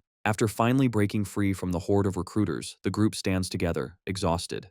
Xu Jingming announces that they can finally go to eat. Just as they are about to leave, he notices a pair of stylish boots approaching. A beautiful woman with long, silvery white hair appears, greeting him with a playful smile as her junior. It is Zhang Chuxuan. Surprised, Xu Jingming stammers a greeting. Song Chu-Qiu, standing beside him, looks at the newcomer with suspicion and asks who she is. Xu Jingming introduces Zhang Chuxuan as the senior he met in the wilderness. Zhang Chuxuan, in turn, introduces herself as a second-year student from the Elemental Academy and shakes Liu Wentao's hand. Liu Wentao is completely starstruck, stammering out, "Goddess Jiang." He is amazed the famously cold ice goddess is actually smiling in person. Song Chu-Qiu then politely introduces herself as Xu Jingming's classmate. As Jiang Chuchuan looks at Song Chu-Qiu, she is inwardly surprised by her beauty and unique charm, feeling an urge to get closer to her. This feeling flusters her, and she comically concludes, Song Chu-Qiu must be a terrible girl for being so captivating to everyone. Just then, Xu Jingming asks Zhang Chuchuan if she would like to join them for dinner. She happily accepts. The group finds a restaurant and begins their celebration, raising their glasses in a toast to mark the end of the competition. During the dinner, a slightly blushing Zhang Chuxuan toasts with Xu Jingming, playfully calling him Junior. A moment later, a similarly blushing Song Chu-Qiu also raises her glass to him, calling him Jingming, which leaves him a bit flustered. Seeing the obvious romantic tension, Liu Wentao quietly whispers to Qi Dongxia that it seems both women are interested in brother Ming and suggests they should retreat from the battlefield. Making a quick excuse, Liu Wentao and Qi Dongxia wave goodbye and hastily leave, abandoning a bewildered Xu Jingming to handle the situation with the two women on his own. Left alone, Xu Jingming is confused by his friend's rapid departure. After more drinking, both women appear too tipsy to walk. Zhang Chuchuan is the first to ask him for help, followed immediately by Song Chu-Qiu, who also says she can't walk and needs his help. With both women clinging to him, a flustered Xu Jingming asks if they are sure. They both confirm, leaving him no choice but to awkwardly agree to take them back to their dorms. As he helps them leave, other patrons look on with extreme envy, commenting on his incredible luck. After dropping them off, Xu Jingming finally returns to his own villa, letting out a deep sigh of relief. To his surprise, he finds an unfamiliar woman sitting on his couch. Confused, he asks who she is. The woman introduces herself as Su Yu, his new class counselor, explaining she has come to deliver his rewards for the freshman competition. Xu Jingming greets her politely. She presents him with a wooden box that can be opened with his fingerprint and tells him to contact her for any school-related matters. After giving him the prize, she promptly leaves, just as Liu Wentao comes downstairs. Liu Wentao playfully asks Xu Jingming if there was a major conflict between Song Chu-Qiu and Zhang Chuxuan. Xu Jingming, looking confused, asks what conflict he is talking about. Liu Wentao is left speechless, unable to believe the situation did not erupt into a fight. He quickly concludes, Brother Ming must have handled it perfectly. As he marvels at his friend's skill, Xu Jingming sits on the couch and opens the prize box with his fingerprint. A look of pleasant surprise crosses his face as he examines his rewards. Xu Jingming examines the rewards from the freshman competition. He sits on the couch and tests the 10 cubic meter space ring he won. With a simple command, the ring glows, and his large spear disappears inside. His roommate, Liu Wentao, watches in amazement. He comments on the ring's capacity, noting that with 3 rings, Xu Jingming seems like a rich man. Liu Wentao reflects on his own reward for placing in the top 50, a mere 400 credits, and expresses his envy. Xu Jingming agrees he has a few rings now and decides he should visit the equipment department to return the ones he no longer needs. Next, he takes a small orange pill from his prize box, wondering about its effects since it came with no instructions. Liu Wentao confidently tells him that identifying it is simple and calls for the dorm's AI, Eva. Following his roommate's suggestion, Xu Jingming holds up the pill for Eva to analyze. The AI scans it and identifies it as a 5th-grade Ningxin pill, an A-grade cultivation resource that can significantly increase spiritual power for users below the 5th tier. Xu Jingming is surprised Eva has such a function. Liu Wentao proudly explains the AI can also identify beast materials and rare herbs. Xu Jingming comments on how convenient the AI is, though he wishes he could take Eva into the wilderness. Liu Wentao suggests similar commercial products might exist, and Xu Jingming agrees to look for one later. Later, in the training room, Xu Jingming decides to check his spiritual power before taking the pill. He reflects that physique and spirit are fundamental attributes for an ability user, but also the most difficult to improve. He notes the conversion rate of his ability points to spiritual power has become less efficient, making it a costly way to grow stronger. Hoping for a pleasant surprise, he consumes the pill. As he meditates, a powerful swirl of energy envelops his body. A moment later, he checks his system panel and is delighted to find his spiritual power has increased by 50, breaking the 1,000 mark. He calculates this boost saved him 500 ability points and concludes the pill's effect was excellent. Feeling refreshed, he decides to train for a couple of hours and pulls his spear from the space ring. The next day, Xu Jingming is on campus. He has just sold his extra space rings, increasing his assets to over 100 million, and he reflects on how profitable it is to be an ability user. He goes to the university's pharmacy department and takes a number. He sees he has a long wait of over an hour and decides to sit and cultivate. While waiting, a familiar voice calls out. He looks up and sees Jiang Chuxuan. Surprised, he playfully asks if she is sobered up. She confirms she woke up early. She then asks if he is there to sell the rare herbs they found. Xu Jingming explains that while that's part of it, he would prefer a pharmacist to refine them. With a charming smile, Jiang Chuxuan asks if he doesn't see a beautiful and excellent pharmacist right in front of him. Xu Jingming questions her, asking if she isn't just an amateur. Jiang Chuxuan retorts that she is a certified second-grade pharmacist and that refining first and second-grade pills is easy for her. She adds that she no longer plans to go into the wilderness and will instead focus on being a pharmacist full-time. This news leaves Xu Jingming completely shocked. As they sit and wait, Jiang Chuxuan explains her decision. She tells him that their recent near-death experiences made her realize the wilderness is not for her. She plans to continue making videos, but will shift her content to her daily life as a pharmacist. Xu Jingming notes such a change might cause her to lose fans, and she quietly agrees. She then shares that she is an orphan whose parents died in a beast tide. After awakening her A-rank ice ability, she struggled financially until her videos of fighting beasts went viral. This fame allowed her to earn money, but she admits her true passion has always been refining pills. She tells him he saved her last time, but she knows she can't be lucky forever, which is why she has decided to change her path. Xu Jingming wishes her success. Xu Jingming expresses his curiosity, wondering how an ice element user could become a pharmacist. Jiang Chuxuan tells him his question shows his lack of knowledge. She explains that specialized equipment, like enchanted cauldrons, can convert any elemental energy into flames, meaning even his lightning ability could be used for alchemy. Convinced, Xu Jingming hands her the box with all the rare herbs, formally entrusting them to her. She seems a little surprised and asks if he truly wants her to help. With a bright smile, she accepts his trust and the herbs, promising to have the refined pills ready within a week. Just then, his phone starts to ring. The scene shifts to a sprawling, traditional estate in a green forest. Inside, a young man tells a woman that he saw a lot of news about his junior brother on the school forums, calling him a monster. The woman asks if their junior brother is truly as powerful as the rumors say. The man with purple eyes replies with a confident smirk, telling her she will soon find out and will definitely be surprised. The woman with green eyes seems intrigued, saying she will have to confirm it for herself. Xu Jingming arrives at the estate and is greeted by his master, Yang Zhentian. He respectfully addresses his teacher, explaining he rushed over as soon as he got the call. His attention is then drawn to his senior, Liu Ming, and his expression turns to shock. He sees Liu Ming is in a wheelchair with both legs heavily bandaged and asks in alarm what happened. Dean Yang Zhentian explains the grim situation. An 8th-tier grandmaster named Wang Lin used him as bait to lure out a powerful monster. The dean reveals their guild suffered heavy losses, and Liu Ming was severely injured. Liu Ming adds that he fought with Wang Lin, but was defeated, though he managed to ensure his opponent didn't escape unharmed.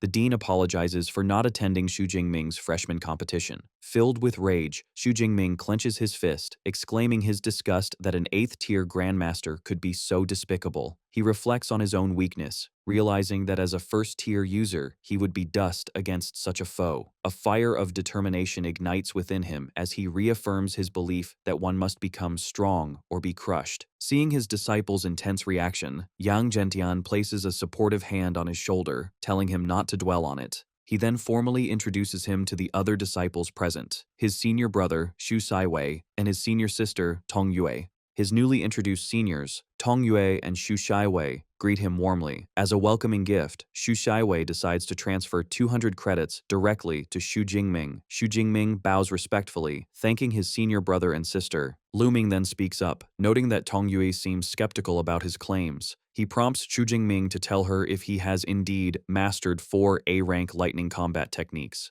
Xu Jingming calmly confirms that what Liu Ming said was true. The confirmation leaves both Xu Shiwei and Tong Yue utterly shocked. They exclaim in disbelief, questioning how it's possible for him to have learned 4 A-rank techniques while advancing to the upper second tier. Tong Yu explains that A-rank techniques are extremely difficult. She reveals she only recently reached the upper second tier herself after struggling with just 2 such techniques. She finds it incomprehensible that he is at her level and has mastered more A-rank skills. When they ask for his secret, Xu Jingming humbly replies that he is just a quick learner. His vague answer leaves his seniors exasperated, while he internally notes that he can't tell them about his cheat system. Dean Yang Gentian then speaks with Xu Jingming, expressing satisfaction with his hard work. He mentions that Dean's son Qingshui has been praising him and promises to celebrate his victory later.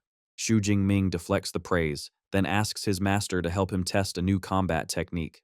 Liu Ming playfully offers to help, but Xu Jingming ignores him. Looking at his master, he reveals he wants to test an S-rank combat technique called Thunder Armor. The mere mention of an S-rank technique sends a wave of shock through everyone. His master and all 3 seniors are left speechless. Xu Shiwei stumbles back in disbelief, admitting that even as a low-rank third-tier user, he couldn't break through that technique's defense. Seeing the need for a proper test, Yang Gentian tells everyone to head to the training ground. They all proceed to a large, octagonal training arena. As they wait, Xu Shiwei wonders aloud if Xu Jingming has truly learned the S-rank technique. Liu Ming confidently states that from what he knows of his junior, he wouldn't boast. Tong Yue finally concedes, admitting she now understands why Liu Ming described him as a monster. In the center of the arena, a confident smirk appears on Xu Jingming's face as a powerful surge of purple lightning emanates from his body. He unleashes the S-rank technique, and a brilliant, intricate suit of armor made of pure lightning materializes around him. With his eyes glowing with power, he looks at his master and confidently tells him he is ready for the test. Dean Yang Gentian prepares to test his disciple's new technique. He tells Xu Jingming he'll start with an attack equal to a peak third-tier user. He then unleashes a powerful sphere of red energy in a massive explosion that covers Xu Jingming's position. When the smoke clears, Xu Jingming is unharmed, his lightning armor having absorbed the blast without a scratch. With a confident smirk, he tells his teacher it wasn't enough and to increase the power. Excited by his student's defense, Yang Gentian agrees to increase the output, warning Xu Jingming to speak up if it becomes too much. He bombards the armor with more power, calling out multipliers as the strength grows from 2 to 4 and then 6 times the original. As the attack reaches 10 times its original power, Xu Jingming grits his teeth, struggling to withstand the force. Finally, the attack stops, and the exhausted Xu Jingming lets his thunder armor fade, falling to his knees. His master laughs, praising his performance. He explains the final attack had the power of a lower stage 4th tier user, roughly 10 times the power of a peak 3rd tier user. He concludes it would take at least a 4th tier A-rank user to break the armor. Watching from the side, his senior disciples are stunned. They marvel at the terrifying power of an S-rank skill combined with an S-rank ability, noting that their junior brother defended against an attack 2 tiers above his own rank, calling him more than just a monster. Just as Yang Gentian suggests they celebrate, Xu Jingming struggles to his feet, telling his teacher to wait. With fierce determination, he shouts that he has not reached his limit yet. In a sudden burst of power, he leaps into the air, his hair turning pure white as chaotic lightning erupts from his body, shocking his master. His seniors immediately recognize the transformation. They exclaim that it is the Thunder Extreme State, a special ability unlocked when the Undying Thunder Body reaches its 3rd layer, and are left in awe of how fierce he has become. Impressed by his disciple's power-up, Dean Yang Gentian says he now understands how Xu Jingming withstood the attack. It's because his Undying Thunder Body has advanced to the 3rd layer. Eager to see its full potential, he decides to test it again, summoning another massive sphere of red energy. As the Dean prepares to unleash the attack, Xu Jingming, still in his enhanced state, braces for the impact. 3 minutes later, the test is over. An exhausted Xu Jingming kneels on the ground, his transformation gone. Yang Zhentian announces the incredible result. It took an attack with the power of a middle-stage 4th-tier user, 20 times the initial force to finally break his defense. He looks at his student with pride, admitting Xu Jingming's achievements have exceeded all his expectations. Though tired, Xu Jingming thanks his teacher, reflecting that he now has a clear understanding of his defensive abilities. Yang Zhentian helps his disciple up, remarking that out of all his students, Xu Jingming is the most worry-free, as he learns everything without needing instruction.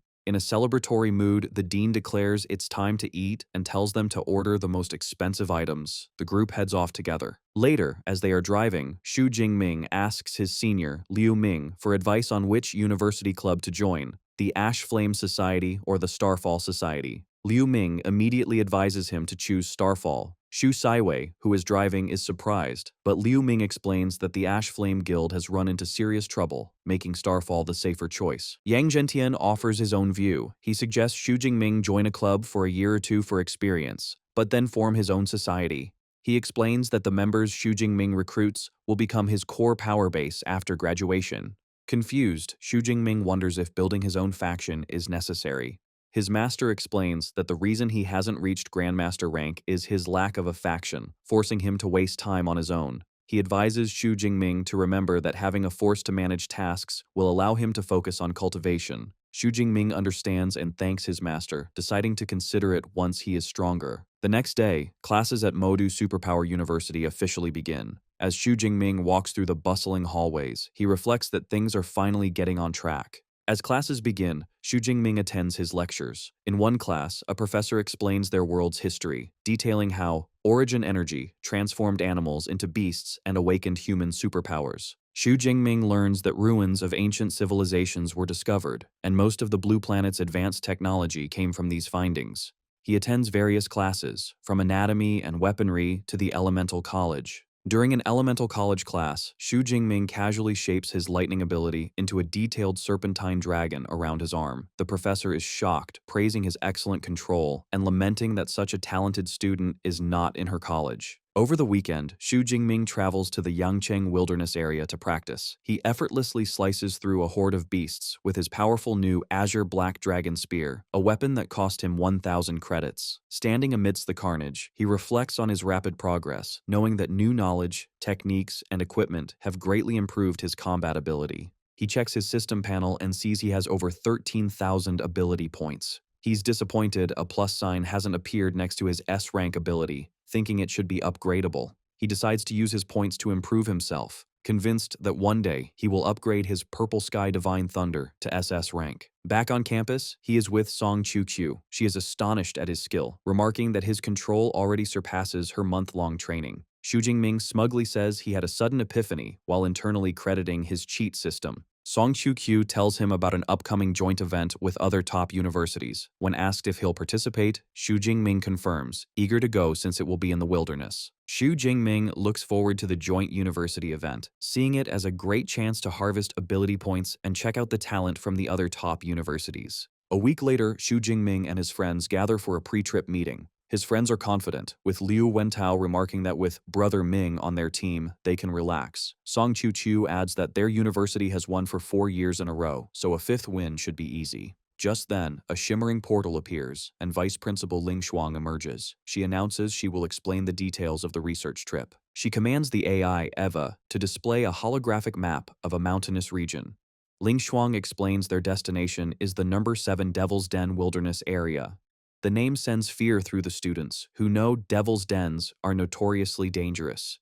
Xu Jingming senses the trip will be perilous. Ling Shuang continues, explaining she will lead the team and that resources will be allocated based on students' performance. The ranking is determined by the number and tier of beasts killed. Only the top 50 get rewards, with first place receiving 24%. She emphasizes that securing first is crucial for both glory and resources. She then looks at Xu Jingming, entrusting him with leading their university to victory. Xu Jingming confidently accepts. However, Ling Shuang reveals a critical piece of new information. With a sly smile, she informs them that Qingjing Superpower University has brought in a foreign exchange student who also has an S-rank ability. The news shocks the crowd. Ling Shuang clarifies, this new rival is an exchange student from the Jidu nation. Eva projects a holographic image of a man named Kiran Rao, who has an S-rank enhancement type ability. Most alarmingly, he is already at the lower stage of the third tier. The revelation that his S-rank rival is a tier above him wipes the confident smirk from Xu Jingming's face, replaced by a look of grim seriousness.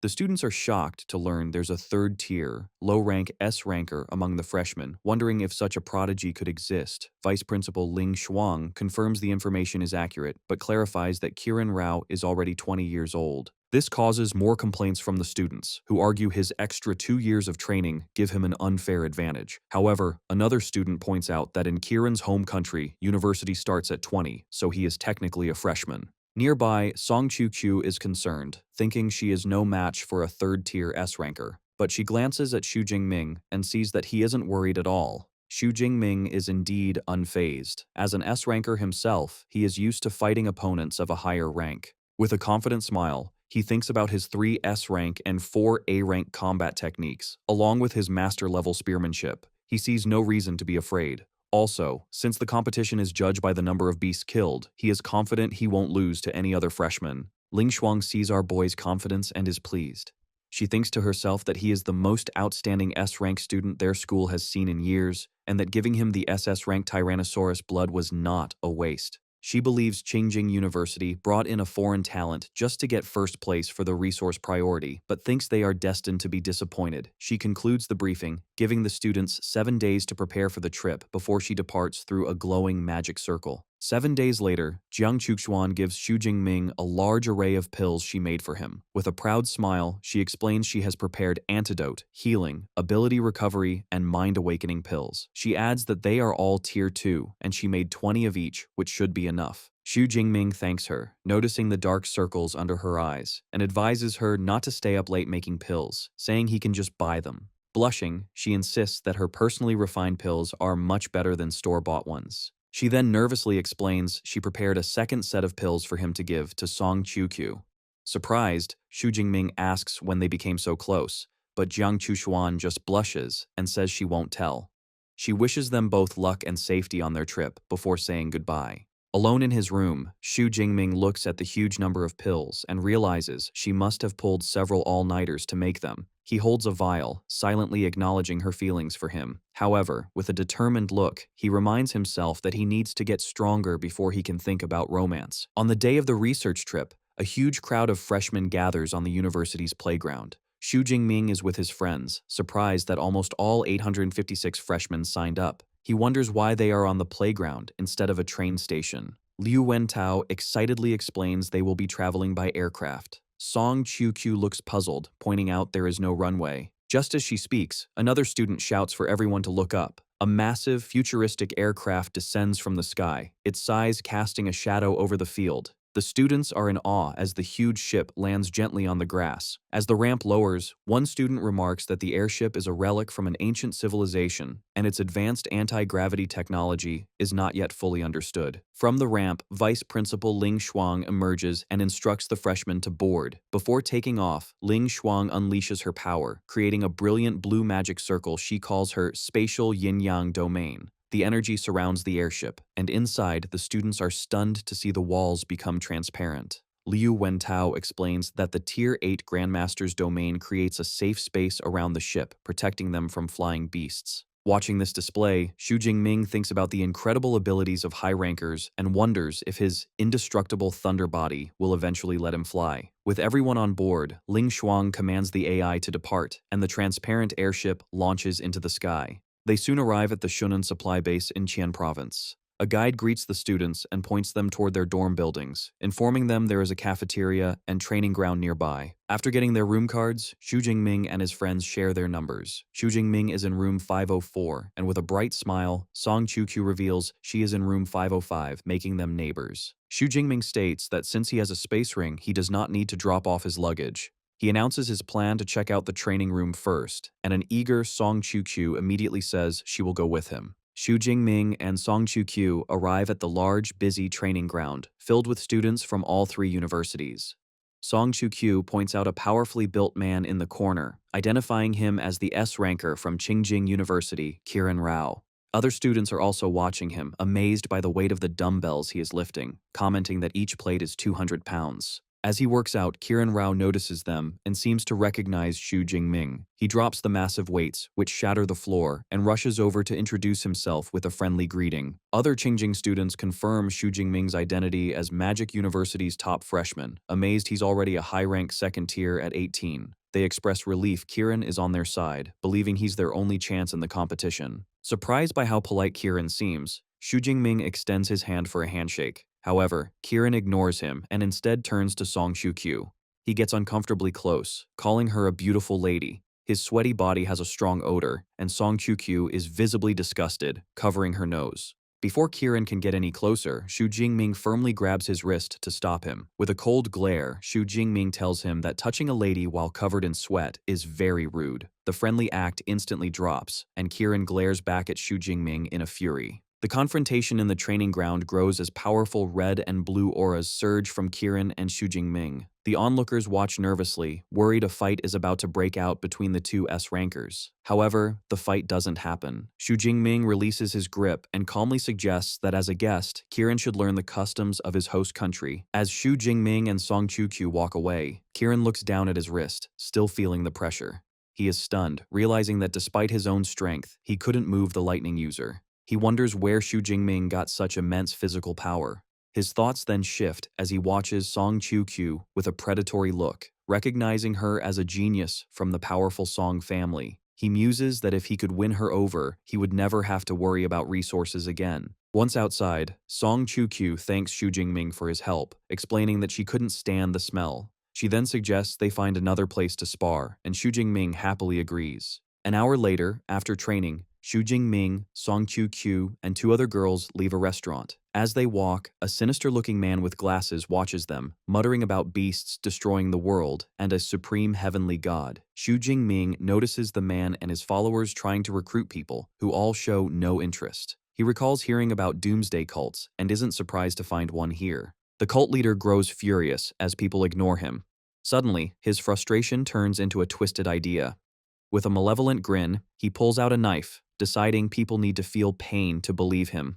His face contorts into a crazed smile as he declares that pain makes one appreciate being alive. He then lunges toward a nearby mother and her young child, preparing to stab them. From a distance, Xu Jingming's eyes flash with purple lightning. In an instant, he moves like a blur of energy, appearing between the attacker and his victims. He strikes the cult leader, sending him flying and effortlessly stopping the assault. Holding his spear, Xu Jingming watches the mother he just saved comfort her crying daughter Yinyin, telling her everything is okay now. The woman turns to Xu Jingming and thanks him profusely, explaining that without him, her family wouldn't know how to go on. Xu Jingming modestly replies it was a simple act of help. As he and Song Qiu stand over the defeated cultist's body, Xu Jingming wonders aloud why these religious fanatics would kill people openly. Song Qiu finds it strange as well, noting they usually just preach and don't resort to violence. Xu Jingming's expression becomes serious as he scans the crowd, wondering if this was a random act or if the man had accomplices. Unseen by them, a man in a dark, hooded sweatshirt pulls his hood over his head and walks away, later approaching a large estate. Inside, the hooded man reports to a shadowy figure he calls Archbishop, informing him that the killer was Xu Jingming from Magic City Ability University. The Archbishop, holding a red orb, confirms if he means the high-rank, second-tier, S-rank student. The subordinate confirms this and adds that Xu Jingming achieved this rank in less than half a year from being an awakened, which is an alarmingly fast progression. The Archbishop glares, recognizing such a monster will be a huge problem if he is allowed to grow. He instructs his subordinate to withdraw for now, explaining that God's blood is about to appear in the Devil's Cave. He gives the man 2 God's blood indicators and tasks him with retrieving the substance, warning him not to use their sect's name, the Heaven's Mandate sect. Holding a crystallized heart, the Archbishop declares that in 1 month, his sect's mandate will be revealed, and he plans for Xu Jingming and other S-rank talents to become sacrifices for their cause. The scene shifts to a large supply base where students from the 3 major universities are gathered for a joint research trip. A man on a balcony introduces himself as Xu Ping, the vice principal of Qingjing University. He announces the official start of the month-long trip and says they will begin by distributing smart wristbands. As the students get their wristbands, Vice Principal Xu Ping explains that their scores for killing beasts inside the Devil's Cave, along with footage, will be recorded. He details the rewards. The top 1,000 students will be rewarded, the top 3 can choose any technique from the 3 schools' libraries, and the first-place winner gets an additional special reward from their university. Among the students, some feel first place is impossible, while others are excited to see who will take the top spot, Kiran Rao or Xu Jingming. Vice Principal Xu Ping finishes his speech, announcing no restrictions on forming teams and encouraging students to actively hunt beasts. Immediately, the area erupts with students forming teams, shouting their requirements. Some look for a support user for a 5-person squad, while others seek an A-rank user for a 2-person team. A student named Ding Yu invites Xu Jingming to join one of the squads his class is forming for the outer perimeter of the Devil's Cave. With a confident smile, Xu Jingming politely declines, telling the monitor to go ahead and team up with others. Song Qiu then questions if he really plans to act alone in the Devil's Cave. Xu Jingming confirms this, explaining his goal is the central part of the cave and moving with others would only slow him down. His thoughts reveal his reasoning. He knows the outer area has beasts from Tier 1 to 3, and the central area has beasts from Tier 3 to 5. Since he believes he can handle low-rank Tier 4 beasts and escape Tier 5 creatures, he considers the central area his optimal hunting ground. Song Qiu expresses her concern, as the central part is a dead end for her. She notes the journey there will take a day or two, and shyly asks if she can travel with him for that time. Xu Jingming agrees. Blushing with delight, Song Qiu happily accepts, and they decide to set off together soon. Their conversation is interrupted when Kiran Rao approaches and calls out Xu Jingming's name. With a serious and condescending look, Kiran says he looks forward to Xu Jingming's performance and hopes he won't fall too far behind. Xu Jingming calmly replies with 100% certainty, a response that leaves Kiran shocked. Xu Jingming confidently repeats that he will absolutely win before turning and walking away. Enraged, Kiran glares after him, thinking he will use his overwhelming power to teach the stubborn guy and all the people of Great Sha a lesson. Shortly after, Vice Principal Xu Ping officially announces the start of the trip. The massive crowd of students rushes towards the cave entrance, shouting their goals as they begin. 7 hours later, deep inside the Devil's Cave, Xu Jingming and Song Qiu are cautiously making their way through a dense forest. Their path is suddenly blocked by 5 armored, pangolin-like beasts. Song Qiu warns Xu Jingming they are Tier 2 iron fur pangolins, whose fur is harder than E-class alloy, making them very difficult to deal with. Xu Jingming calmly tells her he will handle it. Without hesitation, Xu Jingming rushes towards the roaring iron fur pangolins. The beasts counter by curling into spiky balls and rolling towards him at high speed. Xu Jingming meets their charge with incredible skill, weaving between the rolling creatures and striking one with his spear. He follows up with a powerful swing and a precise stab, effortlessly defeating the beasts one by one. Watching from the side, Song Qiu is completely surprised. She marvels at his technique, noting every thrust of his spear points directly at the creature's weaknesses without a mistake. She realizes this skill requires terrifying intuition and combat experience, not just a high power level. She is also impressed by his perfect control over his ability, wasting no energy. Standing amidst the corpses of 12 defeated Tier 2 iron fur pangolins, Xu Jingming checks his gains. He has harvested 276 ability points and 1,200 points for his competition score, which he considers not bad. After storing his spear, he thinks about the higher-level beasts deeper in the cave, calculating he can gain at least 30,000 ability points this month. He wonders if that will be enough to raise his ability level to SS. Song Qiu approaches and offers to help him process the carcasses. She then tells him that he is different from other lightning-type users. Curious, Xu Jingming asks her to explain. She observes that other lightning users are often wild in their use of power, but he is very restrained. Xu Jingming explains that his conservative approach is for endurance. He says he could have instantly blasted the pangolins with his purple cloud divine lightning, but that would be like using a sledgehammer to crack a nut. He knows conserving his energy will let him kill more beasts. Song Qiu understands, but is inwardly a little disappointed, as she had wanted to see his peak power, and now thinks she might not get the chance. As the sun begins to set, Xu Jingming suggests that it's getting dark, and they should find a place to rest before continuing in the morning. Song Qiu agrees. Looking at the holographic map on his smartwatch, Xu Jingming notices a water pool nearby. He remarks that in the wilderness, water sources are primary gathering places for beasts. Seeing a chance for another hunt before nightfall, he tells Song Qiu that they should go, and the two set off. They soon arrive at a tranquil, beautiful pool of water in a clearing. As they observe the serene location, Xu Jingming finds the quietness unsettling, thinking it's impossible for a water source like this to be empty of beasts. Just then, a large, powerful tiger, with blade-like bones on its forelimbs, emerges from the trees and cautiously approaches the water's edge to drink. Suddenly, the water erupts as a massive armored crocodile with glowing green eyes bursts from the depths. Before the tiger can react, the colossal crocodile unleashes a devastating tail swing, sending a torrent of water and striking the tiger with immense force. The powerful blow sends the tiger flying out of the water, defeated. The giant crocodile glares after its dispatched rival. Watching from the safety of the bushes, Xu Jingming realizes a terrifying beast, a source water giant crocodile, has made this place its territory. He now understands why so few other creatures dare to approach the pool.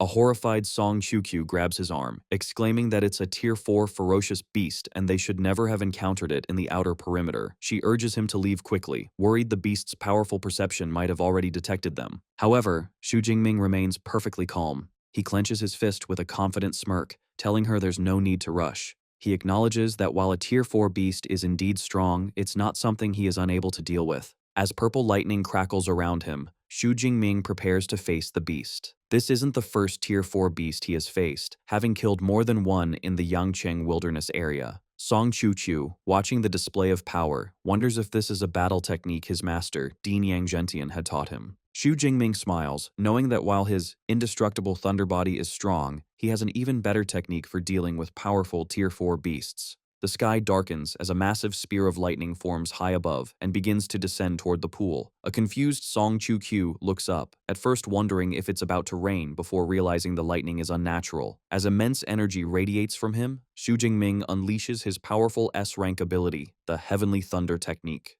The lightning spear strikes the source water giant crocodile, engulfing it in a violent explosion of energy. The huge beast roars in pain as the lightning tears through its hide. The battle ends instantly. The massive crocodile collapses, defeated by the single attack. A system notification confirms the kill, awarding Xu Jingming 213 ability points and a massive 10,000 competition points. Clenching his fist, lightning still crackling around his hand, Xu Jingming reflects on the rewards. He notes the ability points from a Tier 4 beast are more than 5 times what a Tier 3 beast gives. He thinks his Deep Blue system is designed to push him to his limits. With the threat gone, Xu Jingming turns to a stunned Song Qiuqiu and tells her they should go look at the defeated beast. Song Qiuqiu is still in shock. She thinks that while she has seen many geniuses, she has never met a monster like Xu Jingming. She's amazed that a high-rank Tier 2 user could cross 2 power tiers to instantly kill a low-rank Tier 4 beast. As they walk towards the corpse, she silently acknowledges this must be his true, terrifying strength. Examining the remains, Xu Jingming expresses some disappointment, noting the crocodile's skin, which would have been worth at least 20 million, was completely destroyed. Song Qiuqiu adds that every part of a Tier 4 beast is a treasure. She then offers a solution, explaining her space ring is large enough to hold the entire carcass. She tells him she will keep it for now and return it to him at the supply base. After she stores the beast, Xu Jingming suggests they find a cave to rest for the night, as no other creatures will come to the now dangerous water source. As they prepare to rest, a blushing Song Qiuqiu shyly asks Xu Jingming to wait a moment. She explains that since they are at a pool, she would like to take a quick bath.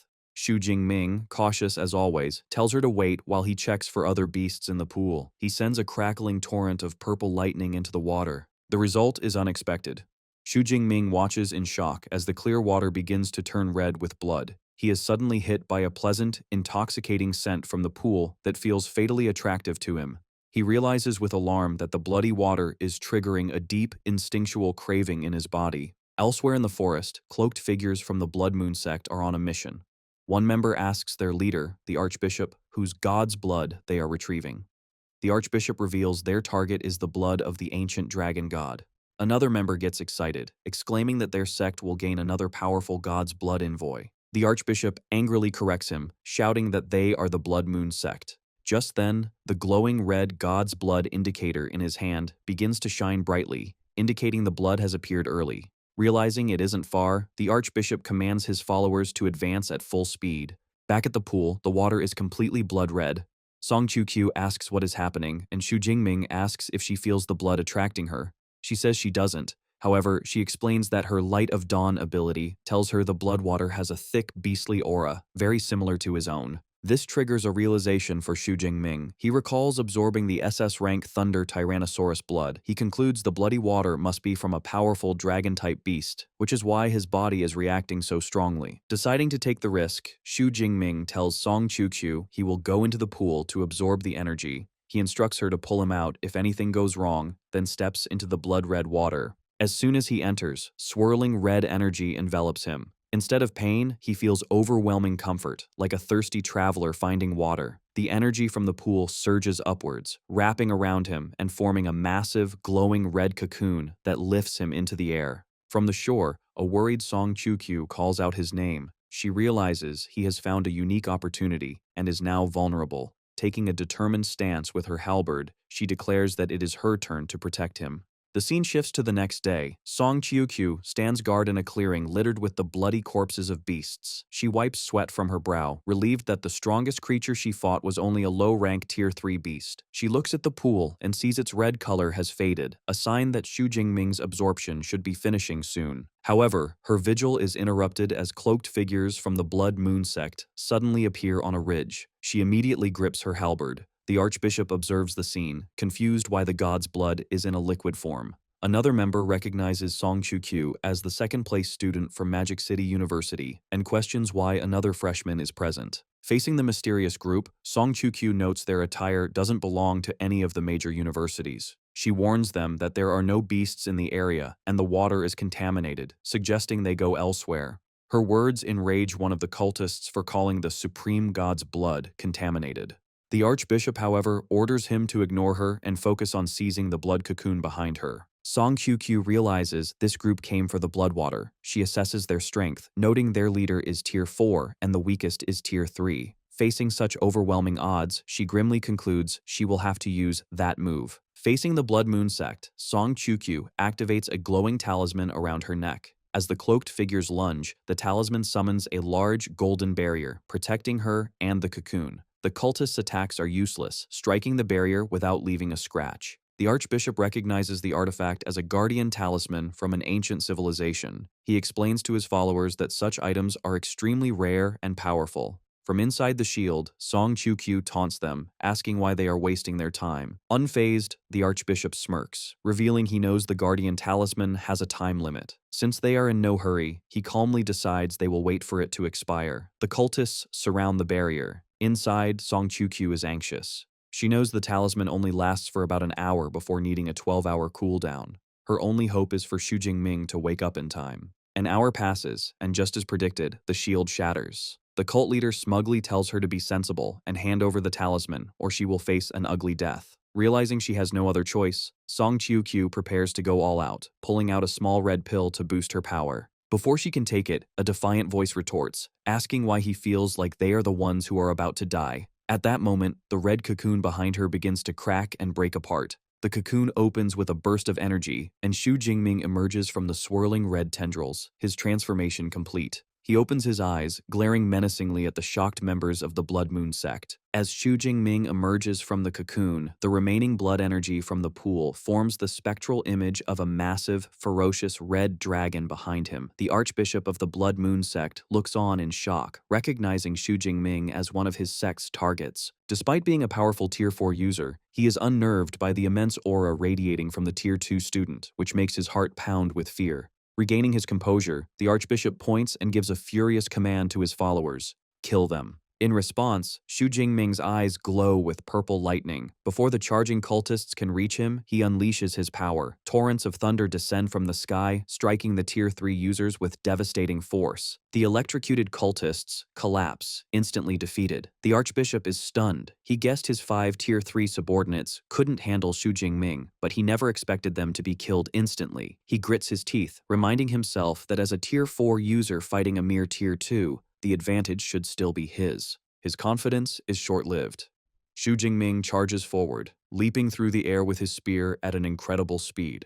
A look of shock crosses the Archbishop's face as he realizes the situation. He barely manages to raise his arms to block the strike, but the force of the attack is too much. He is sent flying backward, crashing through several trees. Leaning against a tree, panting, The defeated archbishop is in disbelief. He admits to himself that he couldn't even see how Xu Jingming had attacked him. Just then, Xu Jingming appears, his spear pointed at the fallen leader's throat. He calmly states that he will ask questions, and the archbishop will answer.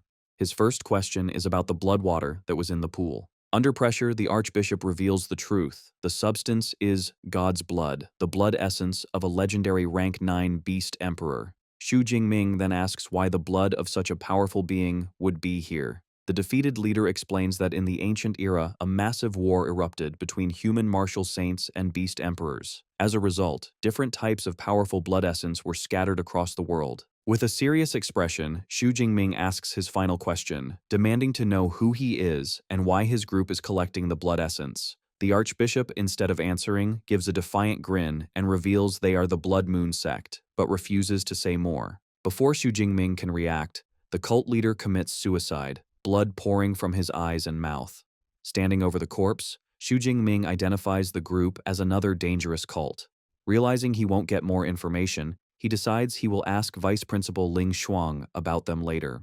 He turns to find a concerned Song Chu-Q rushing towards him, asking if he is all right. As he turns, she stumbles from exhaustion, and he quickly supports her. He reassures her that he is fine and thanks her for guarding him, patting her head and holding her hand, which makes her blush. Our guy explains that the cult members came for the blood, claiming to be from the Blood Moon sect. The revelation leaves Song Chu-Q in shock. She exclaims that the substance was the blood essence of a rank 9 beast emperor, an SSS-class cultivation resource that normally requires complex processing. She looks at him in disbelief, asking how he was able to absorb it directly. Xu Jingming, looking at a system screen, admits he is also confused. He explains that not only did he have no side effects, but the blood essence caused his indestructible thunder body to advance to the 4th stage. He speculates the benefits might go beyond what he understands and concludes they will have to ask a teacher when they get back. Seeing how tired Song Chu-Q is, he tells her to rest, pointing out that she can barely walk steadily. She quietly agrees. The two find a spot in a sunlit meadow to rest, with Song Chu-Q lying down and resting her head on the ground. Meanwhile, in a large estate at night, the main archbishop of the Blood Moon sect stands on a balcony with a subordinate.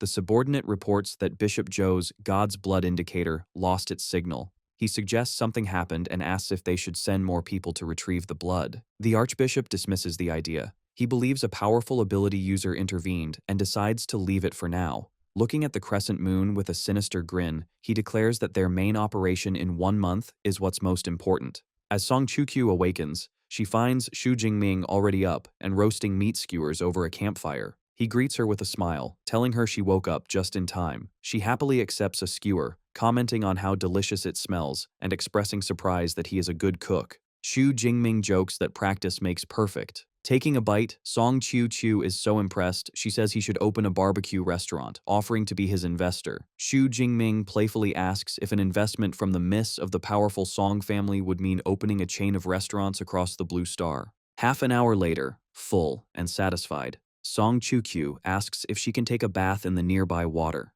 Xu Jingming agrees, saying he will wash up after she is done. She tells him she will go first and heads towards the water. Using her ability, Song Q surrounds herself with a large sphere of water, creating a private space to bathe. Within the sphere, she changes into fresh clothes. As the water barrier fades, she emerges in a clean outfit. She turns to Xu Jingming, her hair and shoulders still damp, and tells him she is finished. For a moment, Xu Jingming seems slightly flustered by her fresh appearance. He quickly composes himself and says he will go wash up. As he walks away, Song Chu-Q wonders why his gaze just now seemed a bit strange. As Song Chu-Q stands in her now damp clothes, she suddenly gasps in embarrassment. She clutches the thin fabric, realizing the simple dress she is used to wearing has become almost transparent now that it is wet. An hour later, both Xu Jingming and Song Chu-Q are in their combat gear and ready to continue their journeys. They face each other to say goodbye. Song Chu-Q tells him to take care, and they agree to see each other in a month, sealing it with a friendly fist bump.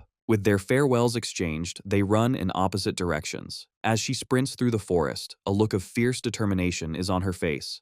She thinks to herself that she needs to work hard and must at least get 3rd place in the competition. The scene shifts forward 1 month. Deep in a rocky area, Xu Jingming is surrounded by crackling purple lightning. He glares up at a massive, ferocious black panther-like beast with glowing red eyes perched on a cliff above him. The beast lets out a deafening roar and then charges down the cliff, lunging for Xu Jingming. As the massive dark night leopard charges, Xu Jingming remains calm, concentrating his powerful lightning into a single point. He meets the beast's attack head-on, thrusting his spear and impaling the creature through its chest. With a final motion, he lifts the beast and slams it to the ground, killing it. A system notification confirms the kill of the peak Tier 3 beast and awards him 43 ability points. Having defeated his opponent, Xu Jingming decides it's time to try and break through to the next level. He sits and begins to focus his energy, a torrent of crackling purple lightning surrounding him. With a determined cry, he commands his power to break through his limits.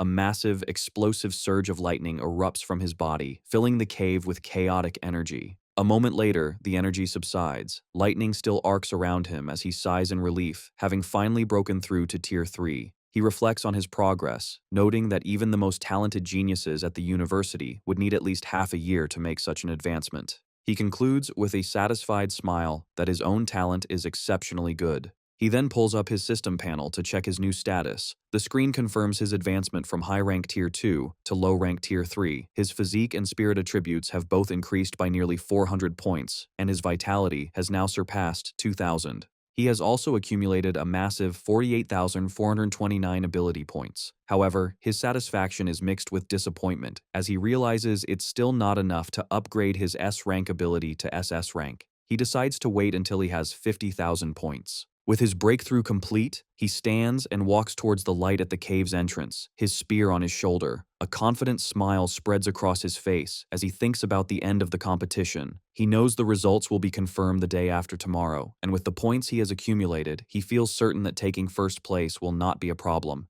It is the final day for score calculation from the joint university event. Students are gathered in a large hall, anxiously watching a massive screen with the rankings. One student celebrates his score of 1,201 points, which has placed him in the top 1,000. However, his friends tell him not to get his hopes up, as there are still 2 hours left, and the most powerful students have not yet arrived to submit their scores. At that moment, Song Chu-kyu walks into the hall, and the crowd's attention immediately turns to her. The students recognize her as the second-ranked freshman from Madu University and realize their own ranks are about to drop. Song Chu-kyu calmly approaches a terminal and places her wristband on it. Her score is a massive 12,131 points, which instantly puts her in first place on the leaderboard. The other students are in awe of her high score, with one remarking that it is just what they would expect from Modu's number 2. Vice Principal Ling Shuang approaches Song Chu-kyu and congratulates her on a job well done. Nearby, Ling Shuang speaks with Xu Ping, confirming that Song Chu-kyu is the great-granddaughter of the famous senior from the Song family. Another woman approaches, calling Song Chu-kyu Little Yun. Song Chu-kyu happily greets her aunt, Zhou Ying, the head supervisor of the Shunan supply base. Zhou Ying playfully teases her niece, asking why her little boyfriend did not return with her. A flustered Song Chu-kyu denies having a boyfriend, then asks how her aunt knew about Xu Jingming.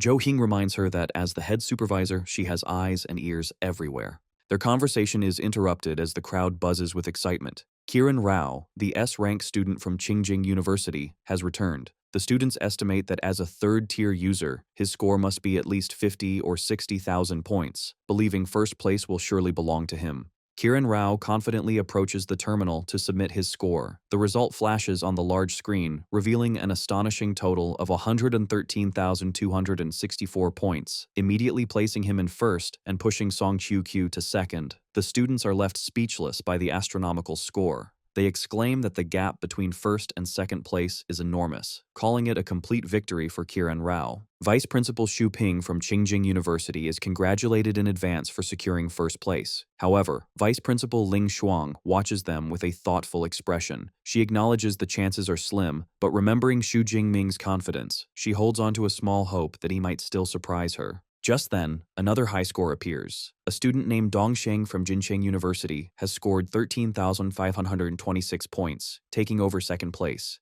Seeing this, Song Chu-kyu is surprised and realizes she might not even make it into the top 3. She looks around anxiously, wondering why Xu Jingming hasn't returned yet with only 8 minutes left.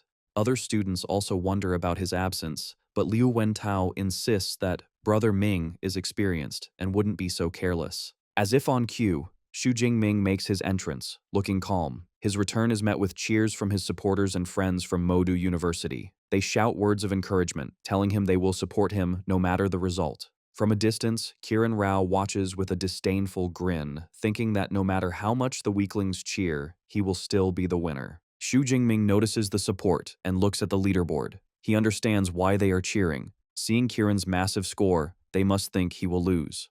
Vice Principal Ling Shuang greets him, noting his quick advancement to the 3rd tier, and encourages him to upload his score. Xu Jingming calmly walks to the terminal and places his ring on it. The crowd murmurs, guessing he might have 50 or 60,000 points, but they conclude that with Kiran in the competition, there is no way for him to take first place. As the terminal finishes identifying his results, a shocking number appears on the screen. His total score is an unbelievable 405,637 points. The leaderboard immediately updates, confirming that Xu Jingming has taken first place with a score that completely eclipses everyone else's. The entire hall is thrown into stunned silence. Vice Principals Xu Ping and Ling Shuang are shocked. Kiran Rao's face twists in fury, and Song Chu Qiu beams with joy. The crowd erupts in disbelief, questioning if they read the number correctly. Students exclaim that his score is 4 times higher than Kiran Rao's, a ridiculously high number that seems impossible. Vice Principal calculates the number of beasts required to reach such a score, concluding the result is truly ridiculous. Nearby, Zhou Ying asks Song Chu Qiu if she knew his score would be this high. With a happy smile, Song Chu Qiu admits she did not know the exact number, but believes that for Xu Jingming, no miracle is truly surprising.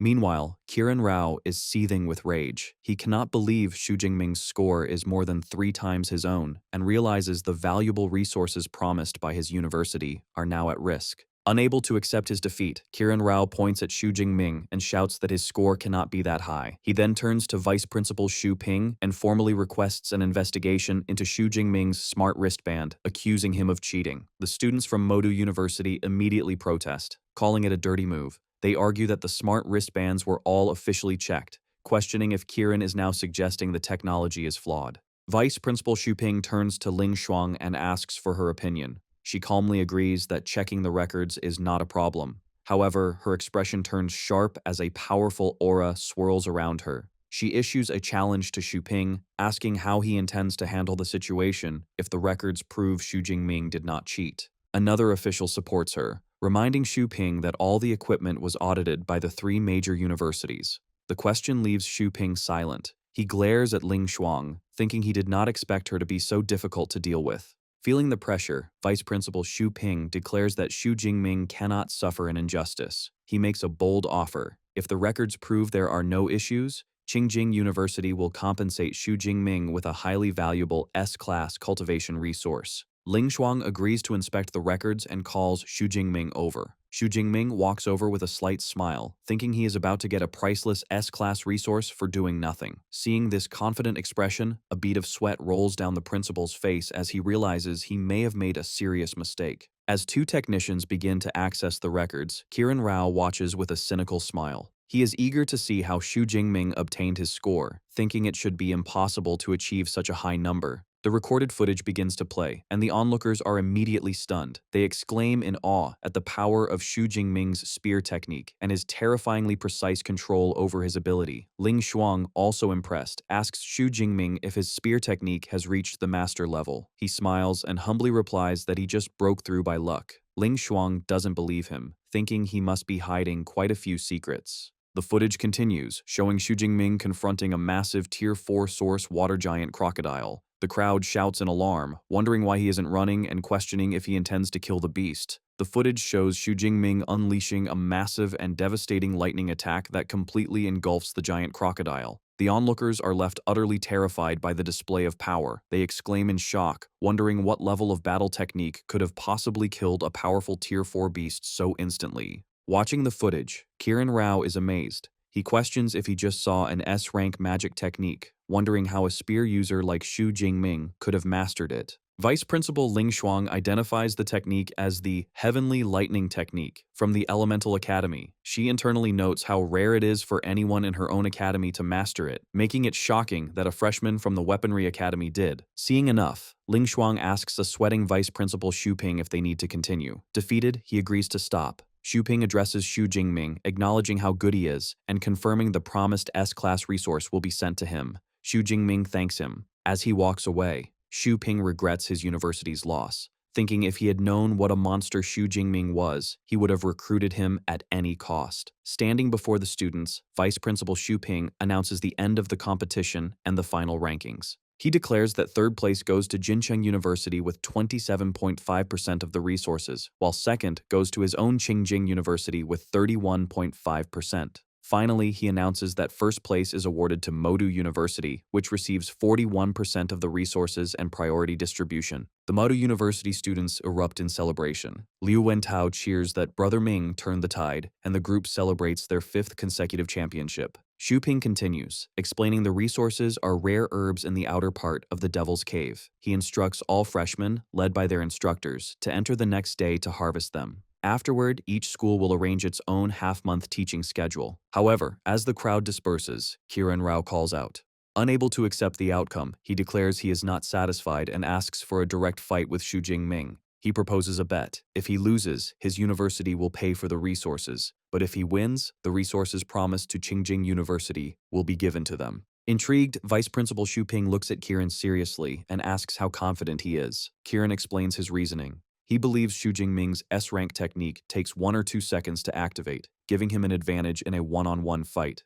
Hearing this, Xu Ping, also unwilling to accept the result, agrees to Kiran's proposal. After the competition, Vice Principal Ling Shuang asks Xu Jingming about his plans for the half-month teaching period. He says he will return to the Devil's Cave to continue hunting beasts. She expresses concern, asking if he isn't tired after fighting for almost a month. Xu Jingming admits he is, but explains it is the only way for him to maintain his rapid improvement. Ling Shuang advises him that while life and death situations are good for growth, he must balance work and rest. Xu Jingming respectfully agrees, promising to rest once the trip is over. He then tells her about the strange water pool he found in the Devil's Cave. He explains finding the blood-red water, his body's strange reaction, and his encounter with cultists from the Blood Moon sect. After listening, Ling Shuang confirms his suspicions. She explains he found the blood essence of a rank 9 beast emperor, an SSS-class cultivation resource. However, she clarifies the portion he absorbed was heavily diluted, as it would be impossible to absorb the pure essence. She guesses his ability to absorb it is related to his special body-forging technique.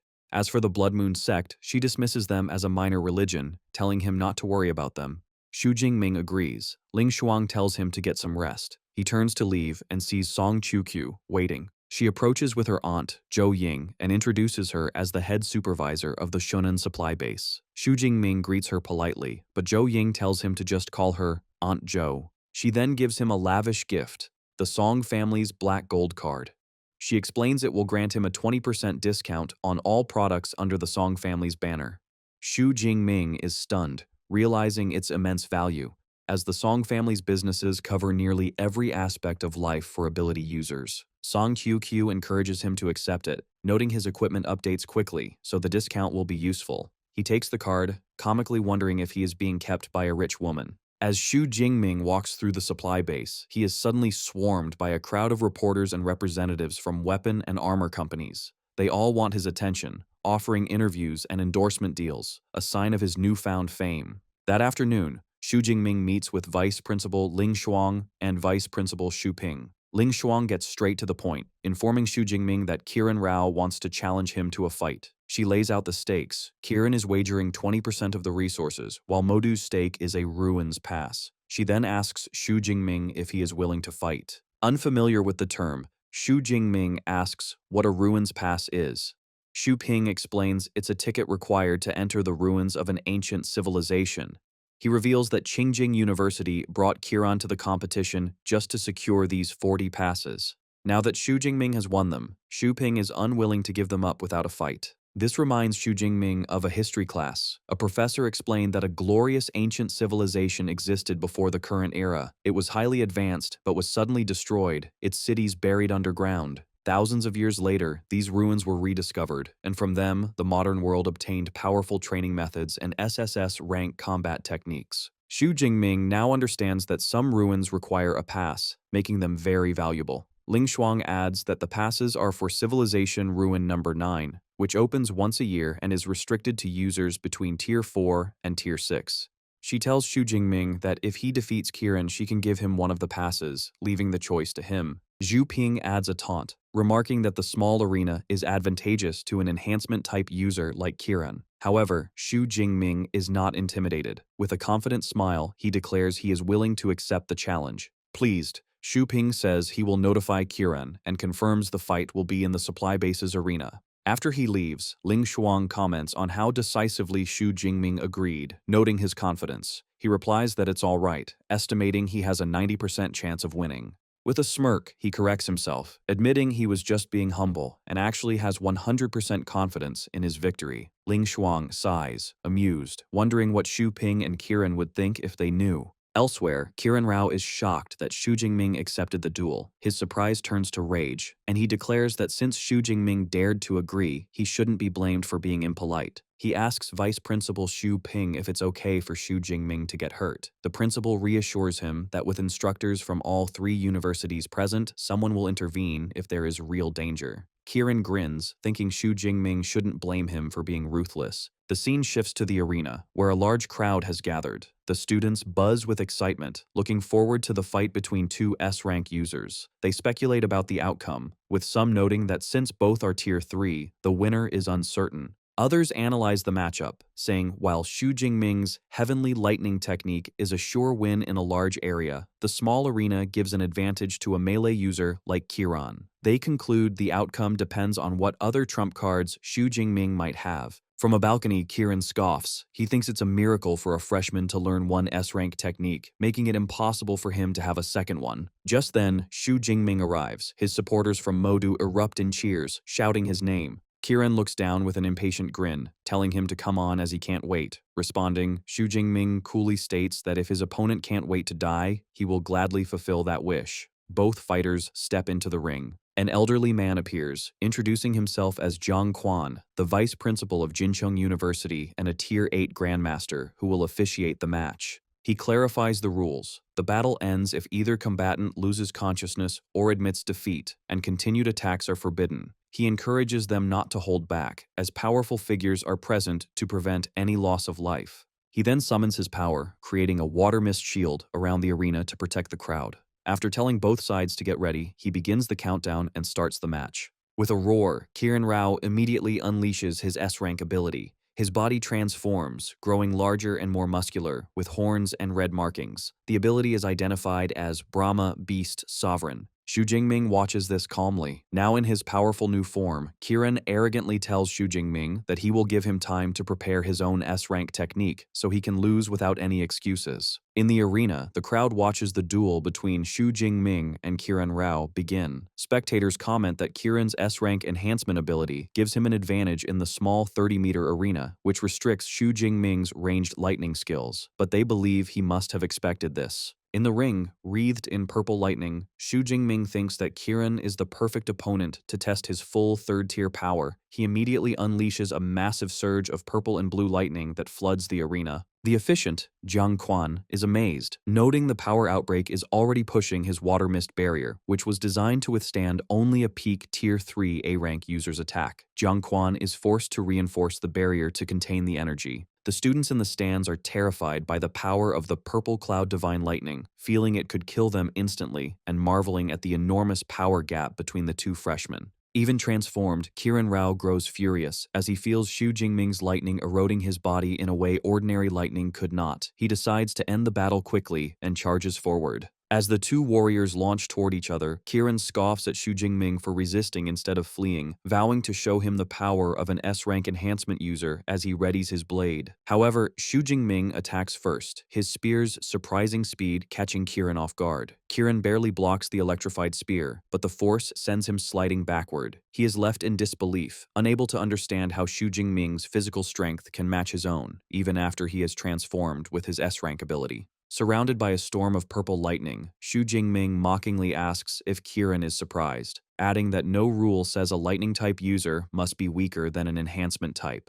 Kiran agrees, admitting he intended to play around, but now realizes that won't be possible. Declaring Xu Jingming should rejoice for pushing him to his full strength, Kiran charges. He undergoes a second, more terrifying transformation, his face becoming a demonic mask as he unleashes his Beast Sovereign descent. In the stands, students are shocked, recognizing he is stacking his S-rank ability, Brahma Beast Sovereign, with an exclusive S-rank combat technique, making his power even more terrifying. From the sidelines, Vice Principal Xu Ping watches with a steady gaze, while Vice Principal Ling Shuang observes thoughtfully, recalling that Dinyang Gentian has a similar S-rank combat technique and believing Xu Jingming must know it as well. In the arena, Kiran's enhanced form repels the purple lightning. With a menacing grin, he taunts Xu Jingming, asking if he still dares to clash strength with him in this new form. In a stunning counter-reveal, Xu Jingming's hair turns pure white, and his eyes glow with blue energy as he calmly agrees to meet the challenge.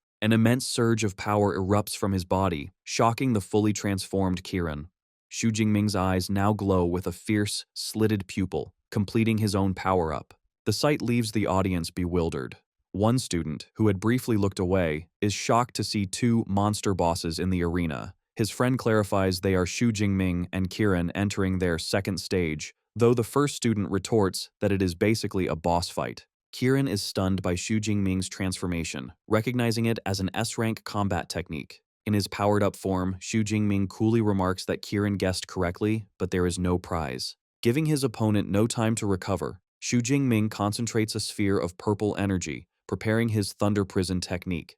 Kiran recognizes the Control-type S-rank move and realizes he is in danger. Deciding to risk it all, he summons a red Vitality armor and charges headfirst into the lightning attack. He manages to break free, but is forced to his knees. Kiran looks up, shocked by the power he just faced. However, Xu Jingming gives him no time to recover, unleashing a massive spear of pure lightning. It narrowly misses Kiran, but its explosion devastates the area behind him. The terrifying power leaves Kiran shaken, realizing that if it had hit, he would have been heavily injured, if not killed. Before Kiran can react, Xu Jingming closes the distance with his Lightning Gale Break technique. Kiran raises his weapon to block the powerful spinning strike, but the sheer force of the blow sends him flying backward across the arena. Pressing his advantage, Xu Jingming unleashes a relentless barrage of chain lightning spears, a flurry of lightning-fast attacks that strike Kiran's body repeatedly. Despite the brutal assault, Kiran remains defiant, desperately hoping that if he can withstand this move, he might still have a chance to win.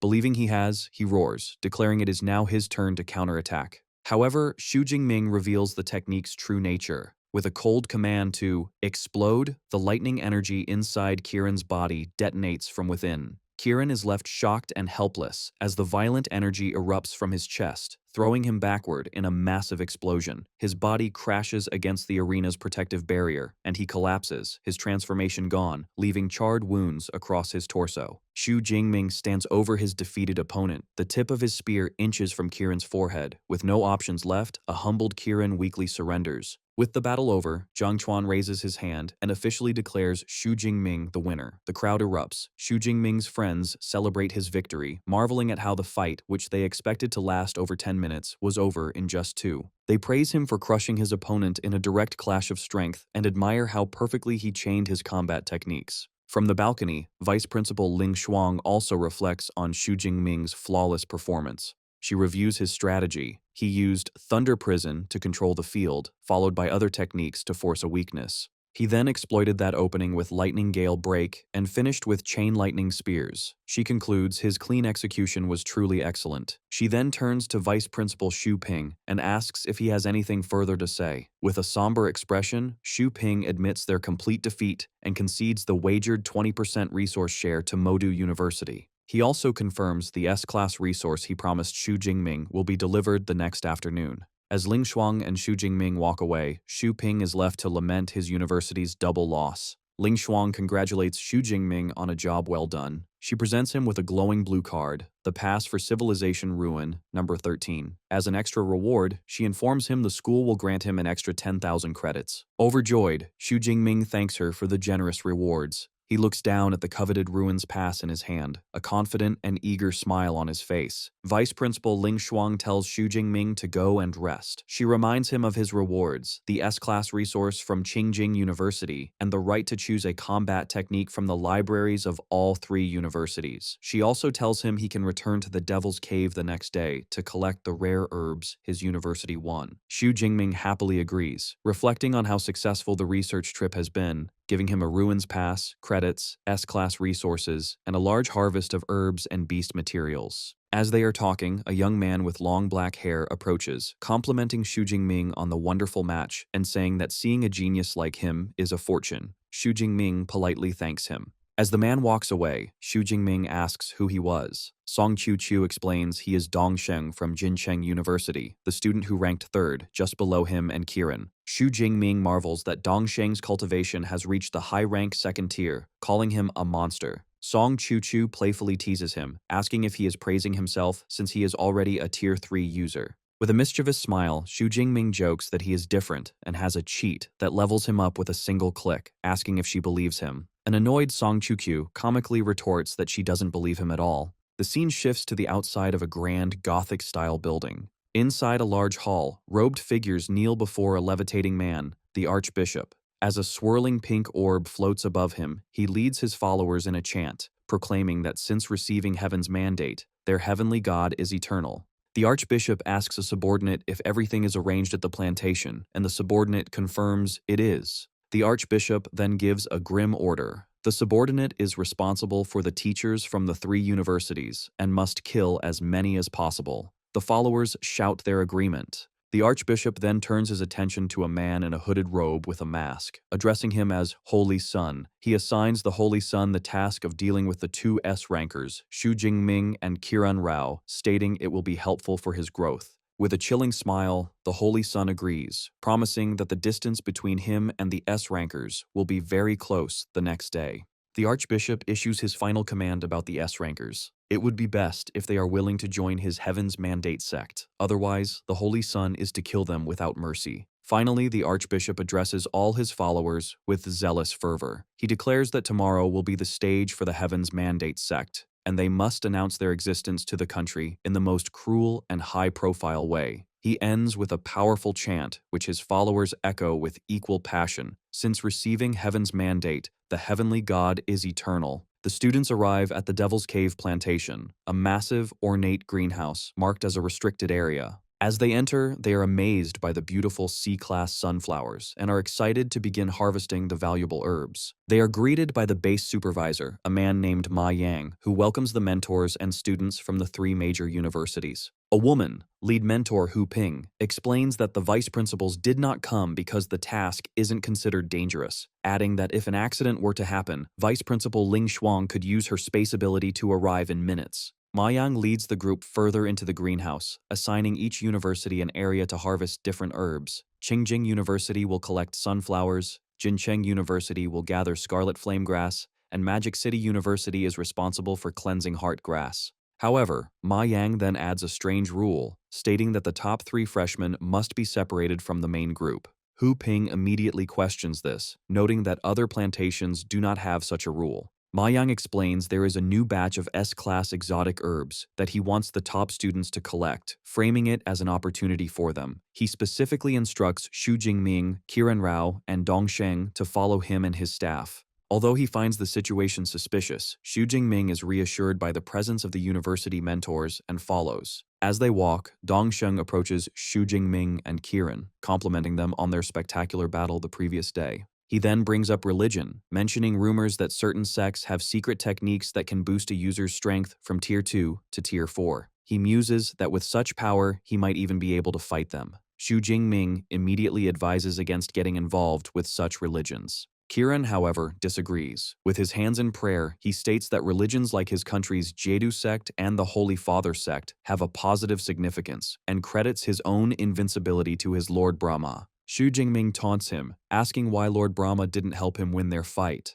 The comment leaves Kiran furious and speechless. Dongsheng smoothly intervenes, agreeing with Kiran that some religions offer great benefits. He then turns to Xu Jingming with a sly smile and delivers an ominous message, telling him that in a little while he will personally experience the power from religion and will likely change his mind. Dongsheng's cryptic words leave Xu Jingming with a sense of dread, wondering what he could possibly mean. Supervisor Ma Yang leads mentor Hu Ping and the 3 top students to a secluded area of the greenhouse. He announces that they have arrived. Confused by the lack of any visible herbs, Hu Ping asks where the promised S-class flowers are. Ma Yang points ahead, telling her to look. In an instant, the supervisor's friendly demeanor vanishes, replaced by a sinister grin. The man who called himself Ma Yang lunges at Hu Ping, his body transforming into a shadowy figure with glowing red eyes and a massive demonic red claw. He strikes her squarely in the chest with incredible speed and force. The blow sends Hu Ping flying, but she lands. Shocked, she exclaims that her attacker is a Tier 7 Grandmaster. Realizing the deception, she demands to know who he is. She then transforms, activating her A-rank Shadow Spirit Cat ability. The shadowy attacker complements Hu Ping's vitality. He then removes his mask, revealing his true identity as the Archbishop of the Heaven's Mandate sect. With a cruel smile, he declares that since she is about to die, he sees no harm in telling her who they are. The Archbishop commands his subordinate to kill everyone. Hu Ping furiously accuses them of trying to sever the future of Great Xia's next generation. She shatters a crystal in her hand. The Archbishop laughs, saying it is too late to call for help. He unleashes the power of the red orb in his hand, creating a massive space blockade that traps them all. Meanwhile, outside, the three vice principals are immediately alerted to the attack. Ling Shuang exclaims in fury that someone has dared to attack their team. The three powerful grandmasters take to the sky, flying toward the crisis. At the Shannan supply base, head supervisor Zhou Ying reacts with alarm. She urgently orders squads to the Devil's Cave plantation to protect the eldest miss, Song Chukyu. She tries to reassure herself that with the Tier 8 Grandmasters on their way, there should not be any problems. Back inside the greenhouse, Hu Ping senses a disturbance in the space blockade. The Archbishop mocks them, declaring that their space-type Grandmaster is useless against his blockade. He decides to act quickly, turning his attention to the cat-like woman and shouting that she will die first. The Archbishop's attack manifests as a giant, crushing red hand. Kieran curses in frustration, while Xu Jingming knows he is facing a Tier 7 Grandmaster and would be unable to resist such overwhelming power. However, the Archbishop's attack is disrupted. He realizes the space-type Grandmaster, Ling Shuang, is powerful enough to shake his blockade. Deciding not to engage her directly, the Archbishop leaps away, telling the Holy Sun he is leaving the situation to him. With the Archbishop gone, Dongsheng steps forward, his friendly facade gone. He declares that the moment has come for the Heaven's Mandate sect to take the stage. He tells Xu Jingming and Kiran he will now show them his true form. He then begins a horrifying transformation.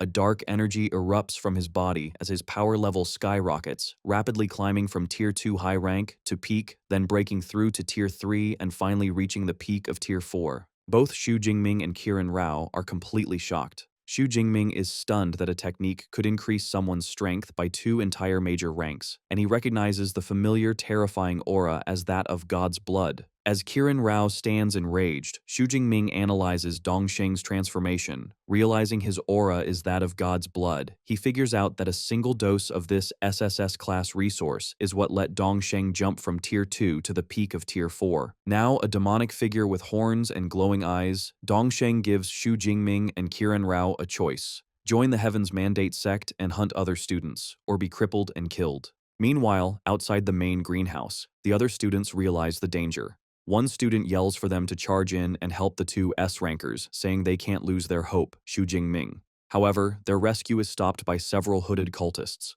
The cultists mock them, saying no one can save the S-rankers and that the students should worry about themselves. In the chaos, Song Chukyu fights through the cultists with her flaming spear, focused only on protecting Xu Jingming. Far away, the three grandmasters realize they are trapped. One asks Vice Principal Ling Shuang why they don't teleport inside. She explains that she tried, but the space inside the plantation has been sealed. The source of the barrier is the Archbishop, who is holding a glowing red orb with a bone inside. Ling Shuang recognizes the bone as belonging to a rank 9 beast emperor with spatial abilities, which is what is sealing the area. The other two grandmasters are alarmed. Zhang Quan comments on how serious this is, and the other warns that if anything happens to the two S-rankers, it will be a big problem. The Archbishop laughs, mocking the helpless grandmasters. He says they will have to watch as his sect slaughters all the freshmen, declaring it the Heaven's Mandate sect's Great Awakening Day. The grandmasters are horrified to realize they are facing a group they thought was wiped out 60 years ago. Determined to act, the three grandmasters join forces. Ling Shuang suggests they attack together, thinking 3 minutes should be enough to break the spatial blockade. Taking the lead, she shouts, "Rise!" and a huge surge of blue energy erupts from the ground, lifting the entire plantation base into the air. While holding the plantation afloat, Vice Principal Ling Shuang analyzes the blockade. She announces that the underground space is sealed, but she has found the weakest point of the barrier in the southeast. Answering her call, the other two grandmasters, Xu Ping and Jiang Quan, prepare to attack. They both transform powerfully. Xu Ping becomes a ferocious ape beast, while Jiang Quan turns into a being of swirling blue energy. Together, they charge toward the floating greenhouse, aiming their combined power at the weak point. Inside the greenhouse, the remaining students hear a loud roar as the building is hit by a massive impact. Seeing the powerful attacks of their rescuers, the students cry out with relief, realizing the vice principals have come to save them. Amidst the chaos, Xu Jingming remains calm. He checks his system panel and notes he still has 49,000 ability points. He calculates that if he uses them all to level up, he should be able to reach Tier 4, giving him the power to defeat their enemies. However, Dongsheng mockingly asks the terrified freshmen if they have now seen the true power of his sect. He offers them a chance to join him, telling them that if they kill the surrounding freshmen, they will become members and get the same power he has. The students hesitate, looking at each other silently.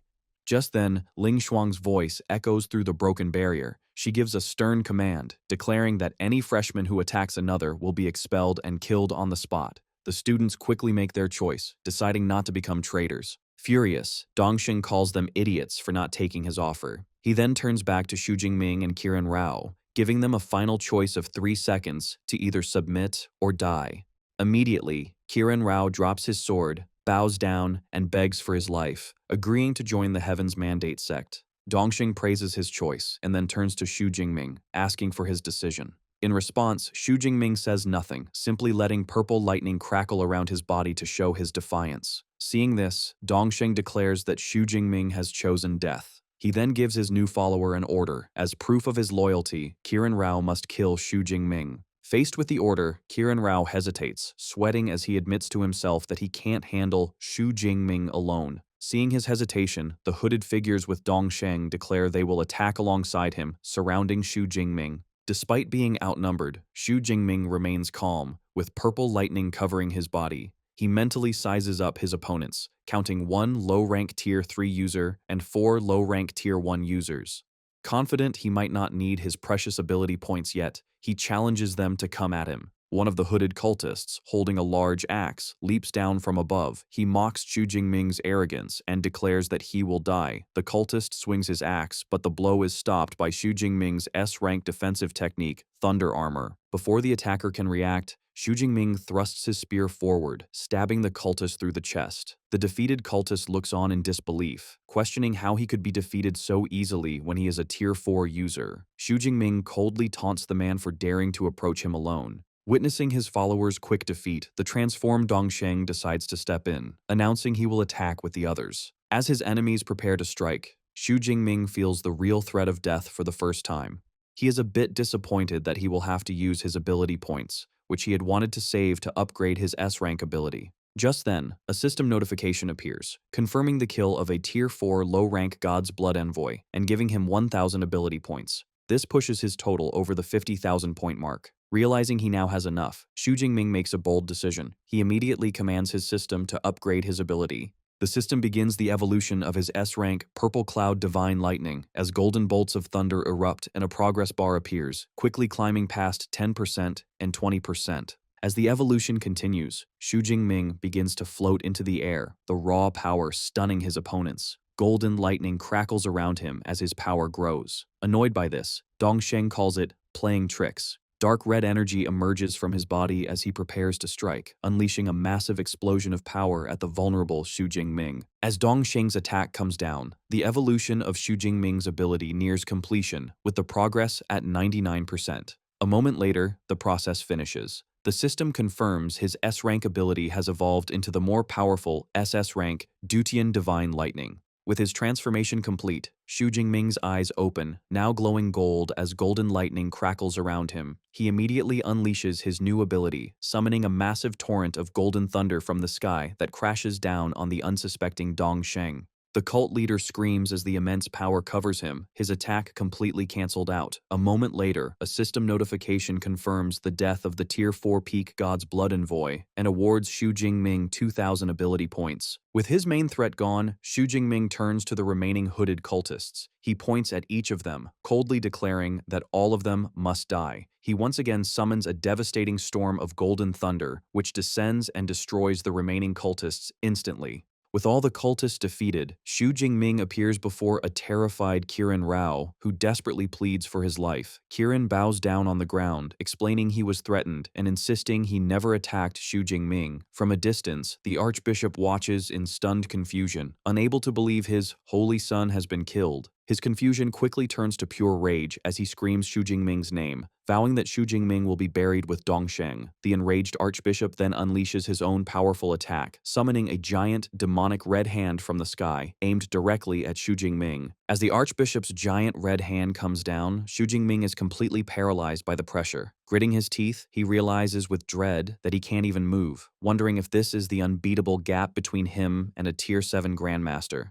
But just before the attack can crush him, it suddenly stops in midair. Surprised, Xu Jingming looks up and sees that a different, powerful space-type ability has saved him. In a flash of golden light, Vice Principal Ling Shuang appears, her expression cold. The furious archbishop demands to know how she broke into the space blockade he was holding. Ling Shuang scoffs, mocking him for relying on an item for his power and for being distracted. She unleashes her own space-cutting technique, a blade of fiery energy that slices clean through his arm, cutting off his demonic hand. Without giving him a moment to recover, she summons a blue magic circle that traps the archbishop in a space constriction technique, binding him completely. With her enemy caught, she makes her final move. A swirling vortex appears in front of her, and she snatches the space-sealing orb from the archbishop's grasp, ending his control over the area. With the threat gone, she floats down to a shaken Xu Jingming and asks if he is all right. He tells her that he is fine. Just then, the other two grandmasters, Xu Ping and Zhang Chuan, arrive. Xu Ping asks how they should handle the remaining cult members. Holding the captured orb, Ling Shuang gives a chilling command. Declaring that they dared to touch her students, she orders the two to capture any Tier 6 ability users alive, but to kill all the rest without mercy. Following her order, Xu Ping and Zhang Chuan leap into action, striking down the remaining cultists with overwhelming force.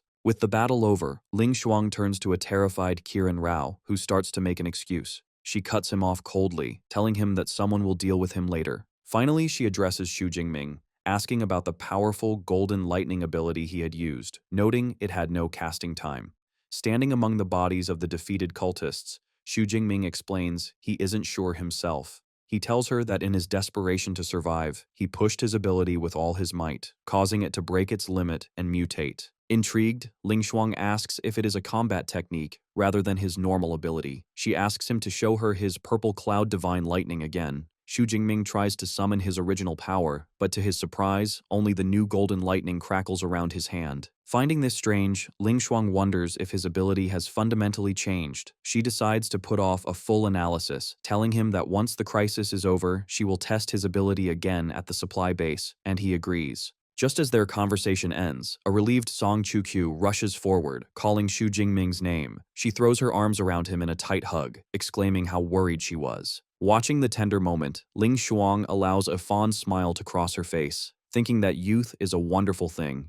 Xu Jingming comforts the tearful Song Chu-kyu, telling her that everything is fine now. He holds her hands, reassuring her with a calm smile, which makes her blush. A moment later, Ling Shuang uses her power to gently lower the entire floating greenhouse back to the ground. She then gathers the surviving students and delivers a grim announcement. She informs them that 342 freshmen were killed by the cultists. She states that the 3 universities take full responsibility and that compensation will be provided to the families. With a fierce expression, she declares the Heavens Mandate sect an enemy of humanity and the 3 universities. She announces an extermination order against the sect and that all students and teachers must accept missions to wipe them out. Listening in the crowd, Xu Jingming thinks about the ability points he can get from killing the cult's God's Blood envoys and decides he will accept some of these missions. Ling Shuang makes one final announcement, officially ending the research trip. She instructs all freshmen to gather the next morning to return to their schools.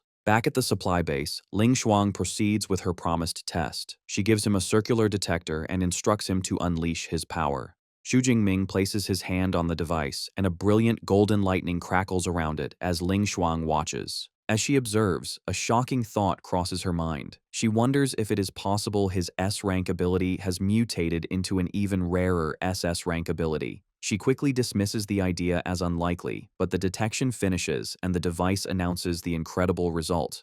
Xu Jingming's ability is the Dutian Divine Lightning, an SS rank ability. A stunned Ling Shuang exclaims that it really is an SS rank ability. Ling Shuang is left speechless for a moment.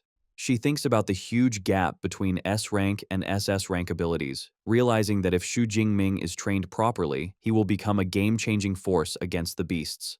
Her shock quickly turns to joy, and she praises him enthusiastically. Xu Jingming, still processing the news, wonders how the instrument knows the ability's name. Ling Shuang explains that for the device to recognize it, the ability must have appeared before in the ancient civilization era. She clarifies that their modern detectors are based on technology recovered from ancient ruins. She smiles, impressed, thinking his talent might be comparable to legendary powerhouses from ancient times. Becoming serious, she advises Xu Jingming not to widely publicize his ability's evolution. As a precaution, she gives him a special talisman, explaining that if he is ever in real danger, he can crush it, and she will be able to rush to his location if he is within 400 kilometers. Xu Jingming accepts the talisman gratefully. Ling Shuang then presents him with the S-class resource promised by Qingjing University, a Tier 5 break rank pill. She suggests he save it for when he advances from Tier 5 to Tier 6. However, Xu Jingming asks if he can exchange it for a different resource. He knows that, with his cheat system, he doesn't need pills to break through. Ling Shuang grants him special permission to go to the Modu University Resource Department to exchange it. She then reminds him of his final reward, the right to choose a combat technique from any of the 3 universities' libraries. Later, the AI, Eva, displays all the lightning-type abilities above A rank from the other 2 universities.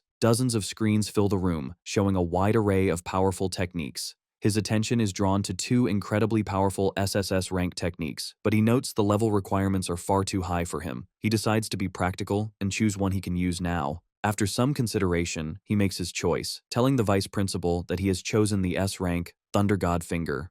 The screen shows the details. It condenses lightning into a powerful attack and requires a user to be at least Tier 3 with an A rank lightning ability. Ling Shuang warns him that learning a technique from another university will be hard. However, Xu Jingming confidently tells her it does not matter. He thinks that the 6,000 ability points he has will be enough. Seeing his confidence, Ling Shuang smiles and agrees to his choice. As he turns to leave, she watches him with awe, thinking about his incredible advantages. She concludes that if he is allowed to grow, humanity will gain another peerless powerhouse. Back in his private training room, Xu Jingming sits cross-legged, ready to assess his new power. He commands his system, Deep Blue, to open his attribute panel. The display confirms he is a low-rank Tier 3 user with an SS rank ability, Duty and Divine Lightning, and 6,359 ability points. Golden lightning crackles around his hand as he thinks about how 50,000 ability points are needed to transform his ability from S rank to SS rank.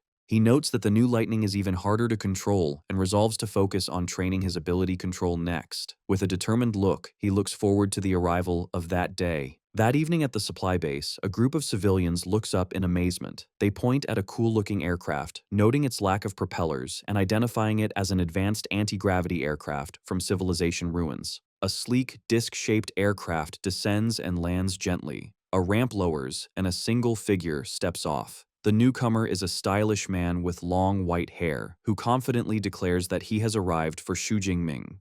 As the mysterious man with long white hair arrives, the onlookers are startled. Deciding fewer people should know he's here, he snaps his fingers. Instantly, the onlookers forget him and start talking about movies and dinner. With his arrival now unnoticed, the man smiles. At a temporary detention center on the base, 2 guards stand watch. Inside a cell, the captured Archbishop of the Heaven's Mandate sect shouts that his heavenly god will save his followers. The chief of public security tells Ling Shuang they haven't gotten any useful information from the cultists because their wills are too strong. The Archbishop taunts them, calling them fools. Grandmaster Jiang Quan notes that they will have to wait for someone from a higher authority. Ling Shuang agrees, saying the person they are waiting for should be here soon. Just then, the white-haired man appears in the hallway. Ling Shuang immediately senses his powerful aura and becomes alert. The man says he has kept them waiting. A surprised Ling Shuang respectfully greets him as Lord Liu, asking why he came himself. He explains it was necessary since the Heaven's Mandate sect has reappeared.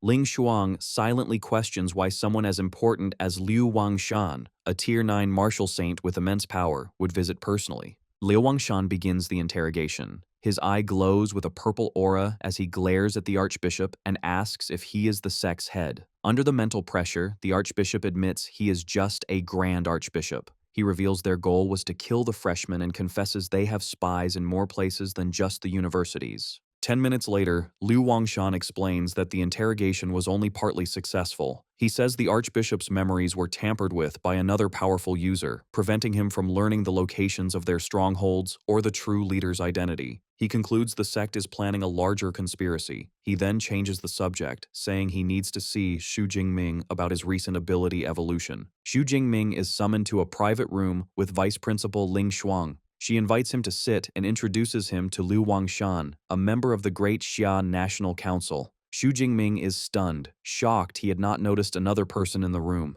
As Liu Wangshan greets him, Xu Jingming is hit by an immense crushing pressure from the man's gaze. He instinctively summons his golden lightning to resist the overwhelming force. The pressure stops after a moment, leaving him exhausted. He thinks in awe that he never imagined he couldn't withstand even a single glance from a Tier 9 martial saint. Liu Wangshan compliments him, saying it is rare for a Tier 3 user to resist his gaze, and that Xu Jingming's will is very firm. Humbled, Xu Jingming bows respectfully. Liu Wangshan explains the value of his potential, stating that while S-rank users are born each year, fewer than 50 SS-rank users have been recorded in 200 years. He hopes Xu Jingming will become one of humanity's top fighters. To ensure his safety, Liu Wangshan summons a glowing purple Spirit Soul seal, which he says will provide extra mental protection. With a gentle touch, he places the seal on Xu Jingming's forehead, which drains the powerful martial saint. As Xu Jingming helps him up, Liu Wangshan explains the seal is his own SS-rank psychic technique.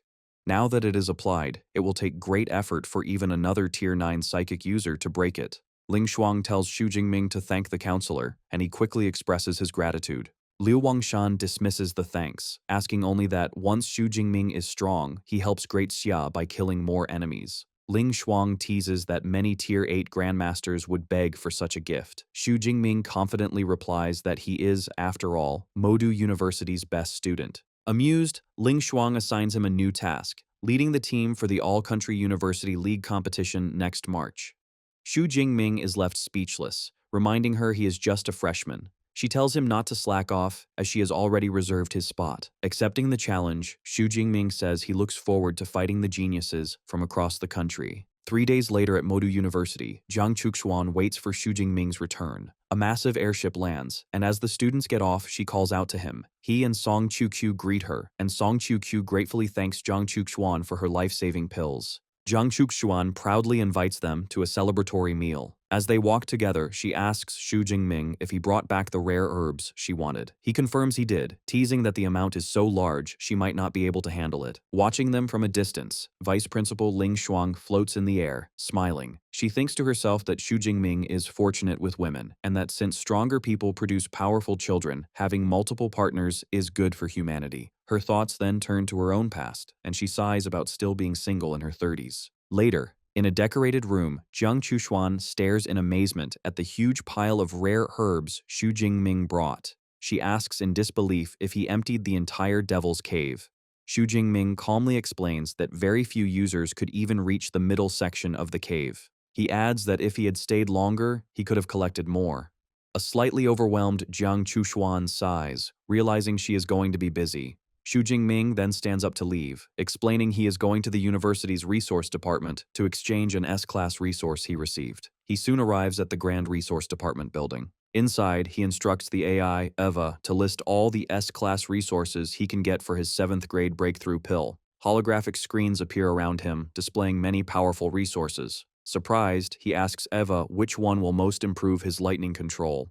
Eva presents a single option, an S-class Thunder Haze Secret Realm Pass, which grants entry to a special training area. The location catches Xu Jingming's attention. He thinks that Hedong City is close to his hometown, but he has never heard of such a place. Eva explains the secret realm appeared 87 years ago and was taken over by the Thunder Haze Martial Arts Hall. It is now a restricted area unknown to the public. Curious, Xu Jingming asks if there are beasts inside. Eva confirms there are, and most of them can control lightning. With a confident smirk, Xu Jingming realizes this is the perfect resource for him. He confirms his choice, and the pass appears in his hand.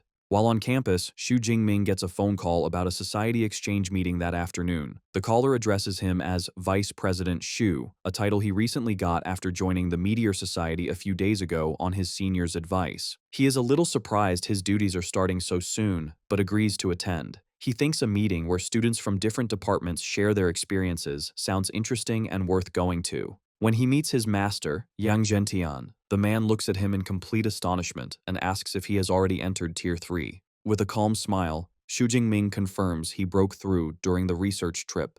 Still amazed, Yang Zhentian places a hand on his shoulder, joking that he makes breaking through a Tier 3 bottleneck sound as simple as eating and drinking. Eager to see the results, Yang Zhentian tells Xu Jingming to go with him to the training room so he can examine the changes his body has gone through after absorbing the god's blood. In the training room, Xu Jingming unleashes a torrent of crackling, golden lightning as his master watches. The sight leaves Yang Zhentian confused. He wonders aloud why the purple cloud divine lightning is golden instead of its usual blue-purple. He realizes it's not just the color. The ability's aura is completely different. Xu Jingming calmly explains that Vice Principal Ling Shuang should have told him. He reveals to his master that his ability evolved into the SS rank Dutian Divine Lightning. The news shocks Yang Zhentian. He shouts in disbelief that an S-rank ability could evolve to SS rank, now understanding why Ling Shuang had called the day before to tell him his disciple had a surprise. Once the shock passes, Yang Zhentian warns him that controlling an SS rank ability is much harder than an S rank one, so he will need more practice. Xu Jingming nods and tells him he exchanged for a Thunder Secret Realm Pass and needs to prepare. Yang Zhentian agrees the Secret Realm is a good place for Lightning-type users to train, but first, he needs to check his physique and asks him to activate his Thunder Pole state. Xu Jingming agrees, ready for the inspection. He activates the state, and his body is instantly covered in golden lightning as he transforms, his hair and eyes glowing with power. Yang Zhentian watches with an impressed look. He comments that the foundation of Xu Jingming's indestructible body has been greatly strengthened, reaching the level of a high-rank Tier 2 user. He also notes that it is now mixed with the aura of a Beast Emperor-level bloodline. Hearing this, Xu Jingming understands why his physique alone is comparable to the S-rank user Kiran Rao. Satisfied, Yang Zhentian tells his disciple to rest, explaining that only actual combat can truly reveal his body's current state. The dean considers his other disciples as opponents but finds them unsuitable. He realizes with some surprise that his junior brother Jingming now seems stronger than his other senior students. 10 minutes later, the butler Uncle Fu announces that the person he called for has arrived. A muscular senior student with a mohawk named Zhong Shan steps forward, looking nervous. He internally wonders why the dean, whom he calls the showman, is looking for him again, worried he's in trouble. Yang Zhentian reassures the nervous student. He explains that he simply wants him to have a purely physical combat training session with his disciple, Xu Jingming. Zhongshan is surprised, asking if a purely physical fight would be like bullying Xu Jingming. However, the dean tells Zhongshan to use his full strength, assuring him that he will be watching. Zhongshan accepts, cracking his knuckles. He tells his junior that since the dean asked him to go all out, he won't be polite. As they prepare, Yang Zhentian asks his butler who he thinks will win. Uncle Fu replies that while Xu Jingming is stronger overall, in a contest of pure physique, Zhongshan should win. Yang Zhentian disagrees. He acknowledges that Zhongshan is a powerful peak Tier 3 A-rank user, but explains that his disciple's unique experiences are beyond imagination. On the training floor, Zhongshan prepares for battle. He activates his A-rank beast-style ability, transforming into a large, fearsome gray wolf. In his transformed state, he thinks to himself that since his opponent is an S-rank user, favored by the dean and the vice principal, he should probably hold back to avoid injuring him.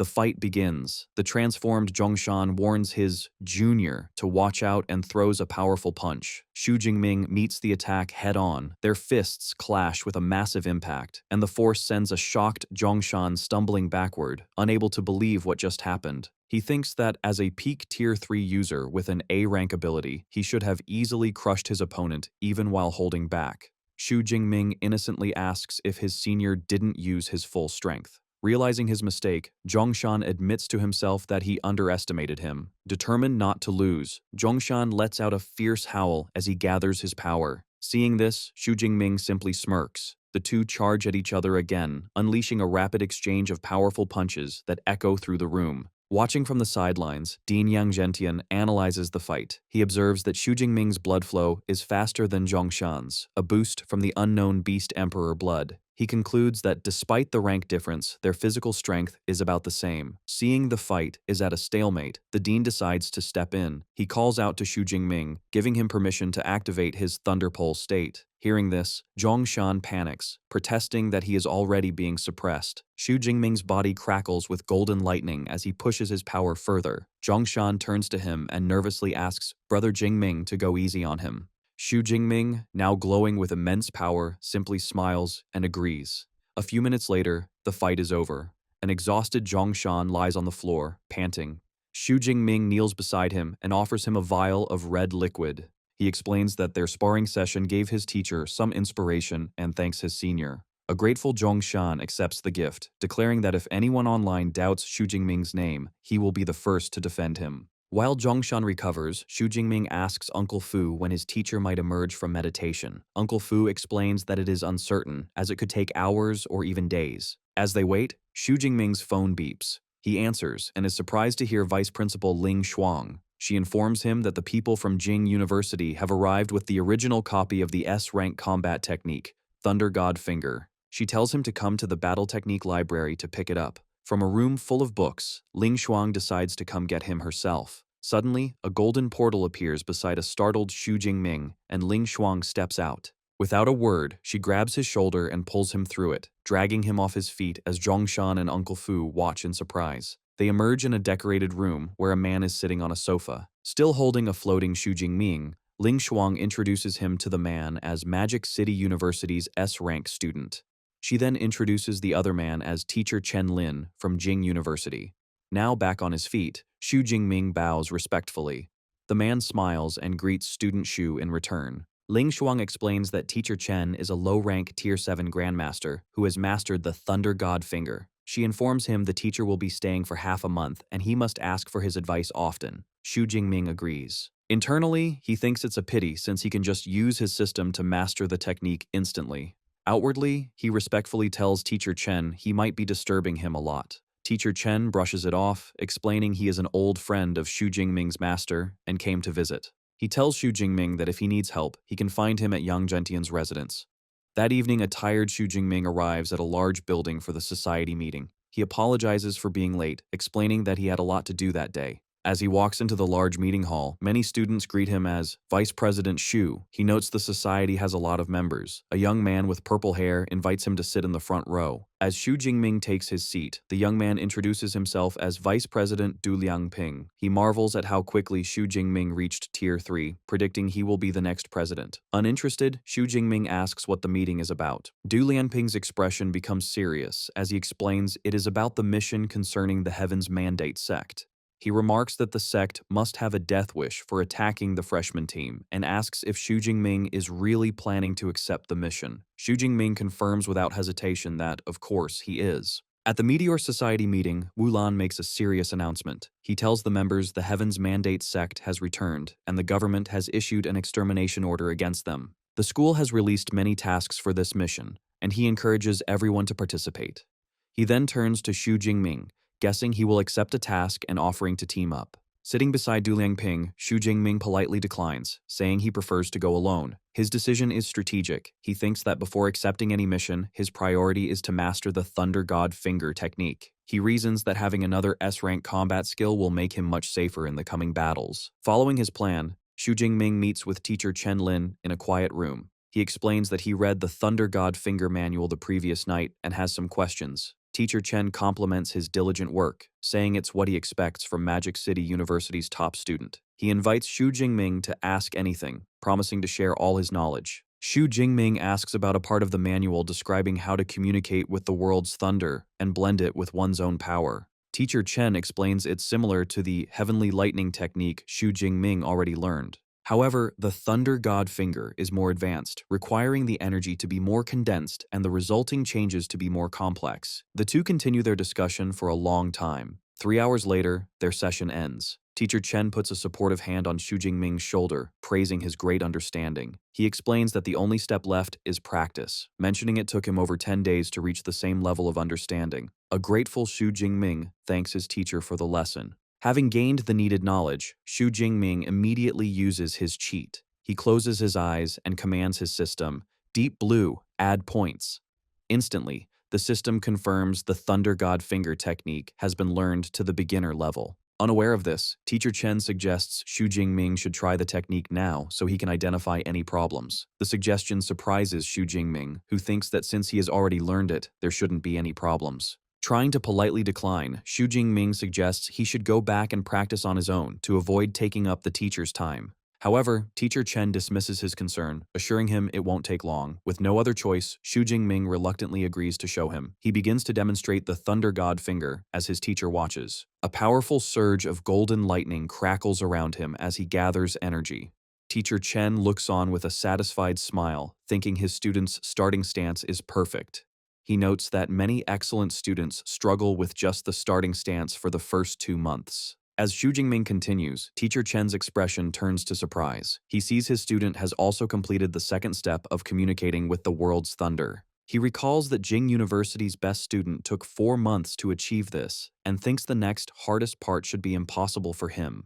However, Xu Jingming proves him wrong. He points to the sky and all the gathered energy surges up, forming a colossal golden hand of pure energy high above the university. Teacher Chen is left completely stunned. Wiping sweat from his brow, he wonders how his student released the Thunder God Finger on his first try. His shock is cut short by Xu Jingming's panicked shout that he can't pull back the powerful technique. The massive golden hand of energy begins to fall, threatening the campus. Reacting instantly, Teacher Chen summons his own power. A crackle of blue lightning forms around his fingers, and he shoots a beam of energy at the descending hand. The two forces collide in a massive explosion high in the air, neutralizing the threat. With the danger gone, Teacher Chen confirms the energy was real and that Xu Jingming had indeed released the Thunder God Finger. He advises his student to improve his control, pointing out that if the strike had landed, the entire area would have suffered. Xu Jingming gives a nervous laugh, relieved Teacher Chen was there. He then holds up the glowing scroll and suggests that since he has learned it, he should return the manual. Teacher Chen is left confused, as a slightly embarrassed Xu Jingming says he will hurry back to practice and quickly leaves. Left alone, Teacher Chen sighs as he looks at the manual. He reflects on the incredible talent of Old Yang's new disciple, calling him a monster. He thinks to himself that if Xu Jingming weren't Magic City University's prized S-rank student, he would do everything to poach him for Jing University. Walking down a campus street, Xu Jingming reflects on the power of the new Thunder God Finger. He thinks its power is terrifying, and that weaker Tier 5 users probably couldn't block it. However, he also notes its drawback. A single use consumed almost half of his Dutian divine lightning energy. Realizing he needs a way to recover his power, he pulls out his phone and commands the AI, Eva, open the store. I want to buy pills for recovering ability power. Just as he is about to shop, a familiar voice calls his name. He turns to see Song Chu Q. He asks why she's there, and she explains she saw a huge lightning finger in the villa area and guessed it was him. Curious, she asks what new skill he learned. He tells her he has mastered the S-rank Thunder God Finger for the Heaven's Mandate Sect task. Hearing this, a slight blush appears on her cheeks as she asks what level the task is. When Xu Jingming says it's an S-rank task involving one of the sect's branches, her expression falls. She realizes a high-level mission is beyond her and tells him with disappointment that she can't go. She says she can only wish him the best from school. Xu Jingming then asks if she isn't accepting a task herself. She explains that she wants to but hasn't found suitable teammates. He suggests she find senior sister Jiang Chuxuan. Song Chuchu agrees with the idea and decides to find her right away, inviting him along. He agrees, mentioning he also needs to discuss pills with Jiang Chuxuan, and the two walk off. Meanwhile, in the Muxi Cafe in Jining City, a group of 4 people waits. A woman with short purple hair asks their blonde-haired captain if the people from Magic City University have arrived. The captain tells her not to rush, as their appointment is for 8:30. Another member complains about waiting, but the captain retorts it's because their public security bureau is short-handed. Someone then asks who is coming to help them. The captain explains that the person is a 19-year-old freshman named Xu Jingming. The news is met with disbelief from his team. One member questions if Magic City University is sending a freshman to his death, while another calls it a joke. The captain tells them to let him finish. He reveals that Xu Jingming has an S-rank ability, is a low-rank Tier 3 user, and his combat power is at the peak of Tier 3. This new information stuns the group. They exclaim in awe that a freshman could be so fierce, calling him a genius. The captain tells everyone to be serious when they meet him. Just then, the cafe door opens. Xu Jingming enters the room. With a calm smile, he apologizes for keeping them waiting. The blonde-haired man greets him, saying they have also just arrived. He shakes Xu Jingming's hand and introduces himself as Kaiju, a peak Tier 3 user with a B-class enhancement ability. The man with long gray hair is Xiang Shan, a mid-rank Tier 3 support user. The woman with short purple hair is Zhang Tong, a high-rank Tier 3 user with a fire-type ability. The final member, a man with glasses, is Sun Yan, a high-rank Tier 3 user with a mental-type ability.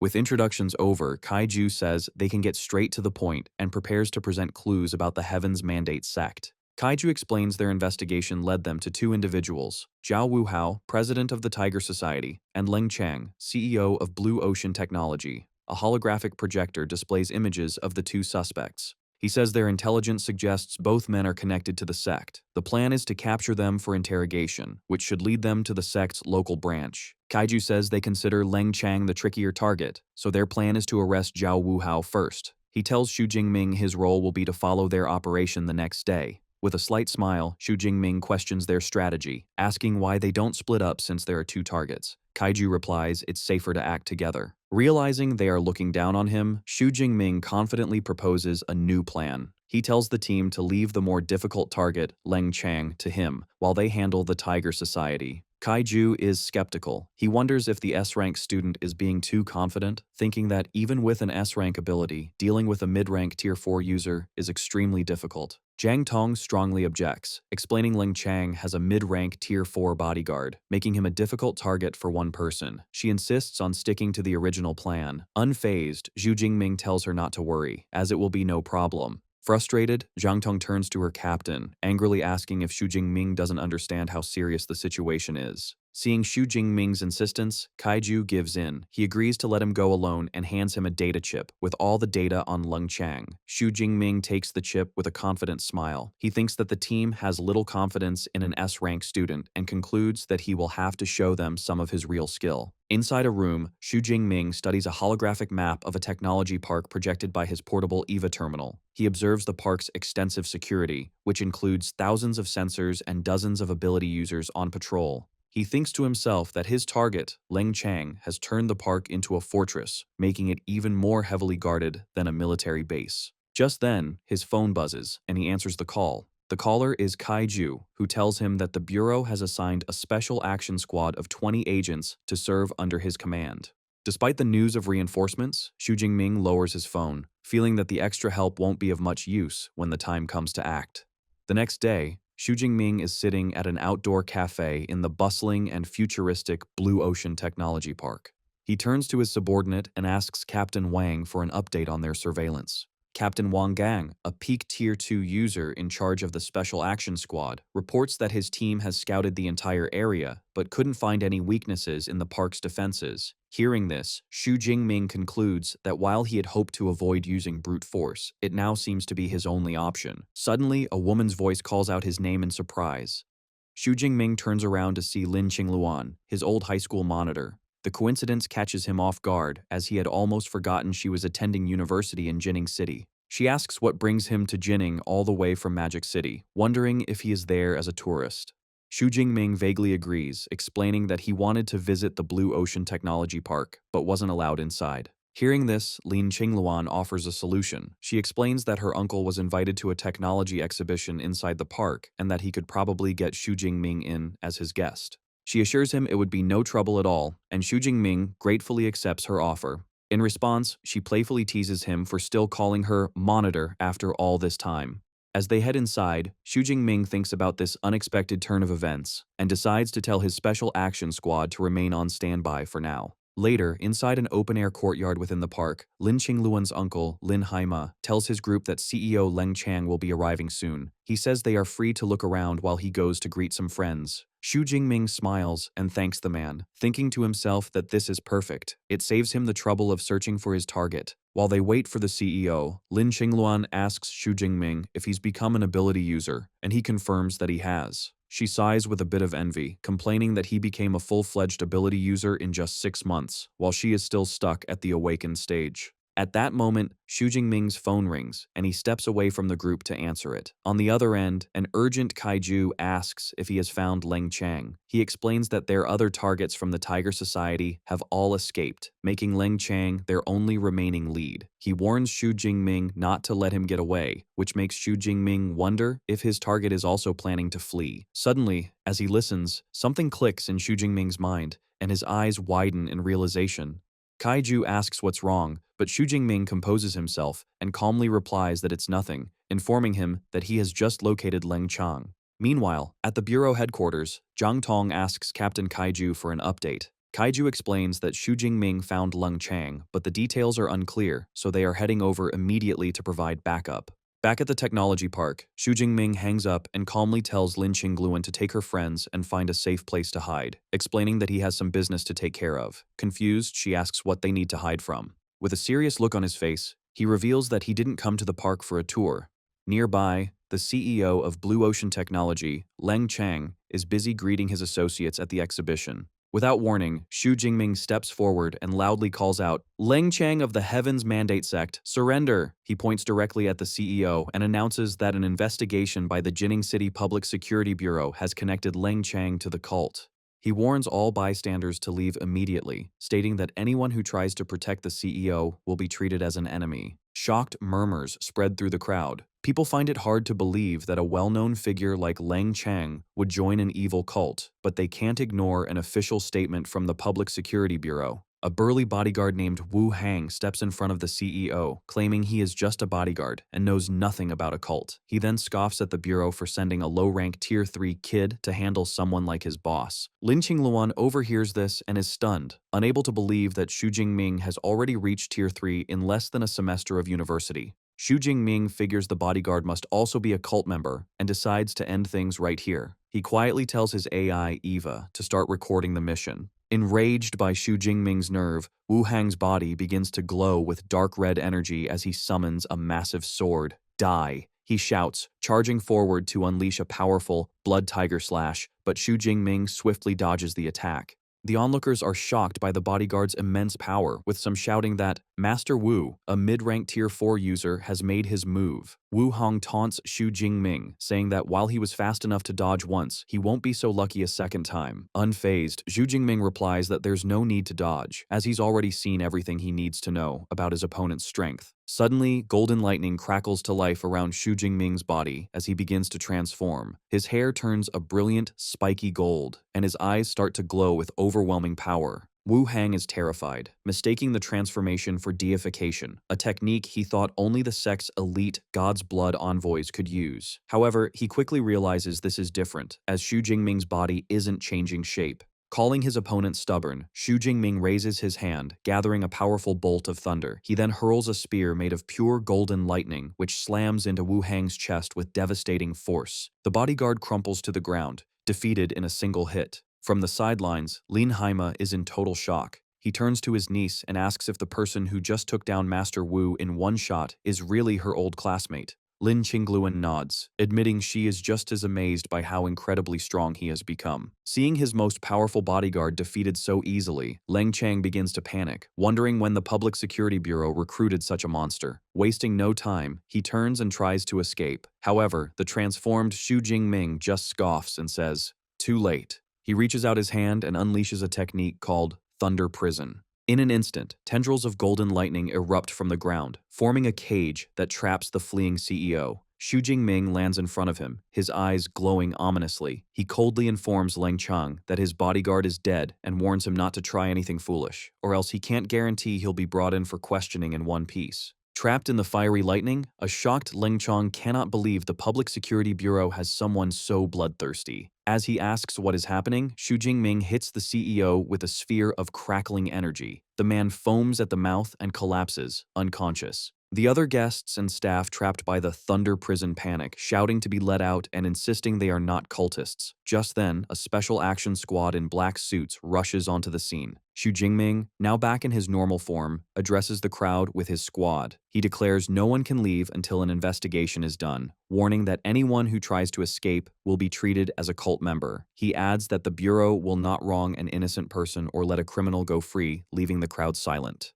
Kaiju's team arrives at the technology park. Seeing the calm scene with no signs of a fight, Kaiju assumes they were too late and the mission failed. He curses, thinking they lost their only lead to find the sex branch. He approaches a squad member and asks if Leng Chang escaped. The agent informs him that the situation is under control, the park is secure, and Leng Chang has been captured. Confused, Kaiju points out the squad has no signs of a battle. The agent explains they aren't sure of the details either. When they arrived, Officer Shu had already handled everything, and they were just tasked with cleanup. This news shocks Kaiju's team.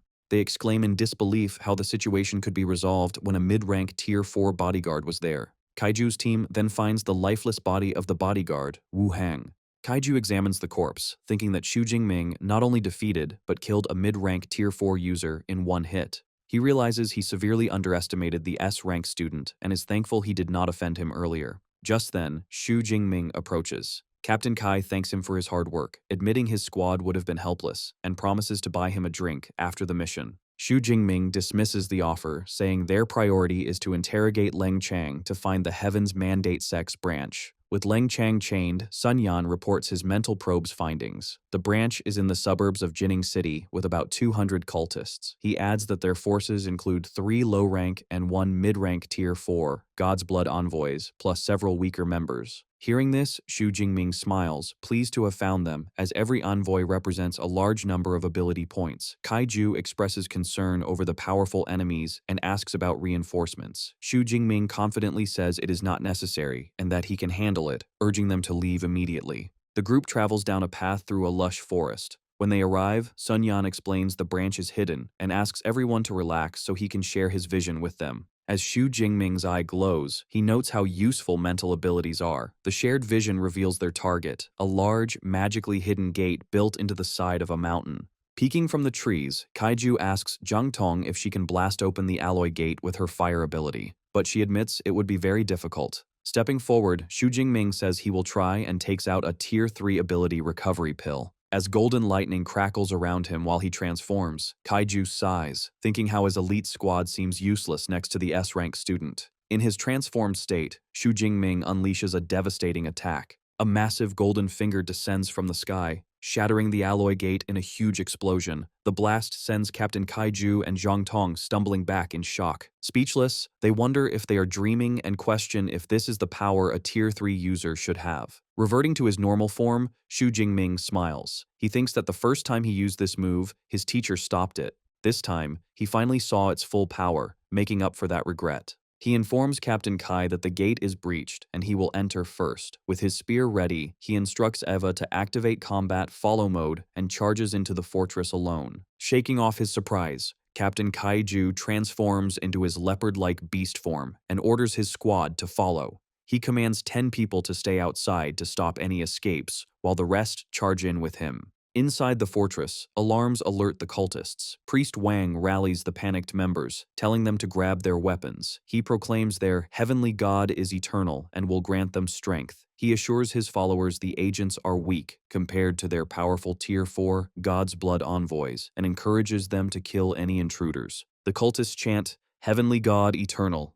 Their chant is cut short as a blur of golden lightning flashes through their ranks. Before they can react, Priest Wang is defeated and sent flying. Xu Jingming lands among the cultists, his fist striking the ground. He sarcastically apologizes for interrupting their rally and asks where the God's Blood envoys are. Enraged, the cultists insult him and mock his arrogance as a low-rank Tier 3 user. One rallies the others, telling them they can easily defeat him if they attack together. As they charge, Xu Jingming scoffs, telling them they are overestimating themselves. With a single word, perish, he summons a powerful storm of golden lightning from his hands, which engulfs the attacking cultists. The raw power electrocutes them, leaving the survivors terrified. One terrified cultist drops to his knees and surrenders, begging for his life. With a cold expression, Xu Jingming agrees to spare him for now and demands to know where the God's Blood envoys are. The cultist quickly reveals that the envoys are at a blood pool in the deepest part of the mountain. After getting the information, Xu Jingming simply says he understands.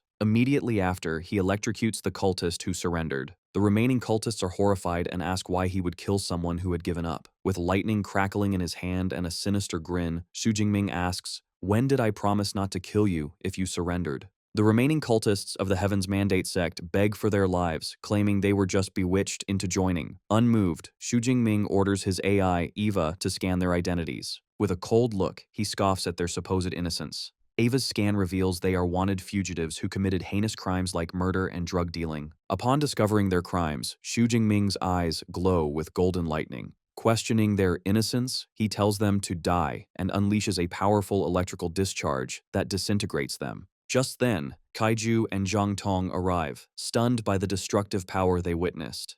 Xu Jingming turns to Kaiju, who asks about the blood pool where the bishop and God's blood envoys are supposed to be. Xu Jingming confirms it is a place for breeding the envoys. The group moves forward and discovers a gruesome laboratory filled with tanks where humanoids float in a glowing blue liquid. Enraged, Xu Jingming realizes the sect is experimenting on humans and declares such scum cannot be left alive. Kaiju recognizes the place as the blood pool and deduces it must be connected to their other target, Zhao Wuhao. Suddenly, they are confronted by a bald, muscular man leading a squad of cultists. The man addresses Kaiju and, pointing at them, threateningly declares they will all die there. With a confident smirk, Xu Jingming observes the cultists, noting the strongest is only a peak Tier 3 user. He mockingly asks where the God's Blood envoys are. Enraged, the bald leader shouts that they don't need their strongest members to deal with him and lunges forward, but Xu Jingming effortlessly strikes him down with a single spear of thunder. One of the other cultists calls out in shock that their leader, Bishop Zhao, is dead. He then offers Xu Jingming a high-ranking position within the sect, which he immediately rejects. He then taunts them, revealing their intelligence system is lacking since they didn't even know that he was the one who killed their holy son. This revelation causes the remaining cultists to panic, as they finally recognize him as the S-rank student from Magic City University and attempt to flee.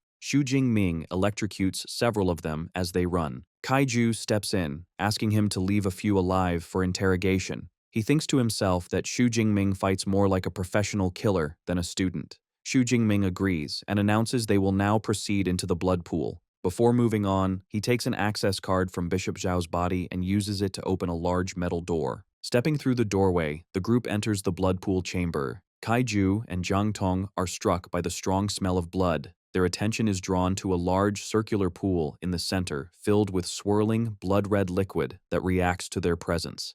Sensing something is strange, Xu Jingming decides to test the waters. He throws a spear of lightning into the pool, causing the liquid to erupt violently. Still not satisfied, he summons multiple spears of thunder and hurls them into the pool in a continuous barrage. Watching from the side, Kaiju comments on his caution, while Zhang Tong marvels at his ability to use combat techniques so rapidly. Suddenly, a furious roar erupts from the pool, and a large, lion-like beast man bursts out, shouting for them to stop. 3 other beast-like figures, including one resembling a pig, leap out to join him. Xu Jingming calmly assesses them as 3 low-rank Tier 4 users and 1 mid-rank Tier 4 user. He tells his team to stay back. The lion-like leader confronts Xu Jingming, angrily accusing the humble humans of mocking them. Xu Jingming retorts that they don't seem to consider themselves human either. The Beastman proudly declares they are divine envoys chosen by the heavenly god, far superior to ordinary humans. With a smirk, Xu Jingming says he would like to see for himself what is so different about the divine envoys, and charges forward with his spear, clashing with the lion-like leader.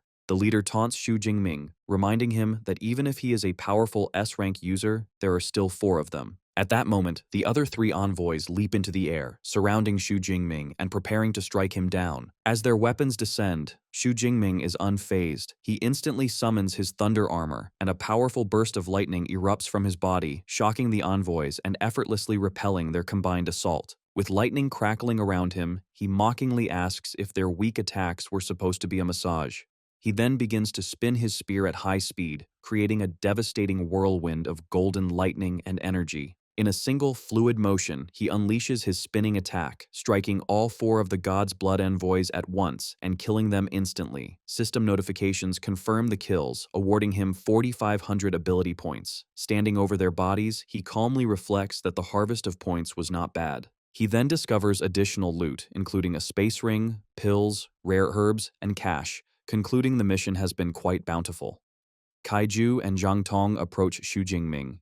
Kaiju exclaims that he is amazing, and Zhang Tong, equally impressed, asks if everyone from Magic City Ability University is as powerful as him. Xu Jingming humbly replies that they are, but he is slightly more special. Kaiju notes his humility and announces that since the mission is now complete, they must hold a celebratory banquet that evening, insisting that Xu Jingming must attend. With a friendly smile, he agrees. The next day, students are gathered near mission terminals at a university. A girl complains that her D-class mission was too difficult. A nearby student boasts that he just completed his D-class mission for 74 credits. Suddenly, someone spots Xu Jingming. 2 other students speculate about his reason for being there, wondering if he completed a C-class or an A-class mission. One scoffs, explaining that an elite Tier 4 student just turned in an A-class mission and that Xu Jingming can't be that strong yet. Ignoring the chatter, Xu Jingming walks up to a terminal and places his mission card on it. The terminal lights up, announcing he has successfully completed the first S-class mission against the Heaven's Mandate sect and has now ascended to the #1 spot on the glory ranking. The students who were just gossiping about him are left speechless, exclaiming in utter disbelief that he completed an S-class mission.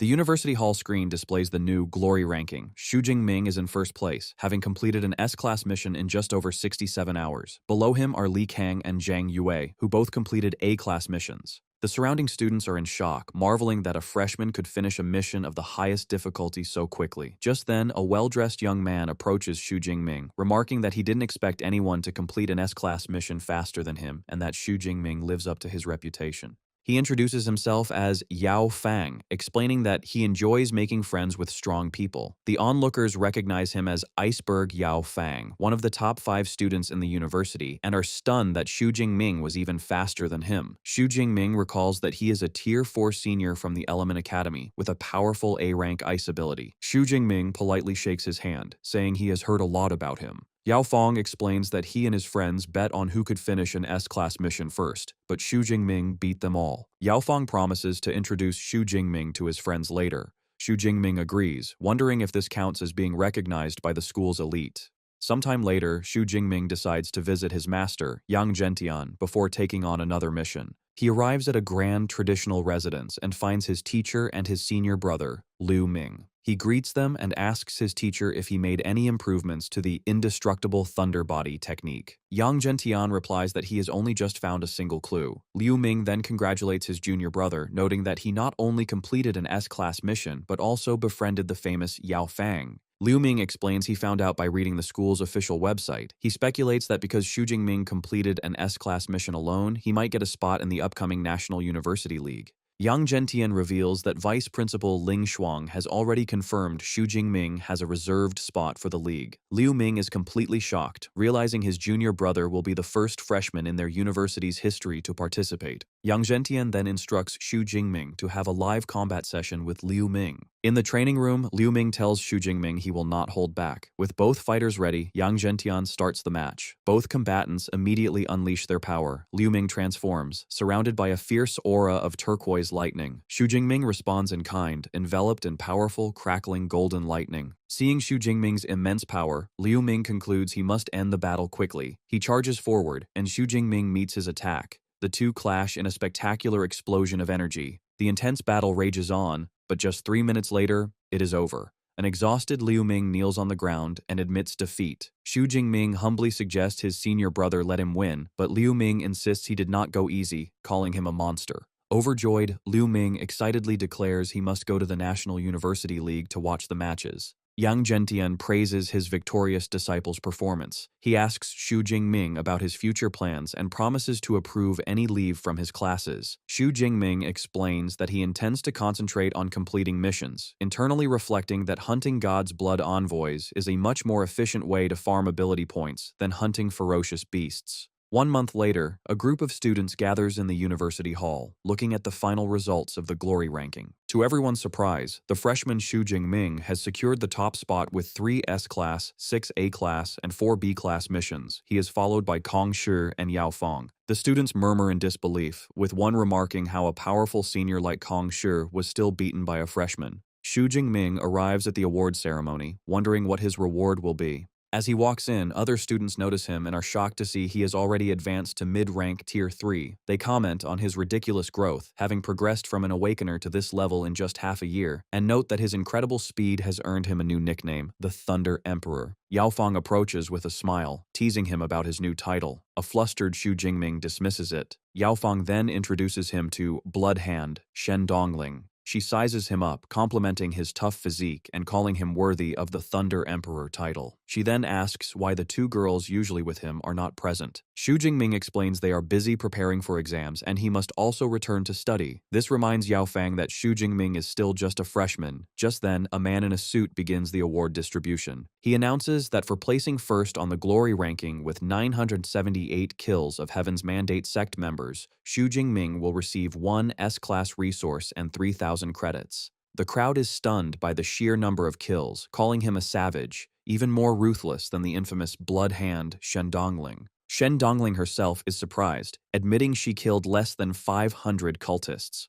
Xu Jingming calmly explains that 2 of his missions led him to sect branches. The official presents him with his S-class resource, a bottle of 10 grade 6 Guiyuan pills. He encourages Xu Jingming to aim for first place again next time. Yao Fong suggests to Xu Jingming that instead of desperately completing missions, it would be easier to get together with Song Chu-Qiu, whose family is a powerful clan. Xu Jingming firmly rejects the idea, stating he doesn't like the idea of living off a woman and thinking that no connection could be faster than his own Deep Blue system. Later, in a private room, Xu Jingming plans his next move. Recalling his teacher's guidance, he decides to cultivate a fist technique next, believing it would be a powerful addition to his skill set. He browses through a holographic menu and quickly makes his choice. He selects the Thunder Dragon Fist, an A-class technique. He decides to use his system to upgrade it to the beginner level and then find his teacher to test it out. Just as he finalizes his plan, his phone rings. The caller is Vice Principal Ling Shuang, who summons him to her residence. Upon arriving, he is taken aback by a change he senses in her. He sees her on an ornate sofa and asks if she has advanced in her cultivation. With a faint smile, Ling Shuang compliments his sharp perception. Xu Jingming offers his congratulations, marveling at her achievement. He recalls that the other 2 vice principals are in their 50s and have yet to advance, but Ling Shuang, who appears much younger, has already stepped ahead of them. He wonders just how old she really is. To his shock, Ling Shuang gently chides him, telling him that it is not polite to casually guess a woman's age. A flustered Xu Jingming asks in a panic if she can read minds. He immediately realizes his mistake, internally panicking that he has exposed his thoughts. He recalls that Vice Principal Ling is famous for being strict, and now fears he will have to endure the wrath of a powerful Tier 8 Grandmaster. With a smile, Ling Shuang clarifies she doesn't possess mind-reading techniques. Rather, a Tier 8 Grandmaster's spirit is so powerful that even the slightest emotions cannot escape her eyes. She advises a relieved Xu Jingming to not show too much expression in front of high-ranking ability users, to which he agrees, glad she doesn't seem angry. To his surprise, she reveals she is 34 years old, not the old woman he had imagined, and for a moment questions why she is explaining so much to a student. Xu Jingming is astonished, commenting on how incredibly young she is, given the average age for Tier 8 Grandmasters is 46. He adds that his own teacher, Yang Zhentian, is over 50 and still only at the peak of Tier 7. Ling Shuang brushes off the flattery, asking about his plans for the upcoming winter break. He tells her he plans to return to Jiangnan and train at the Thunder Secret Realm for a month. He then asks his AI, Ava, for the straight-line distance to the Secret Realm. Ava replies that it is 563 kilometers, a distance Ling Shuang confirms is fine, as after reaching mid-rank Tier 8, she can teleport up to 600 kilometers. Before he leaves, she reminds him that the Heaven's Mandate sect has been counter-attacking, and he must crush the talisman she gave him if he encounters life-threatening danger. Xu Jingming feels secure, thinking her presence is like a solid shield that secures his life, and resolves to cultivate hard to live up to her expectations. Later, at his master's residence, Xu Jingming practices the Thunder Dragon Fist, unleashing a torrent of crackling energy that takes the form of a ferocious thunder dragon before exploding with immense force. His master, Yang Zhentian, watches, pleased, and tells him he has already grasped the basics. He explains that the technique's key is ability control and punching speed. The more condensed the ability and the faster the fist, the higher the damage. Yang Zhentian presents his disciple with a grade 6 protective talisman, explaining it can withstand attacks from anyone below a tier 7 grandmaster for 3 minutes. A grateful Xu Jingming accepts the gift, internally noting that such an item, a relic from an ancient civilization, is incredibly rare. The dean then offers to send him the contact number of a graduated senior named Zhang Luo, who was transferred to the Thunder Secret Realm as a supervisor, hoping it will make things more convenient. Yang Zhentian reminds him to be careful, as the realm is over 500 kilometers away, and he believes Vice Principal Ling Shuang cannot teleport that far. Xu Jingming calmly informs his master that Ling Shuang has already broken through to mid-rank tier 8 and can now teleport up to 600 kilometers. The news leaves Yang Zhentian shocked, and he remarks on her terrifyingly fast advancement speed, calling her the university's #1 S-rank user. Recovering, he notes that Xu Jingming's relationship with the vice principal must be quite good for him to have known such critical news even earlier. He adds that with her protecting him, he can rest assured. 2 days later, Xu Jingming arrives at the Jinghu community in Jiang City, where he is warmly welcomed by his aunt, Xu Qingguan, his uncle, Tang Daolin, and his cousin, Tang Qi. His aunt remarks that he has grown taller. He tells them that he has brought gifts. Later, in the living room, he presents them with a box containing 3 beautiful rings. His cousin Tang Qi is stunned, exclaiming that they are space rings, and she has only ever seen one at her mentor's place. Xu Jingming explains that each ring has a capacity of 1 cubic meter. Tang Qi is even more amazed, pointing out that the capacity is larger than her mentor's ring. However, her father, Tang Daolin, quickly tells her to put it down, insisting they cannot accept something so expensive. His uncle then explains that a single ring is worth at least 50 million, which is decades of their family's savings. Tang Qi agrees with her father that the gift is too expensive. Xu Jingming dismisses their concerns, revealing that the space ring he is currently wearing has a capacity of 10 cubic meters and that since he has advanced to mid-rank tier 3, the smaller rings are of no use to him. This leaves his cousin completely surprised. She exclaims in shock that he's already at mid-rank tier 3 when her own school mentors are only at tier 4. His aunt, Xu Qingguan, smiles proudly, remarking that their Jingming has become successful. Hearing this, his uncle changes his mind, deciding it is fine for his daughter to have one, but he insists that he and his wife will forego the gift. In a cheerful mood, he heads off to finish cooking. Later, in his room, Xu Jingming decides to test the S-class cultivation resource he received, the grade 6 Guyuan pill. He takes out a single, glowing purple pill and consumes it. Immediately, a powerful wave of energy erupts from his body. Half an hour later, he checks his system panel and is impressed by the results. The S-class resource has proven formidable, increasing both his physique and spirit attributes by over 10 points each. He notes that a typical session would only grant him 0.5 points. He reflects that it is a pity the pills have side effects, limiting him to 1 per day. He reaffirms his belief that his deep blue system is still the best path for advancement. The next day, he arrives at the Thunder Secret Realm in Donghe City, greeted by his senior Zhang Luo, who drives him towards the entrance. Zhang Luo explains that the secret realm lies beyond the wall they are approaching. Xu Jingming asks if it's true the sky above the realm is perpetually covered in dense thunder clouds with lightning striking down all day. With a sly smile, Zhang Luo tells him he will find out once they are inside. They drive through a lush forest towards massive ancient pillars marking the entrance. As they pull up, an automated security system confirms their identities. Zhang Luo as a supervisor and Xu Jingming via his S-class pass from Magic City Ability University, noting his access will last for nearly 30 more days. After their identities are confirmed, a massive gate opens and Zhang Luo drives them into the Thunder Secret Realm. They emerge not into a wild landscape, but onto a modern city street. Zhang Luo asks if the sight is shocking, and a surprised Xu Jingming agrees, admitting one could never imagine this from the outside. As they drive, a massive, imposing metal wall comes into view, behind which a sky roils with powerful green lightning. Xu Jingming comments that the realm is different from what he expected. He had imagined a more primitive place, not a city. He wonders how such a large-scale phenomenon could be concealed by just a simple city wall. Zhang Luo explains it is the masterpiece of high-ranking space-type ability users, revealing that the wall they pass through is a space gate. He clarifies this city area is a sound isolated place for ability users to live and rest, while the thunderstorm zone at the furthest point is the real Thunder Secret Realm. Zhang Luo then introduces Xu Jingming to a specialty of the realm, the Thunder Crystal Core, which can be obtained from Thunder Beasts. He explains that Tier 1 beasts do not drop them. Drops from Tier 2 and 3 beasts are dependent on luck, and a drop is guaranteed from a Tier 4 beast. As a welcoming gift, he presents Xu Jingming with a top-grade Tier 4 Thunder Crystal Core, explaining its simplest use is to crush it and use the lightning to temper one's physique. Xu Jingming thanks his senior, but asks why one wouldn't just directly bathe in the lightning to cultivate. Jianglo clarifies that the lightning in the storm is too violent and its intensity fluctuates dangerously, whereas the energy from the core is stable. He also warns that the thunder beasts are stronger than ordinary beasts, and both they and the lightning become more terrifying closer to the storm's center. As they approach the living quarters, Zhang Luo suggests Xu Jingming should rest for the night, but the eager student says he can't wait and wants to go in right away. Amused, Zhang Luo agrees to see him off, thinking it's no wonder his teacher thinks so highly of such a hardworking S-rank user. Meanwhile, in a dark and gloomy chamber, a cloaked member of the Heaven's Mandate sect kneels before his leader, the Lord Archbishop. He reports that the student from Magic City University, Xu Jingming, has killed over 1,000 sect members and destroyed 2 branches within a month. He adds that Xu Jingming is currently in the Thunder Secret Realm and asks for instructions.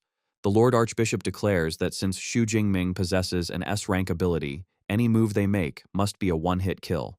He decides to report the matter to the general leader, but his final order is clear. As for Xu Jingming, he is to be killed without mercy. Zhang Luo and Xu Jingming arrive at the entrance to the Thunderstorm Zone, a facility resembling a military base with armored trucks and personnel. As they exit their car, an instructor named Wu Chuan approaches them, explaining he is there to oversee the newcomer assessment.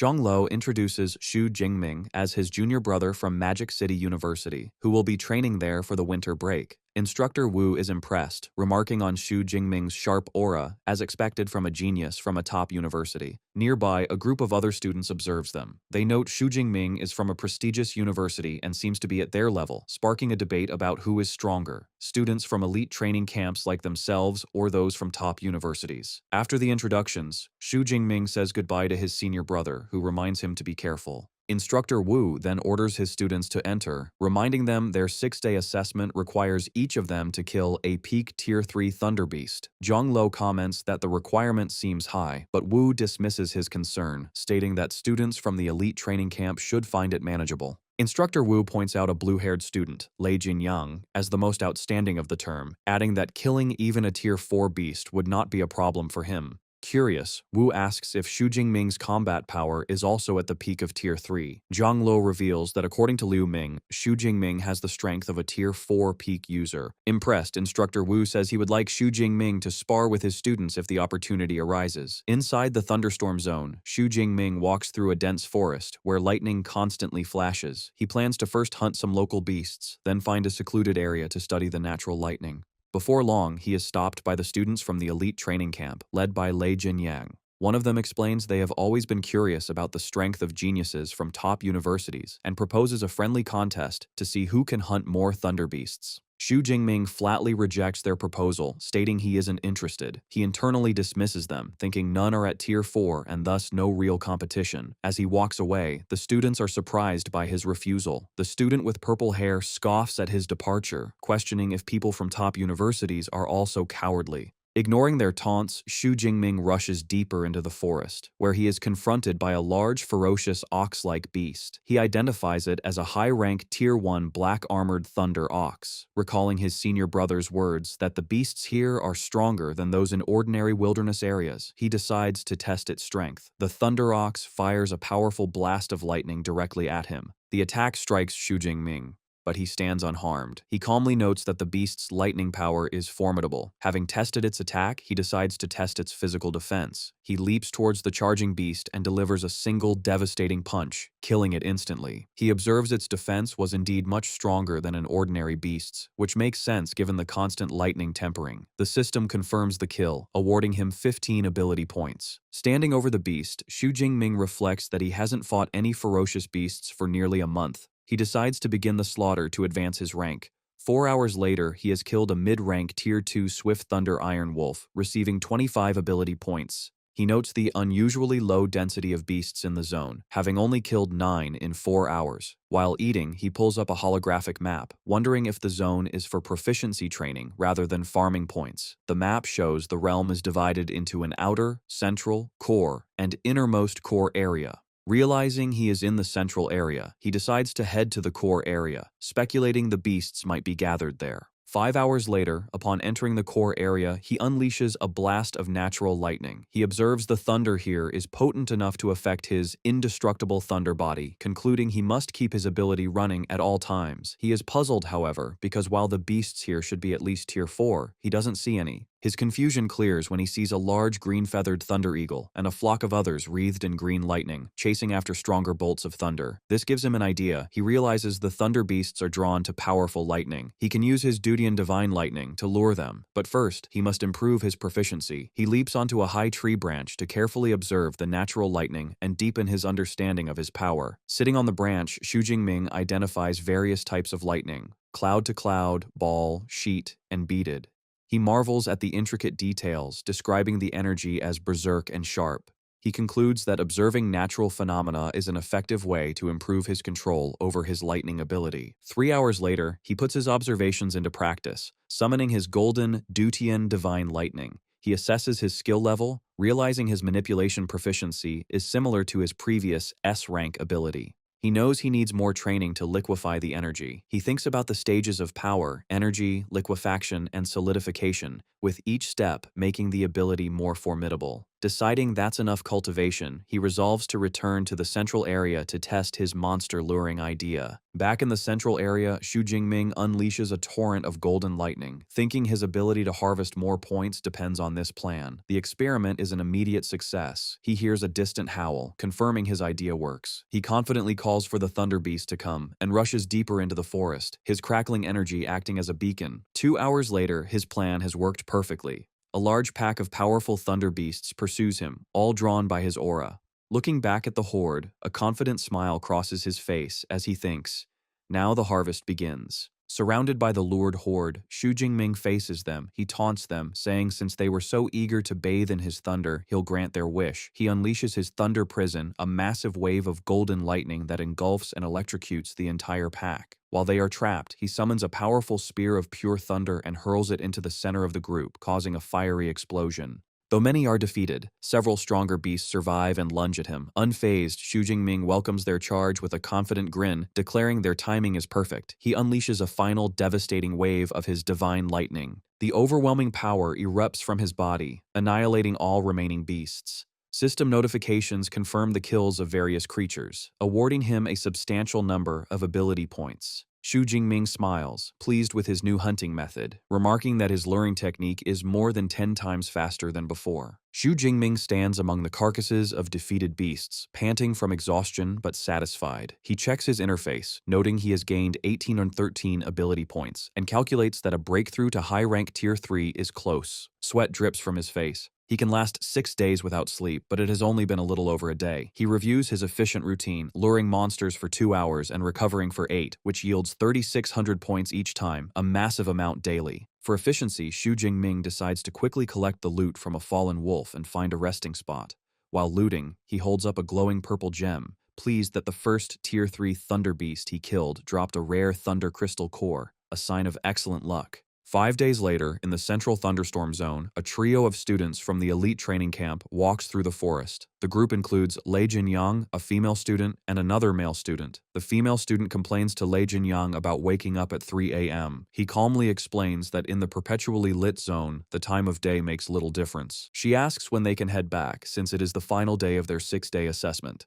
Lei Jinyang insists on staying until 6 p.m., noting that enduring longer will leave a better impression on their superiors and uphold the camp's reputation. The female student scoffs, bringing up Xu Jingming, the coward from Magic City University. She assumes he left days ago, reasoning that if their team barely managed by taking turns to rest, he couldn't have survived alone. She notes her smart decision to join the Thunder Martial Arts Hall directly. Suddenly, a massive rumbling noise shakes the forest, startling them. They look around, wondering if it is an earthquake. The female student screams, identifying the disturbance as a beast tide and urging the others to run. Lei Jinyang tries to maintain order, observing that the tide scale isn't too large. A horde of lightning-wrapped beasts charges through the forest. Running desperately ahead of them is Xu Jingming, who seems to be their target. The elite students recognize him immediately, surprised he is still in the zone. Lei Jinyang thinks Xu has accidentally provoked the herd and suggests they help him. The female student stops Lei, accusing Xu Jingming of intentionally leading the beast tide toward them as bait for his escape.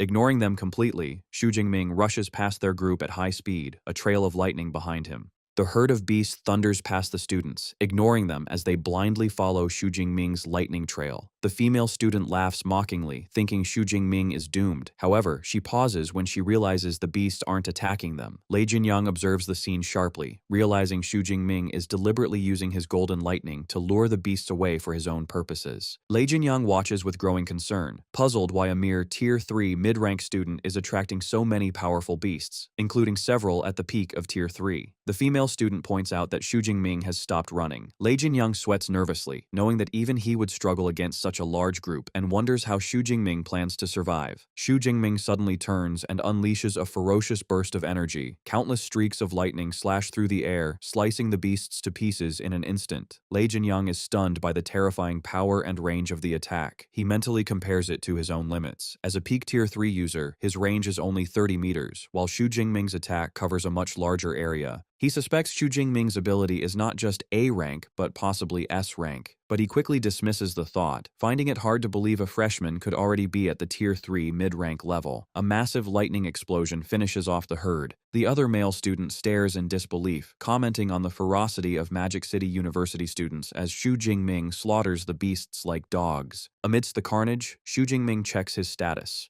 He has 23,000 ability points, finally meeting the requirements to advance. Exhausted after 5 sleepless days, he decides to find a safe spot to upgrade before returning to base.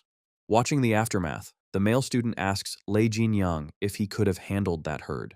Lei Jinyang admits he could, but not with the same blinding speed. The male student wipes sweat from his forehead, relieved he didn't force a duel with Xu Jingming earlier. Realizing he would have been beaten badly, the female student asks if Xu Jingming could kill a Tier 4 beast like Lei Jinyang can. Lei Jinyang evaluates Xu Jingming's strength and estimates he probably couldn't. Satisfied, she concludes that Lei Jinyang is still superior. 10 minutes later, sitting on a log in a quiet part of the forest, Xu Jingming activates his deep blue system to add his points. A surge of golden lightning erupts from his body as the upgrade takes effect. Xu Jingming successfully breaks through to Tier 3 high rank. His physique and spirit attributes increase by nearly 500 points, and his ability range increases to 40 meters. He notes his stats have now reached the level of an ordinary Tier 4 A rank user. Feeling his spirit recover, Xu Jingming changes his mind about resting. Instead, he leaps from the log, deciding to make another trip to the core area to observe the natural lightning. Back at the base, Jiang Luo paces anxiously, worried that Xu Jingming has not returned for 5 days and nights. He fears his junior brother might be in danger, noting that even he can only endure the zone for 8 days. Instructor Wu Chuan approaches, asking why he is waiting there again. Jiang Luo explains he is waiting for his junior brother. Wu Chuan confirms the student hasn't returned, and Jiang Luo points out it has been 6 days, so he should be back. Wu Chuan reassures him, offering to keep an eye out for Xu Jingming while he heads into the thunderstorm zone to hunt. Jiang Luo expresses his gratitude. Wu Chuan waves it off, stating that as colleagues, helping each other is expected. 6 hours later, deep in the core area, Xu Jingming sits high on a tree branch, observing his surroundings. He decides it is time to head back and prepares to come down. Xu Jingming leaps down, landing firmly on the forest floor. He reflects on his new strength, noting that while a Tier 3 high-rank physique is impressive, it is still far from the peak. Suddenly, a ferocious roar echoes through the forest. A massive storm thunder bear emerges, which Xu Jingming identifies as a Tier 4 high-rank beast. He considers using his heavenly lightning to one-shot it, but decides instead to test his physical combat abilities now that he is Tier 3 high rank. Xu Jingming activates his transformation, wraps himself in golden lightning, and leaps toward the bear to fight. Hidden behind a tree, Wu Chuan is surprised to finally find Xu Jingming after looking for so long. He observes the battle, noting that Xu Jingming has broken through to Tier 3 high rank. Though he finds the range of his lightning ability shockingly excessive, he realizes the student intends to take on the bear alone. Wu Chuan watches with amusement. He appreciates Xu Jingming's courage but believes letting the genius suffer a bit will help him realize his own weaknesses. The Storm Thunder Bear roars, its eyes glowing as electricity gathers around its massive frame. With terrifying speed, the beast swings its gigantic arm down, unleashing a lightning-infused strike at Xu Jingming. Instead of dodging, Xu Jingming meets the attack head-on with a powerful punch. The impact creates a blinding explosion of energy as their powers crash, shaking the forest. Watching from the shadows, Wu Chuan is stunned. He cannot believe Xu Jingming blocked the attack and sees the student's lightning seems even stronger than the beast's. He reminds himself the bear is a Tier 4 high-rank creature, a full major rank higher. Sweat forms on Wu Chuan's face as he realizes something is very wrong. He concludes Xu Jingming's ability is definitely not A rank, but likely S rank or even higher. The name suddenly rings a bell. He finally remembers Xu Jingming is the famous S-rank lightning freshman from Magic City University. Even knowing this, it's hard to process that a first-year student has already reached Tier 3 high rank. Meanwhile, Xu Jingming presses his advantage, clashing with the bear in midair. With lightning flaring from his eyes and a confident smile, Xu Jingming enjoys the fight, confirming his lightning is superior as he challenges the beast to continue. Engulfed in golden lightning, Xu Jingming charges at the massive Storm Thunder Bear. Their fists collide in a blinding clash of golden and green elemental energy. The impact sends powerful shockwaves through the trees. Instructor Wu Chuan is shocked that a human can fight head-to-head with a Tier 4 high-rank beast, internally comparing Xu Jingming's physical power to a humanoid monster's. Holding a video camera, Wu Chuan decides to record the battle, planning to use the footage to show his arrogant elite students what a true top-tier university genius can do. Meanwhile, a grinning Xu Jingming is thrilled to confirm his physical strength matches the massive bear's. He pushes his power further, fully activating his indestructible Thunder Body and Thunder Pole state. With his energy peaking, he charges at the beast once more.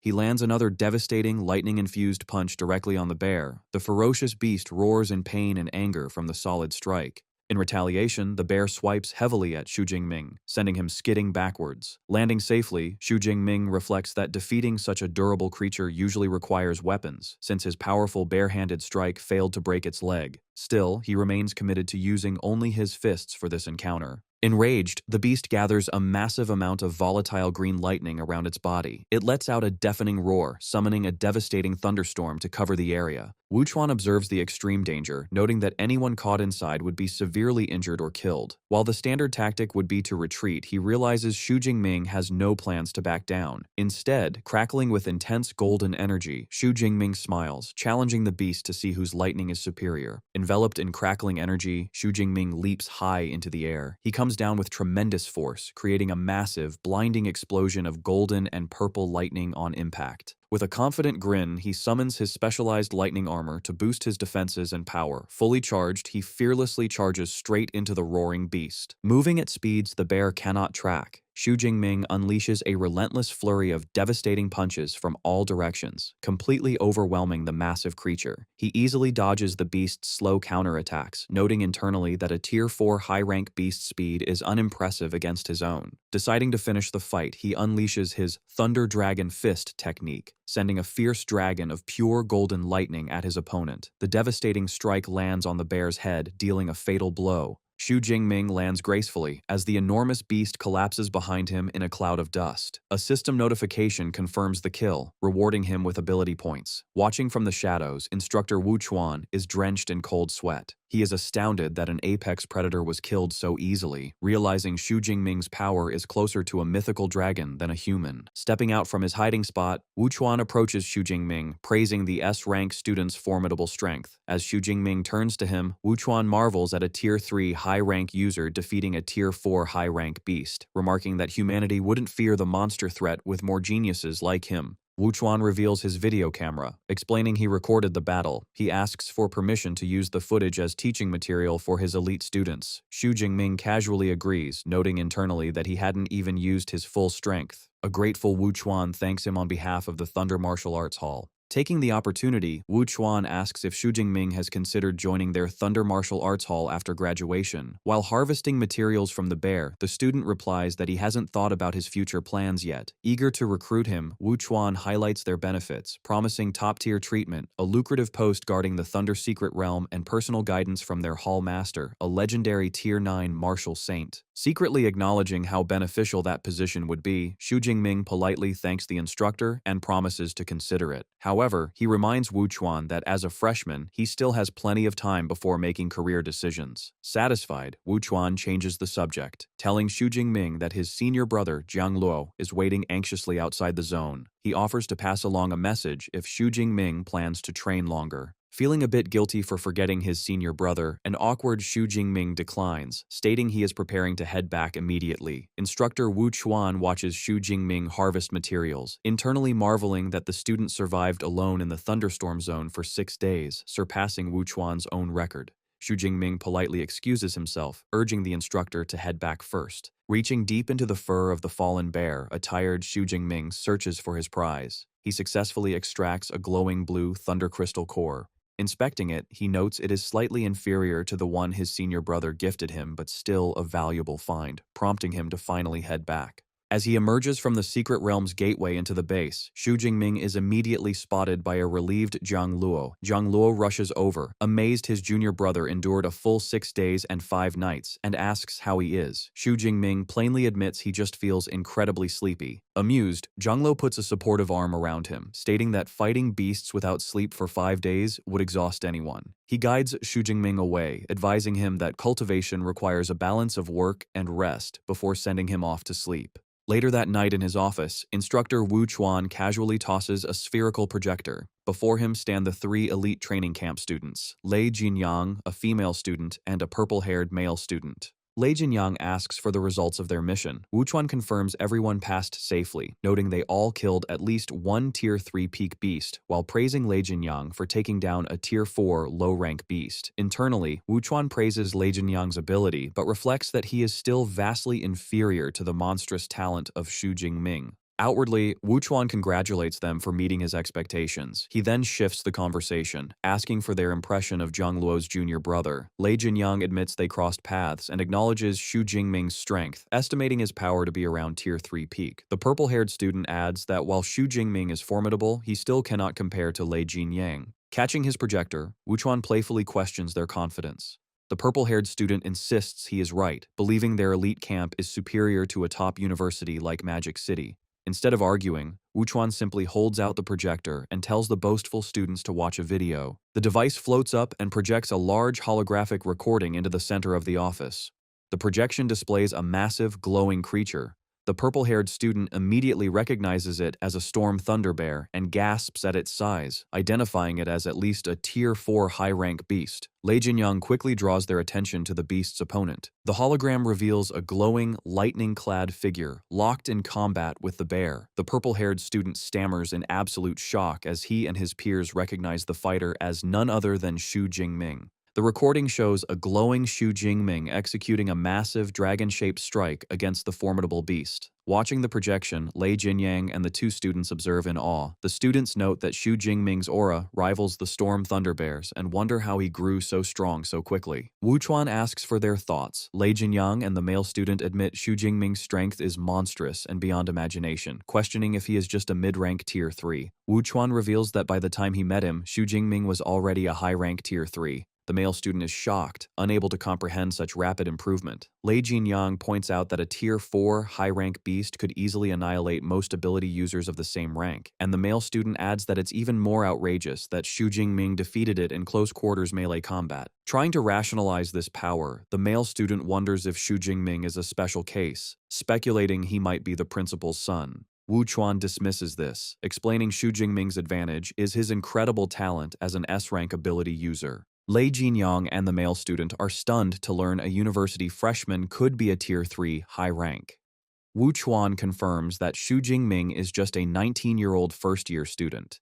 This hits the group hard. They realize that while their average age is 23, a 19-year-old is vastly outperforming them, making them feel they have wasted their years of training. Seeing their defeated expressions, Wu Chuan explains he didn't show the video to discourage them, but to motivate them to make Xu Jingming their ultimate goal. Inspired, Lei Jinyang and the male student agree, showing renewed determination. Lei Jinyang asks for a copy of the recording. The instructor plans to upload it to the martial arts hall's internal webpage. However, the male student raises a concern, reminding him the National University League is starting soon. Realizing his oversight, Wu Chuan sighs and decides against posting the video. He reasons that if other universities saw the footage, they would target Xu Jingming during the tournament. He recalls Magic City University placed second last time and notes that with Xu Jingming's power, they are in a prime position to fight for first. 2 days later, Xu Jingming wakes up to a ringing phone, realizing he has slept for 2 whole days. He answers a call from Principal Ling Xiao, who warns him the Heaven's Mandate sect is organizing a retaliation. The principal assures Xu Jingming his family and friends are protected, but urges him to crush his protective talisman immediately if he encounters danger, as he is likely the primary target.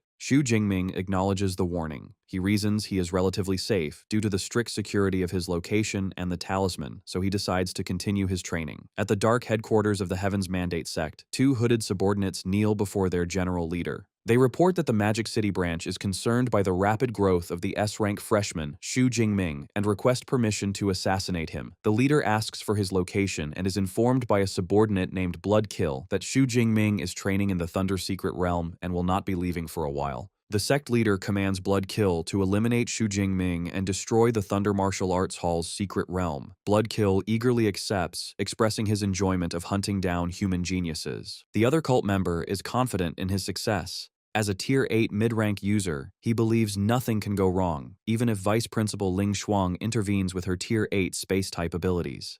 Back in the city, Xu Jingming walks through a lively market decorated for the upcoming spring festival, feeling wistful that he will be spending the holiday alone again. He reflects on his cultivation progress, noting that while absorbing the Thunder Crystal core provided a significant boost, he still finds the improvement rate too slow. Seeking faster progress, he arrives at a massive skyscraper crackling with electrical energy. He hopes the facility, the Thunder Tower, will not disappoint him, recalling his senior brother Jiang Luo's high recommendation. Inside the Thunder Tower, Xu Jingming presents his credentials to a receptionist, who informs him that his S-Class pass grants him 4 hours of access to the 100th floor secret room. Curious, he asks about the significance of the 100th floor. The receptionist explains that the tower has 110 floors, and the higher the floor, the better the conditions for observing natural lightning. Satisfied, Xu Jingming decides to use his pass immediately. Arriving on the 100th floor, he steps into the secret room, initially puzzled by the lack of visible lightning. However, raw green electrical energy soon begins crackling wildly around the room. Fascinated, Xu Jingming reaches out to touch the energy, recognizing it as the foundational form of lightning. He sits cross-legged to cultivate, noting that unlike the thunderstorm zone, this room allows him to closely observe the element's intricate details. 4 hours later, Xu Jingming finishes his session feeling highly accomplished. He calculates that if he could cultivate in this room continuously for less than 5 days, he would reach the required proficiency to liquefy his lightning. His thoughts are interrupted by a knock at the sliding door. The receptionist politely informs him that his usage time has expired.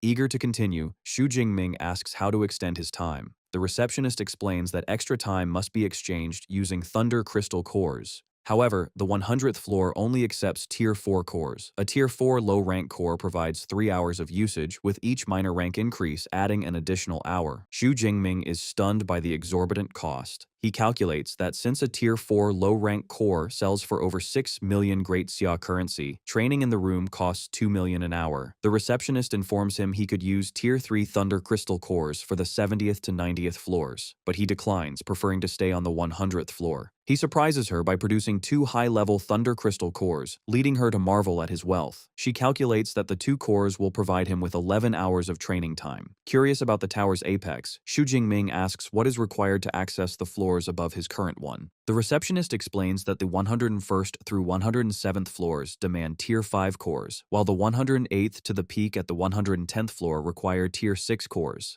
Satisfied, he apologizes for bothering her and proceeds with his cultivation. 11 hours later, outside the Thunder Martial Arts Hall, Xu Jingming walks alongside his senior brother, Jiang Luo. Jiang Luo playfully insists Xu Jingming must treat him to a meal next time, revealing his junior brother just made 301 million from selling 4 rings and various beast materials. Xu Jingming readily agrees, expressing gratitude for the lucrative deal connection. The conversation shifts to Xu Jingming's recent exploits. Jiang Lo mentions hearing from instructor Wu that Xu Jingming killed a Tier 4 high-rank Storm Thunder Bear, remarking that the freshman's advancement speed is absurdly fast. Xu Jingming modestly brushes off the praise, attributing his success to good talent. Finding his modesty unconvincing, Jiang Lo asks about his plans for the Spring Festival. The younger student intends to head back into the thunderstorm zone and likely will not return for the holiday. Jiang Lo commends his dedication, but advises him to make a brief return for the festival. He explains that the Thunder Martial Arts Hall will be hosting an auction that might feature items of interest to him. This catches Xu Jingming's attention. He realizes his current spear is no longer sufficient and decides the auction could be the perfect opportunity for a weapon upgrade. With his interest confirmed, Jiang Lo promises to reserve an entry spot for him. Their plans settled, Xu Jingming bids farewell and departs for the thunderstorm zone. Meanwhile, in a comfortable bedroom elsewhere, Song Qiuqiu sits excitedly on a bed with Jiang Chuxuan. She eagerly shares her plan to visit the Thunder Secret Realm during the Spring Festival specifically to see Xu Jingming. She enthusiastically asks the older girl to accompany her. Jiang Chuxuan accepts the invitation with a sly, delighted smile. She secretly notes to herself that her friend seemingly intends to share Xu Jingming's company with her. 6 days later, lightning flashes around the Thunder Tower. Inside, Xu Jingming presents a handful of thunder crystal cores to the female receptionist, asking her to calculate his time on the 100th floor. After examining the cores, she informs him they equate to 37 hours of usage time. As she processes the transaction, the blushing receptionist marvels at his youth and handsomeness, wondering about the strength required to harvest 9 Tier 4 cores, an amount she has rarely seen. Xu Jingming asks if he can split the usage time, and she confirms it's possible by swiping his pass to pause the timer, which pleases him. On the afternoon of New Year's Eve, Xu Jingming is focused on his cultivation when his phone rings. He answers a holographic video call from Song Qiuqiu, who playfully challenges him to guess her location. Observing the projection, he calmly answers that she is at the Thunder Secret Realm. When a bewildered Song Qiuqiu asks how he knew, Xu Jingming points to the flashing lightning in her background. Song Qiuqiu realizes her mistake and explains that she and Jiang Chuxuan wanted to surprise him but forgot his address. Seeing her companion, Xu Jingming asks if senior sister Jiang came along. Jiang Chuxuan leans into the frame with a teasing smile, playfully asking if he doesn't welcome her. He warmly reassures them they are welcome and asks for their location so he can pick them up. Following the receptionist's advice, Xu Jingming swipes his pass to pause his cultivation timer. As he walks away, an automated system announces he has 4.5 hours remaining. Xu Jingming worries if it will be enough to comprehend liquefying his lightning. He concludes that if he falls short, he will have to make another trip to the thunderstorm zone for more cores. Xu Jingming brings Song Qiuqiu and Jiang Chuxuan to his accommodation, a luxurious modern villa with a large outdoor pool. Inside, they are astonished by his rapid cultivation progress. Song Qiuqiu notes it has only been 20 days, yet his rank has jumped again. Smiling modestly, Xu Jingming explains he encountered danger during training and was lucky to break through to the high rank of Tier 3. Song Qiuqiu dramatically holds her forehead, complaining that comparing her progress to his is frustrating. She jokingly suspects he will be a Tier 7 Grandmaster by graduation. Changing the subject, Xu Jingming asks how many credits they spent on their passes. Song Qiuqiu reveals they purchased B-class passes, allowing a 2-day stay for 1,000 credits each. Xu Jingming is secretly shocked by the cost, calculating it translates to 10 million in Great Xia currency. He then offers the girls their choice of 2 of the 4 rooms upstairs. Song Qiuqiu declines, deciding they will share one. Xu Jingming tells them to settle in and promises to take them out to eat. However, Song Qiuqiu insists on a traditional home-cooked New Year's Eve dinner. Jiang Chuxuan surprises him by manifesting a levitating cluster of fresh ingredients they brought. Skeptical, Xu Jingming asks if they know how to cook. Song Qiuqiu confidently boasts that they are culinary experts. Amused, Xu Jingming agrees to stay in and offers to assist the 2 master chefs, a proposal Jiang Chuxuan happily accepts as they head to the kitchen.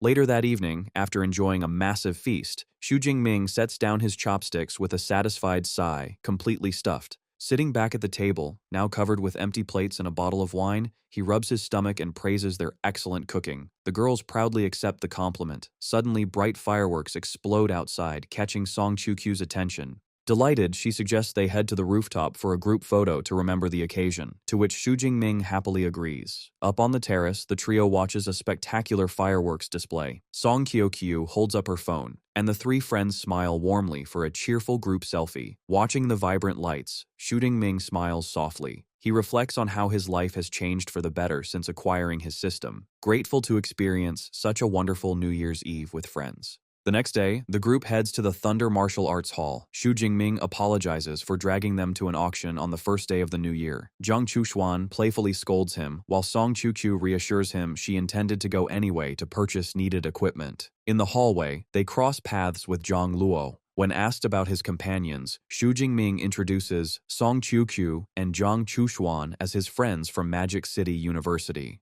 Zhang Lo greets them warmly, internally marveling at his junior brother's charm. He offers to handle their entrance tickets, earning Xu Jingming's gratitude. Their conversation is interrupted by a group of well-dressed individuals. One man loudly praises a pink-haired woman, Sister Wanying, for easily getting them into the auction, mocking those who have to pay millions for a pass. Li Wanying haughtily laughs, calling anyone who pays such fees a sucker. Annoyed, Song Qiuqiu asks what prominent family she belongs to. Zhang Lo explains she is Li Wanying, eldest daughter of the Li family, the leading family among the 6 great families of the Secret Realm. He details her family's background, noting her father is the honorary vice master of the Thunder Martial Arts Hall, and her brother is at the peak of Tier 4, making her arrogance somewhat inevitable. Hearing this, Xu Jingming concedes her attitude makes sense. Zhang Lo mentions her brother, Li Shanglin, also wields a spear, though he is an enhancement-type user. Zhang Lo then leads Xu Jingming to a set of massive double doors, welcoming him to the Thunder Secret Realm auction. Inside, the vast, dimly lit hall features rows of seating facing a bright stage. Zhang Lo reveals the Spring Festival auction hosts around 800 dignitaries with liquid assets exceeding 100 million. Taking their seats, Zhang Lo explains the bidding process. Each seat has an electronic screen on the right armrest to input and confirm prices before raising a hand to finalize a bid. Zhang Lo encourages his junior brother to preview the catalog, which Xu Jingming does. Browsing the list, Xu Jingming is impressed to see 108 items covering everything from exotic flowers to S-class resources. Zhang Lo notes the items cap at S-class but reasons this is ideal since they couldn't afford anything higher, which Xu Jingming agrees with. Sitting next to them, Song Qiuqiu asks if he has found anything he wants. Xu Jingming replies he is slightly interested but prefers to wait for the host's introductions. As the auction gets underway, Xu Jingming mentally narrows his focus to 2 items, an S-class Qingxiao Black Dragon Spear starting at 500 million, and a bundle of 5 Tier 4 low-rank Thunder Crystal Cores starting at 40 million, which would save him a massive amount of hunting time.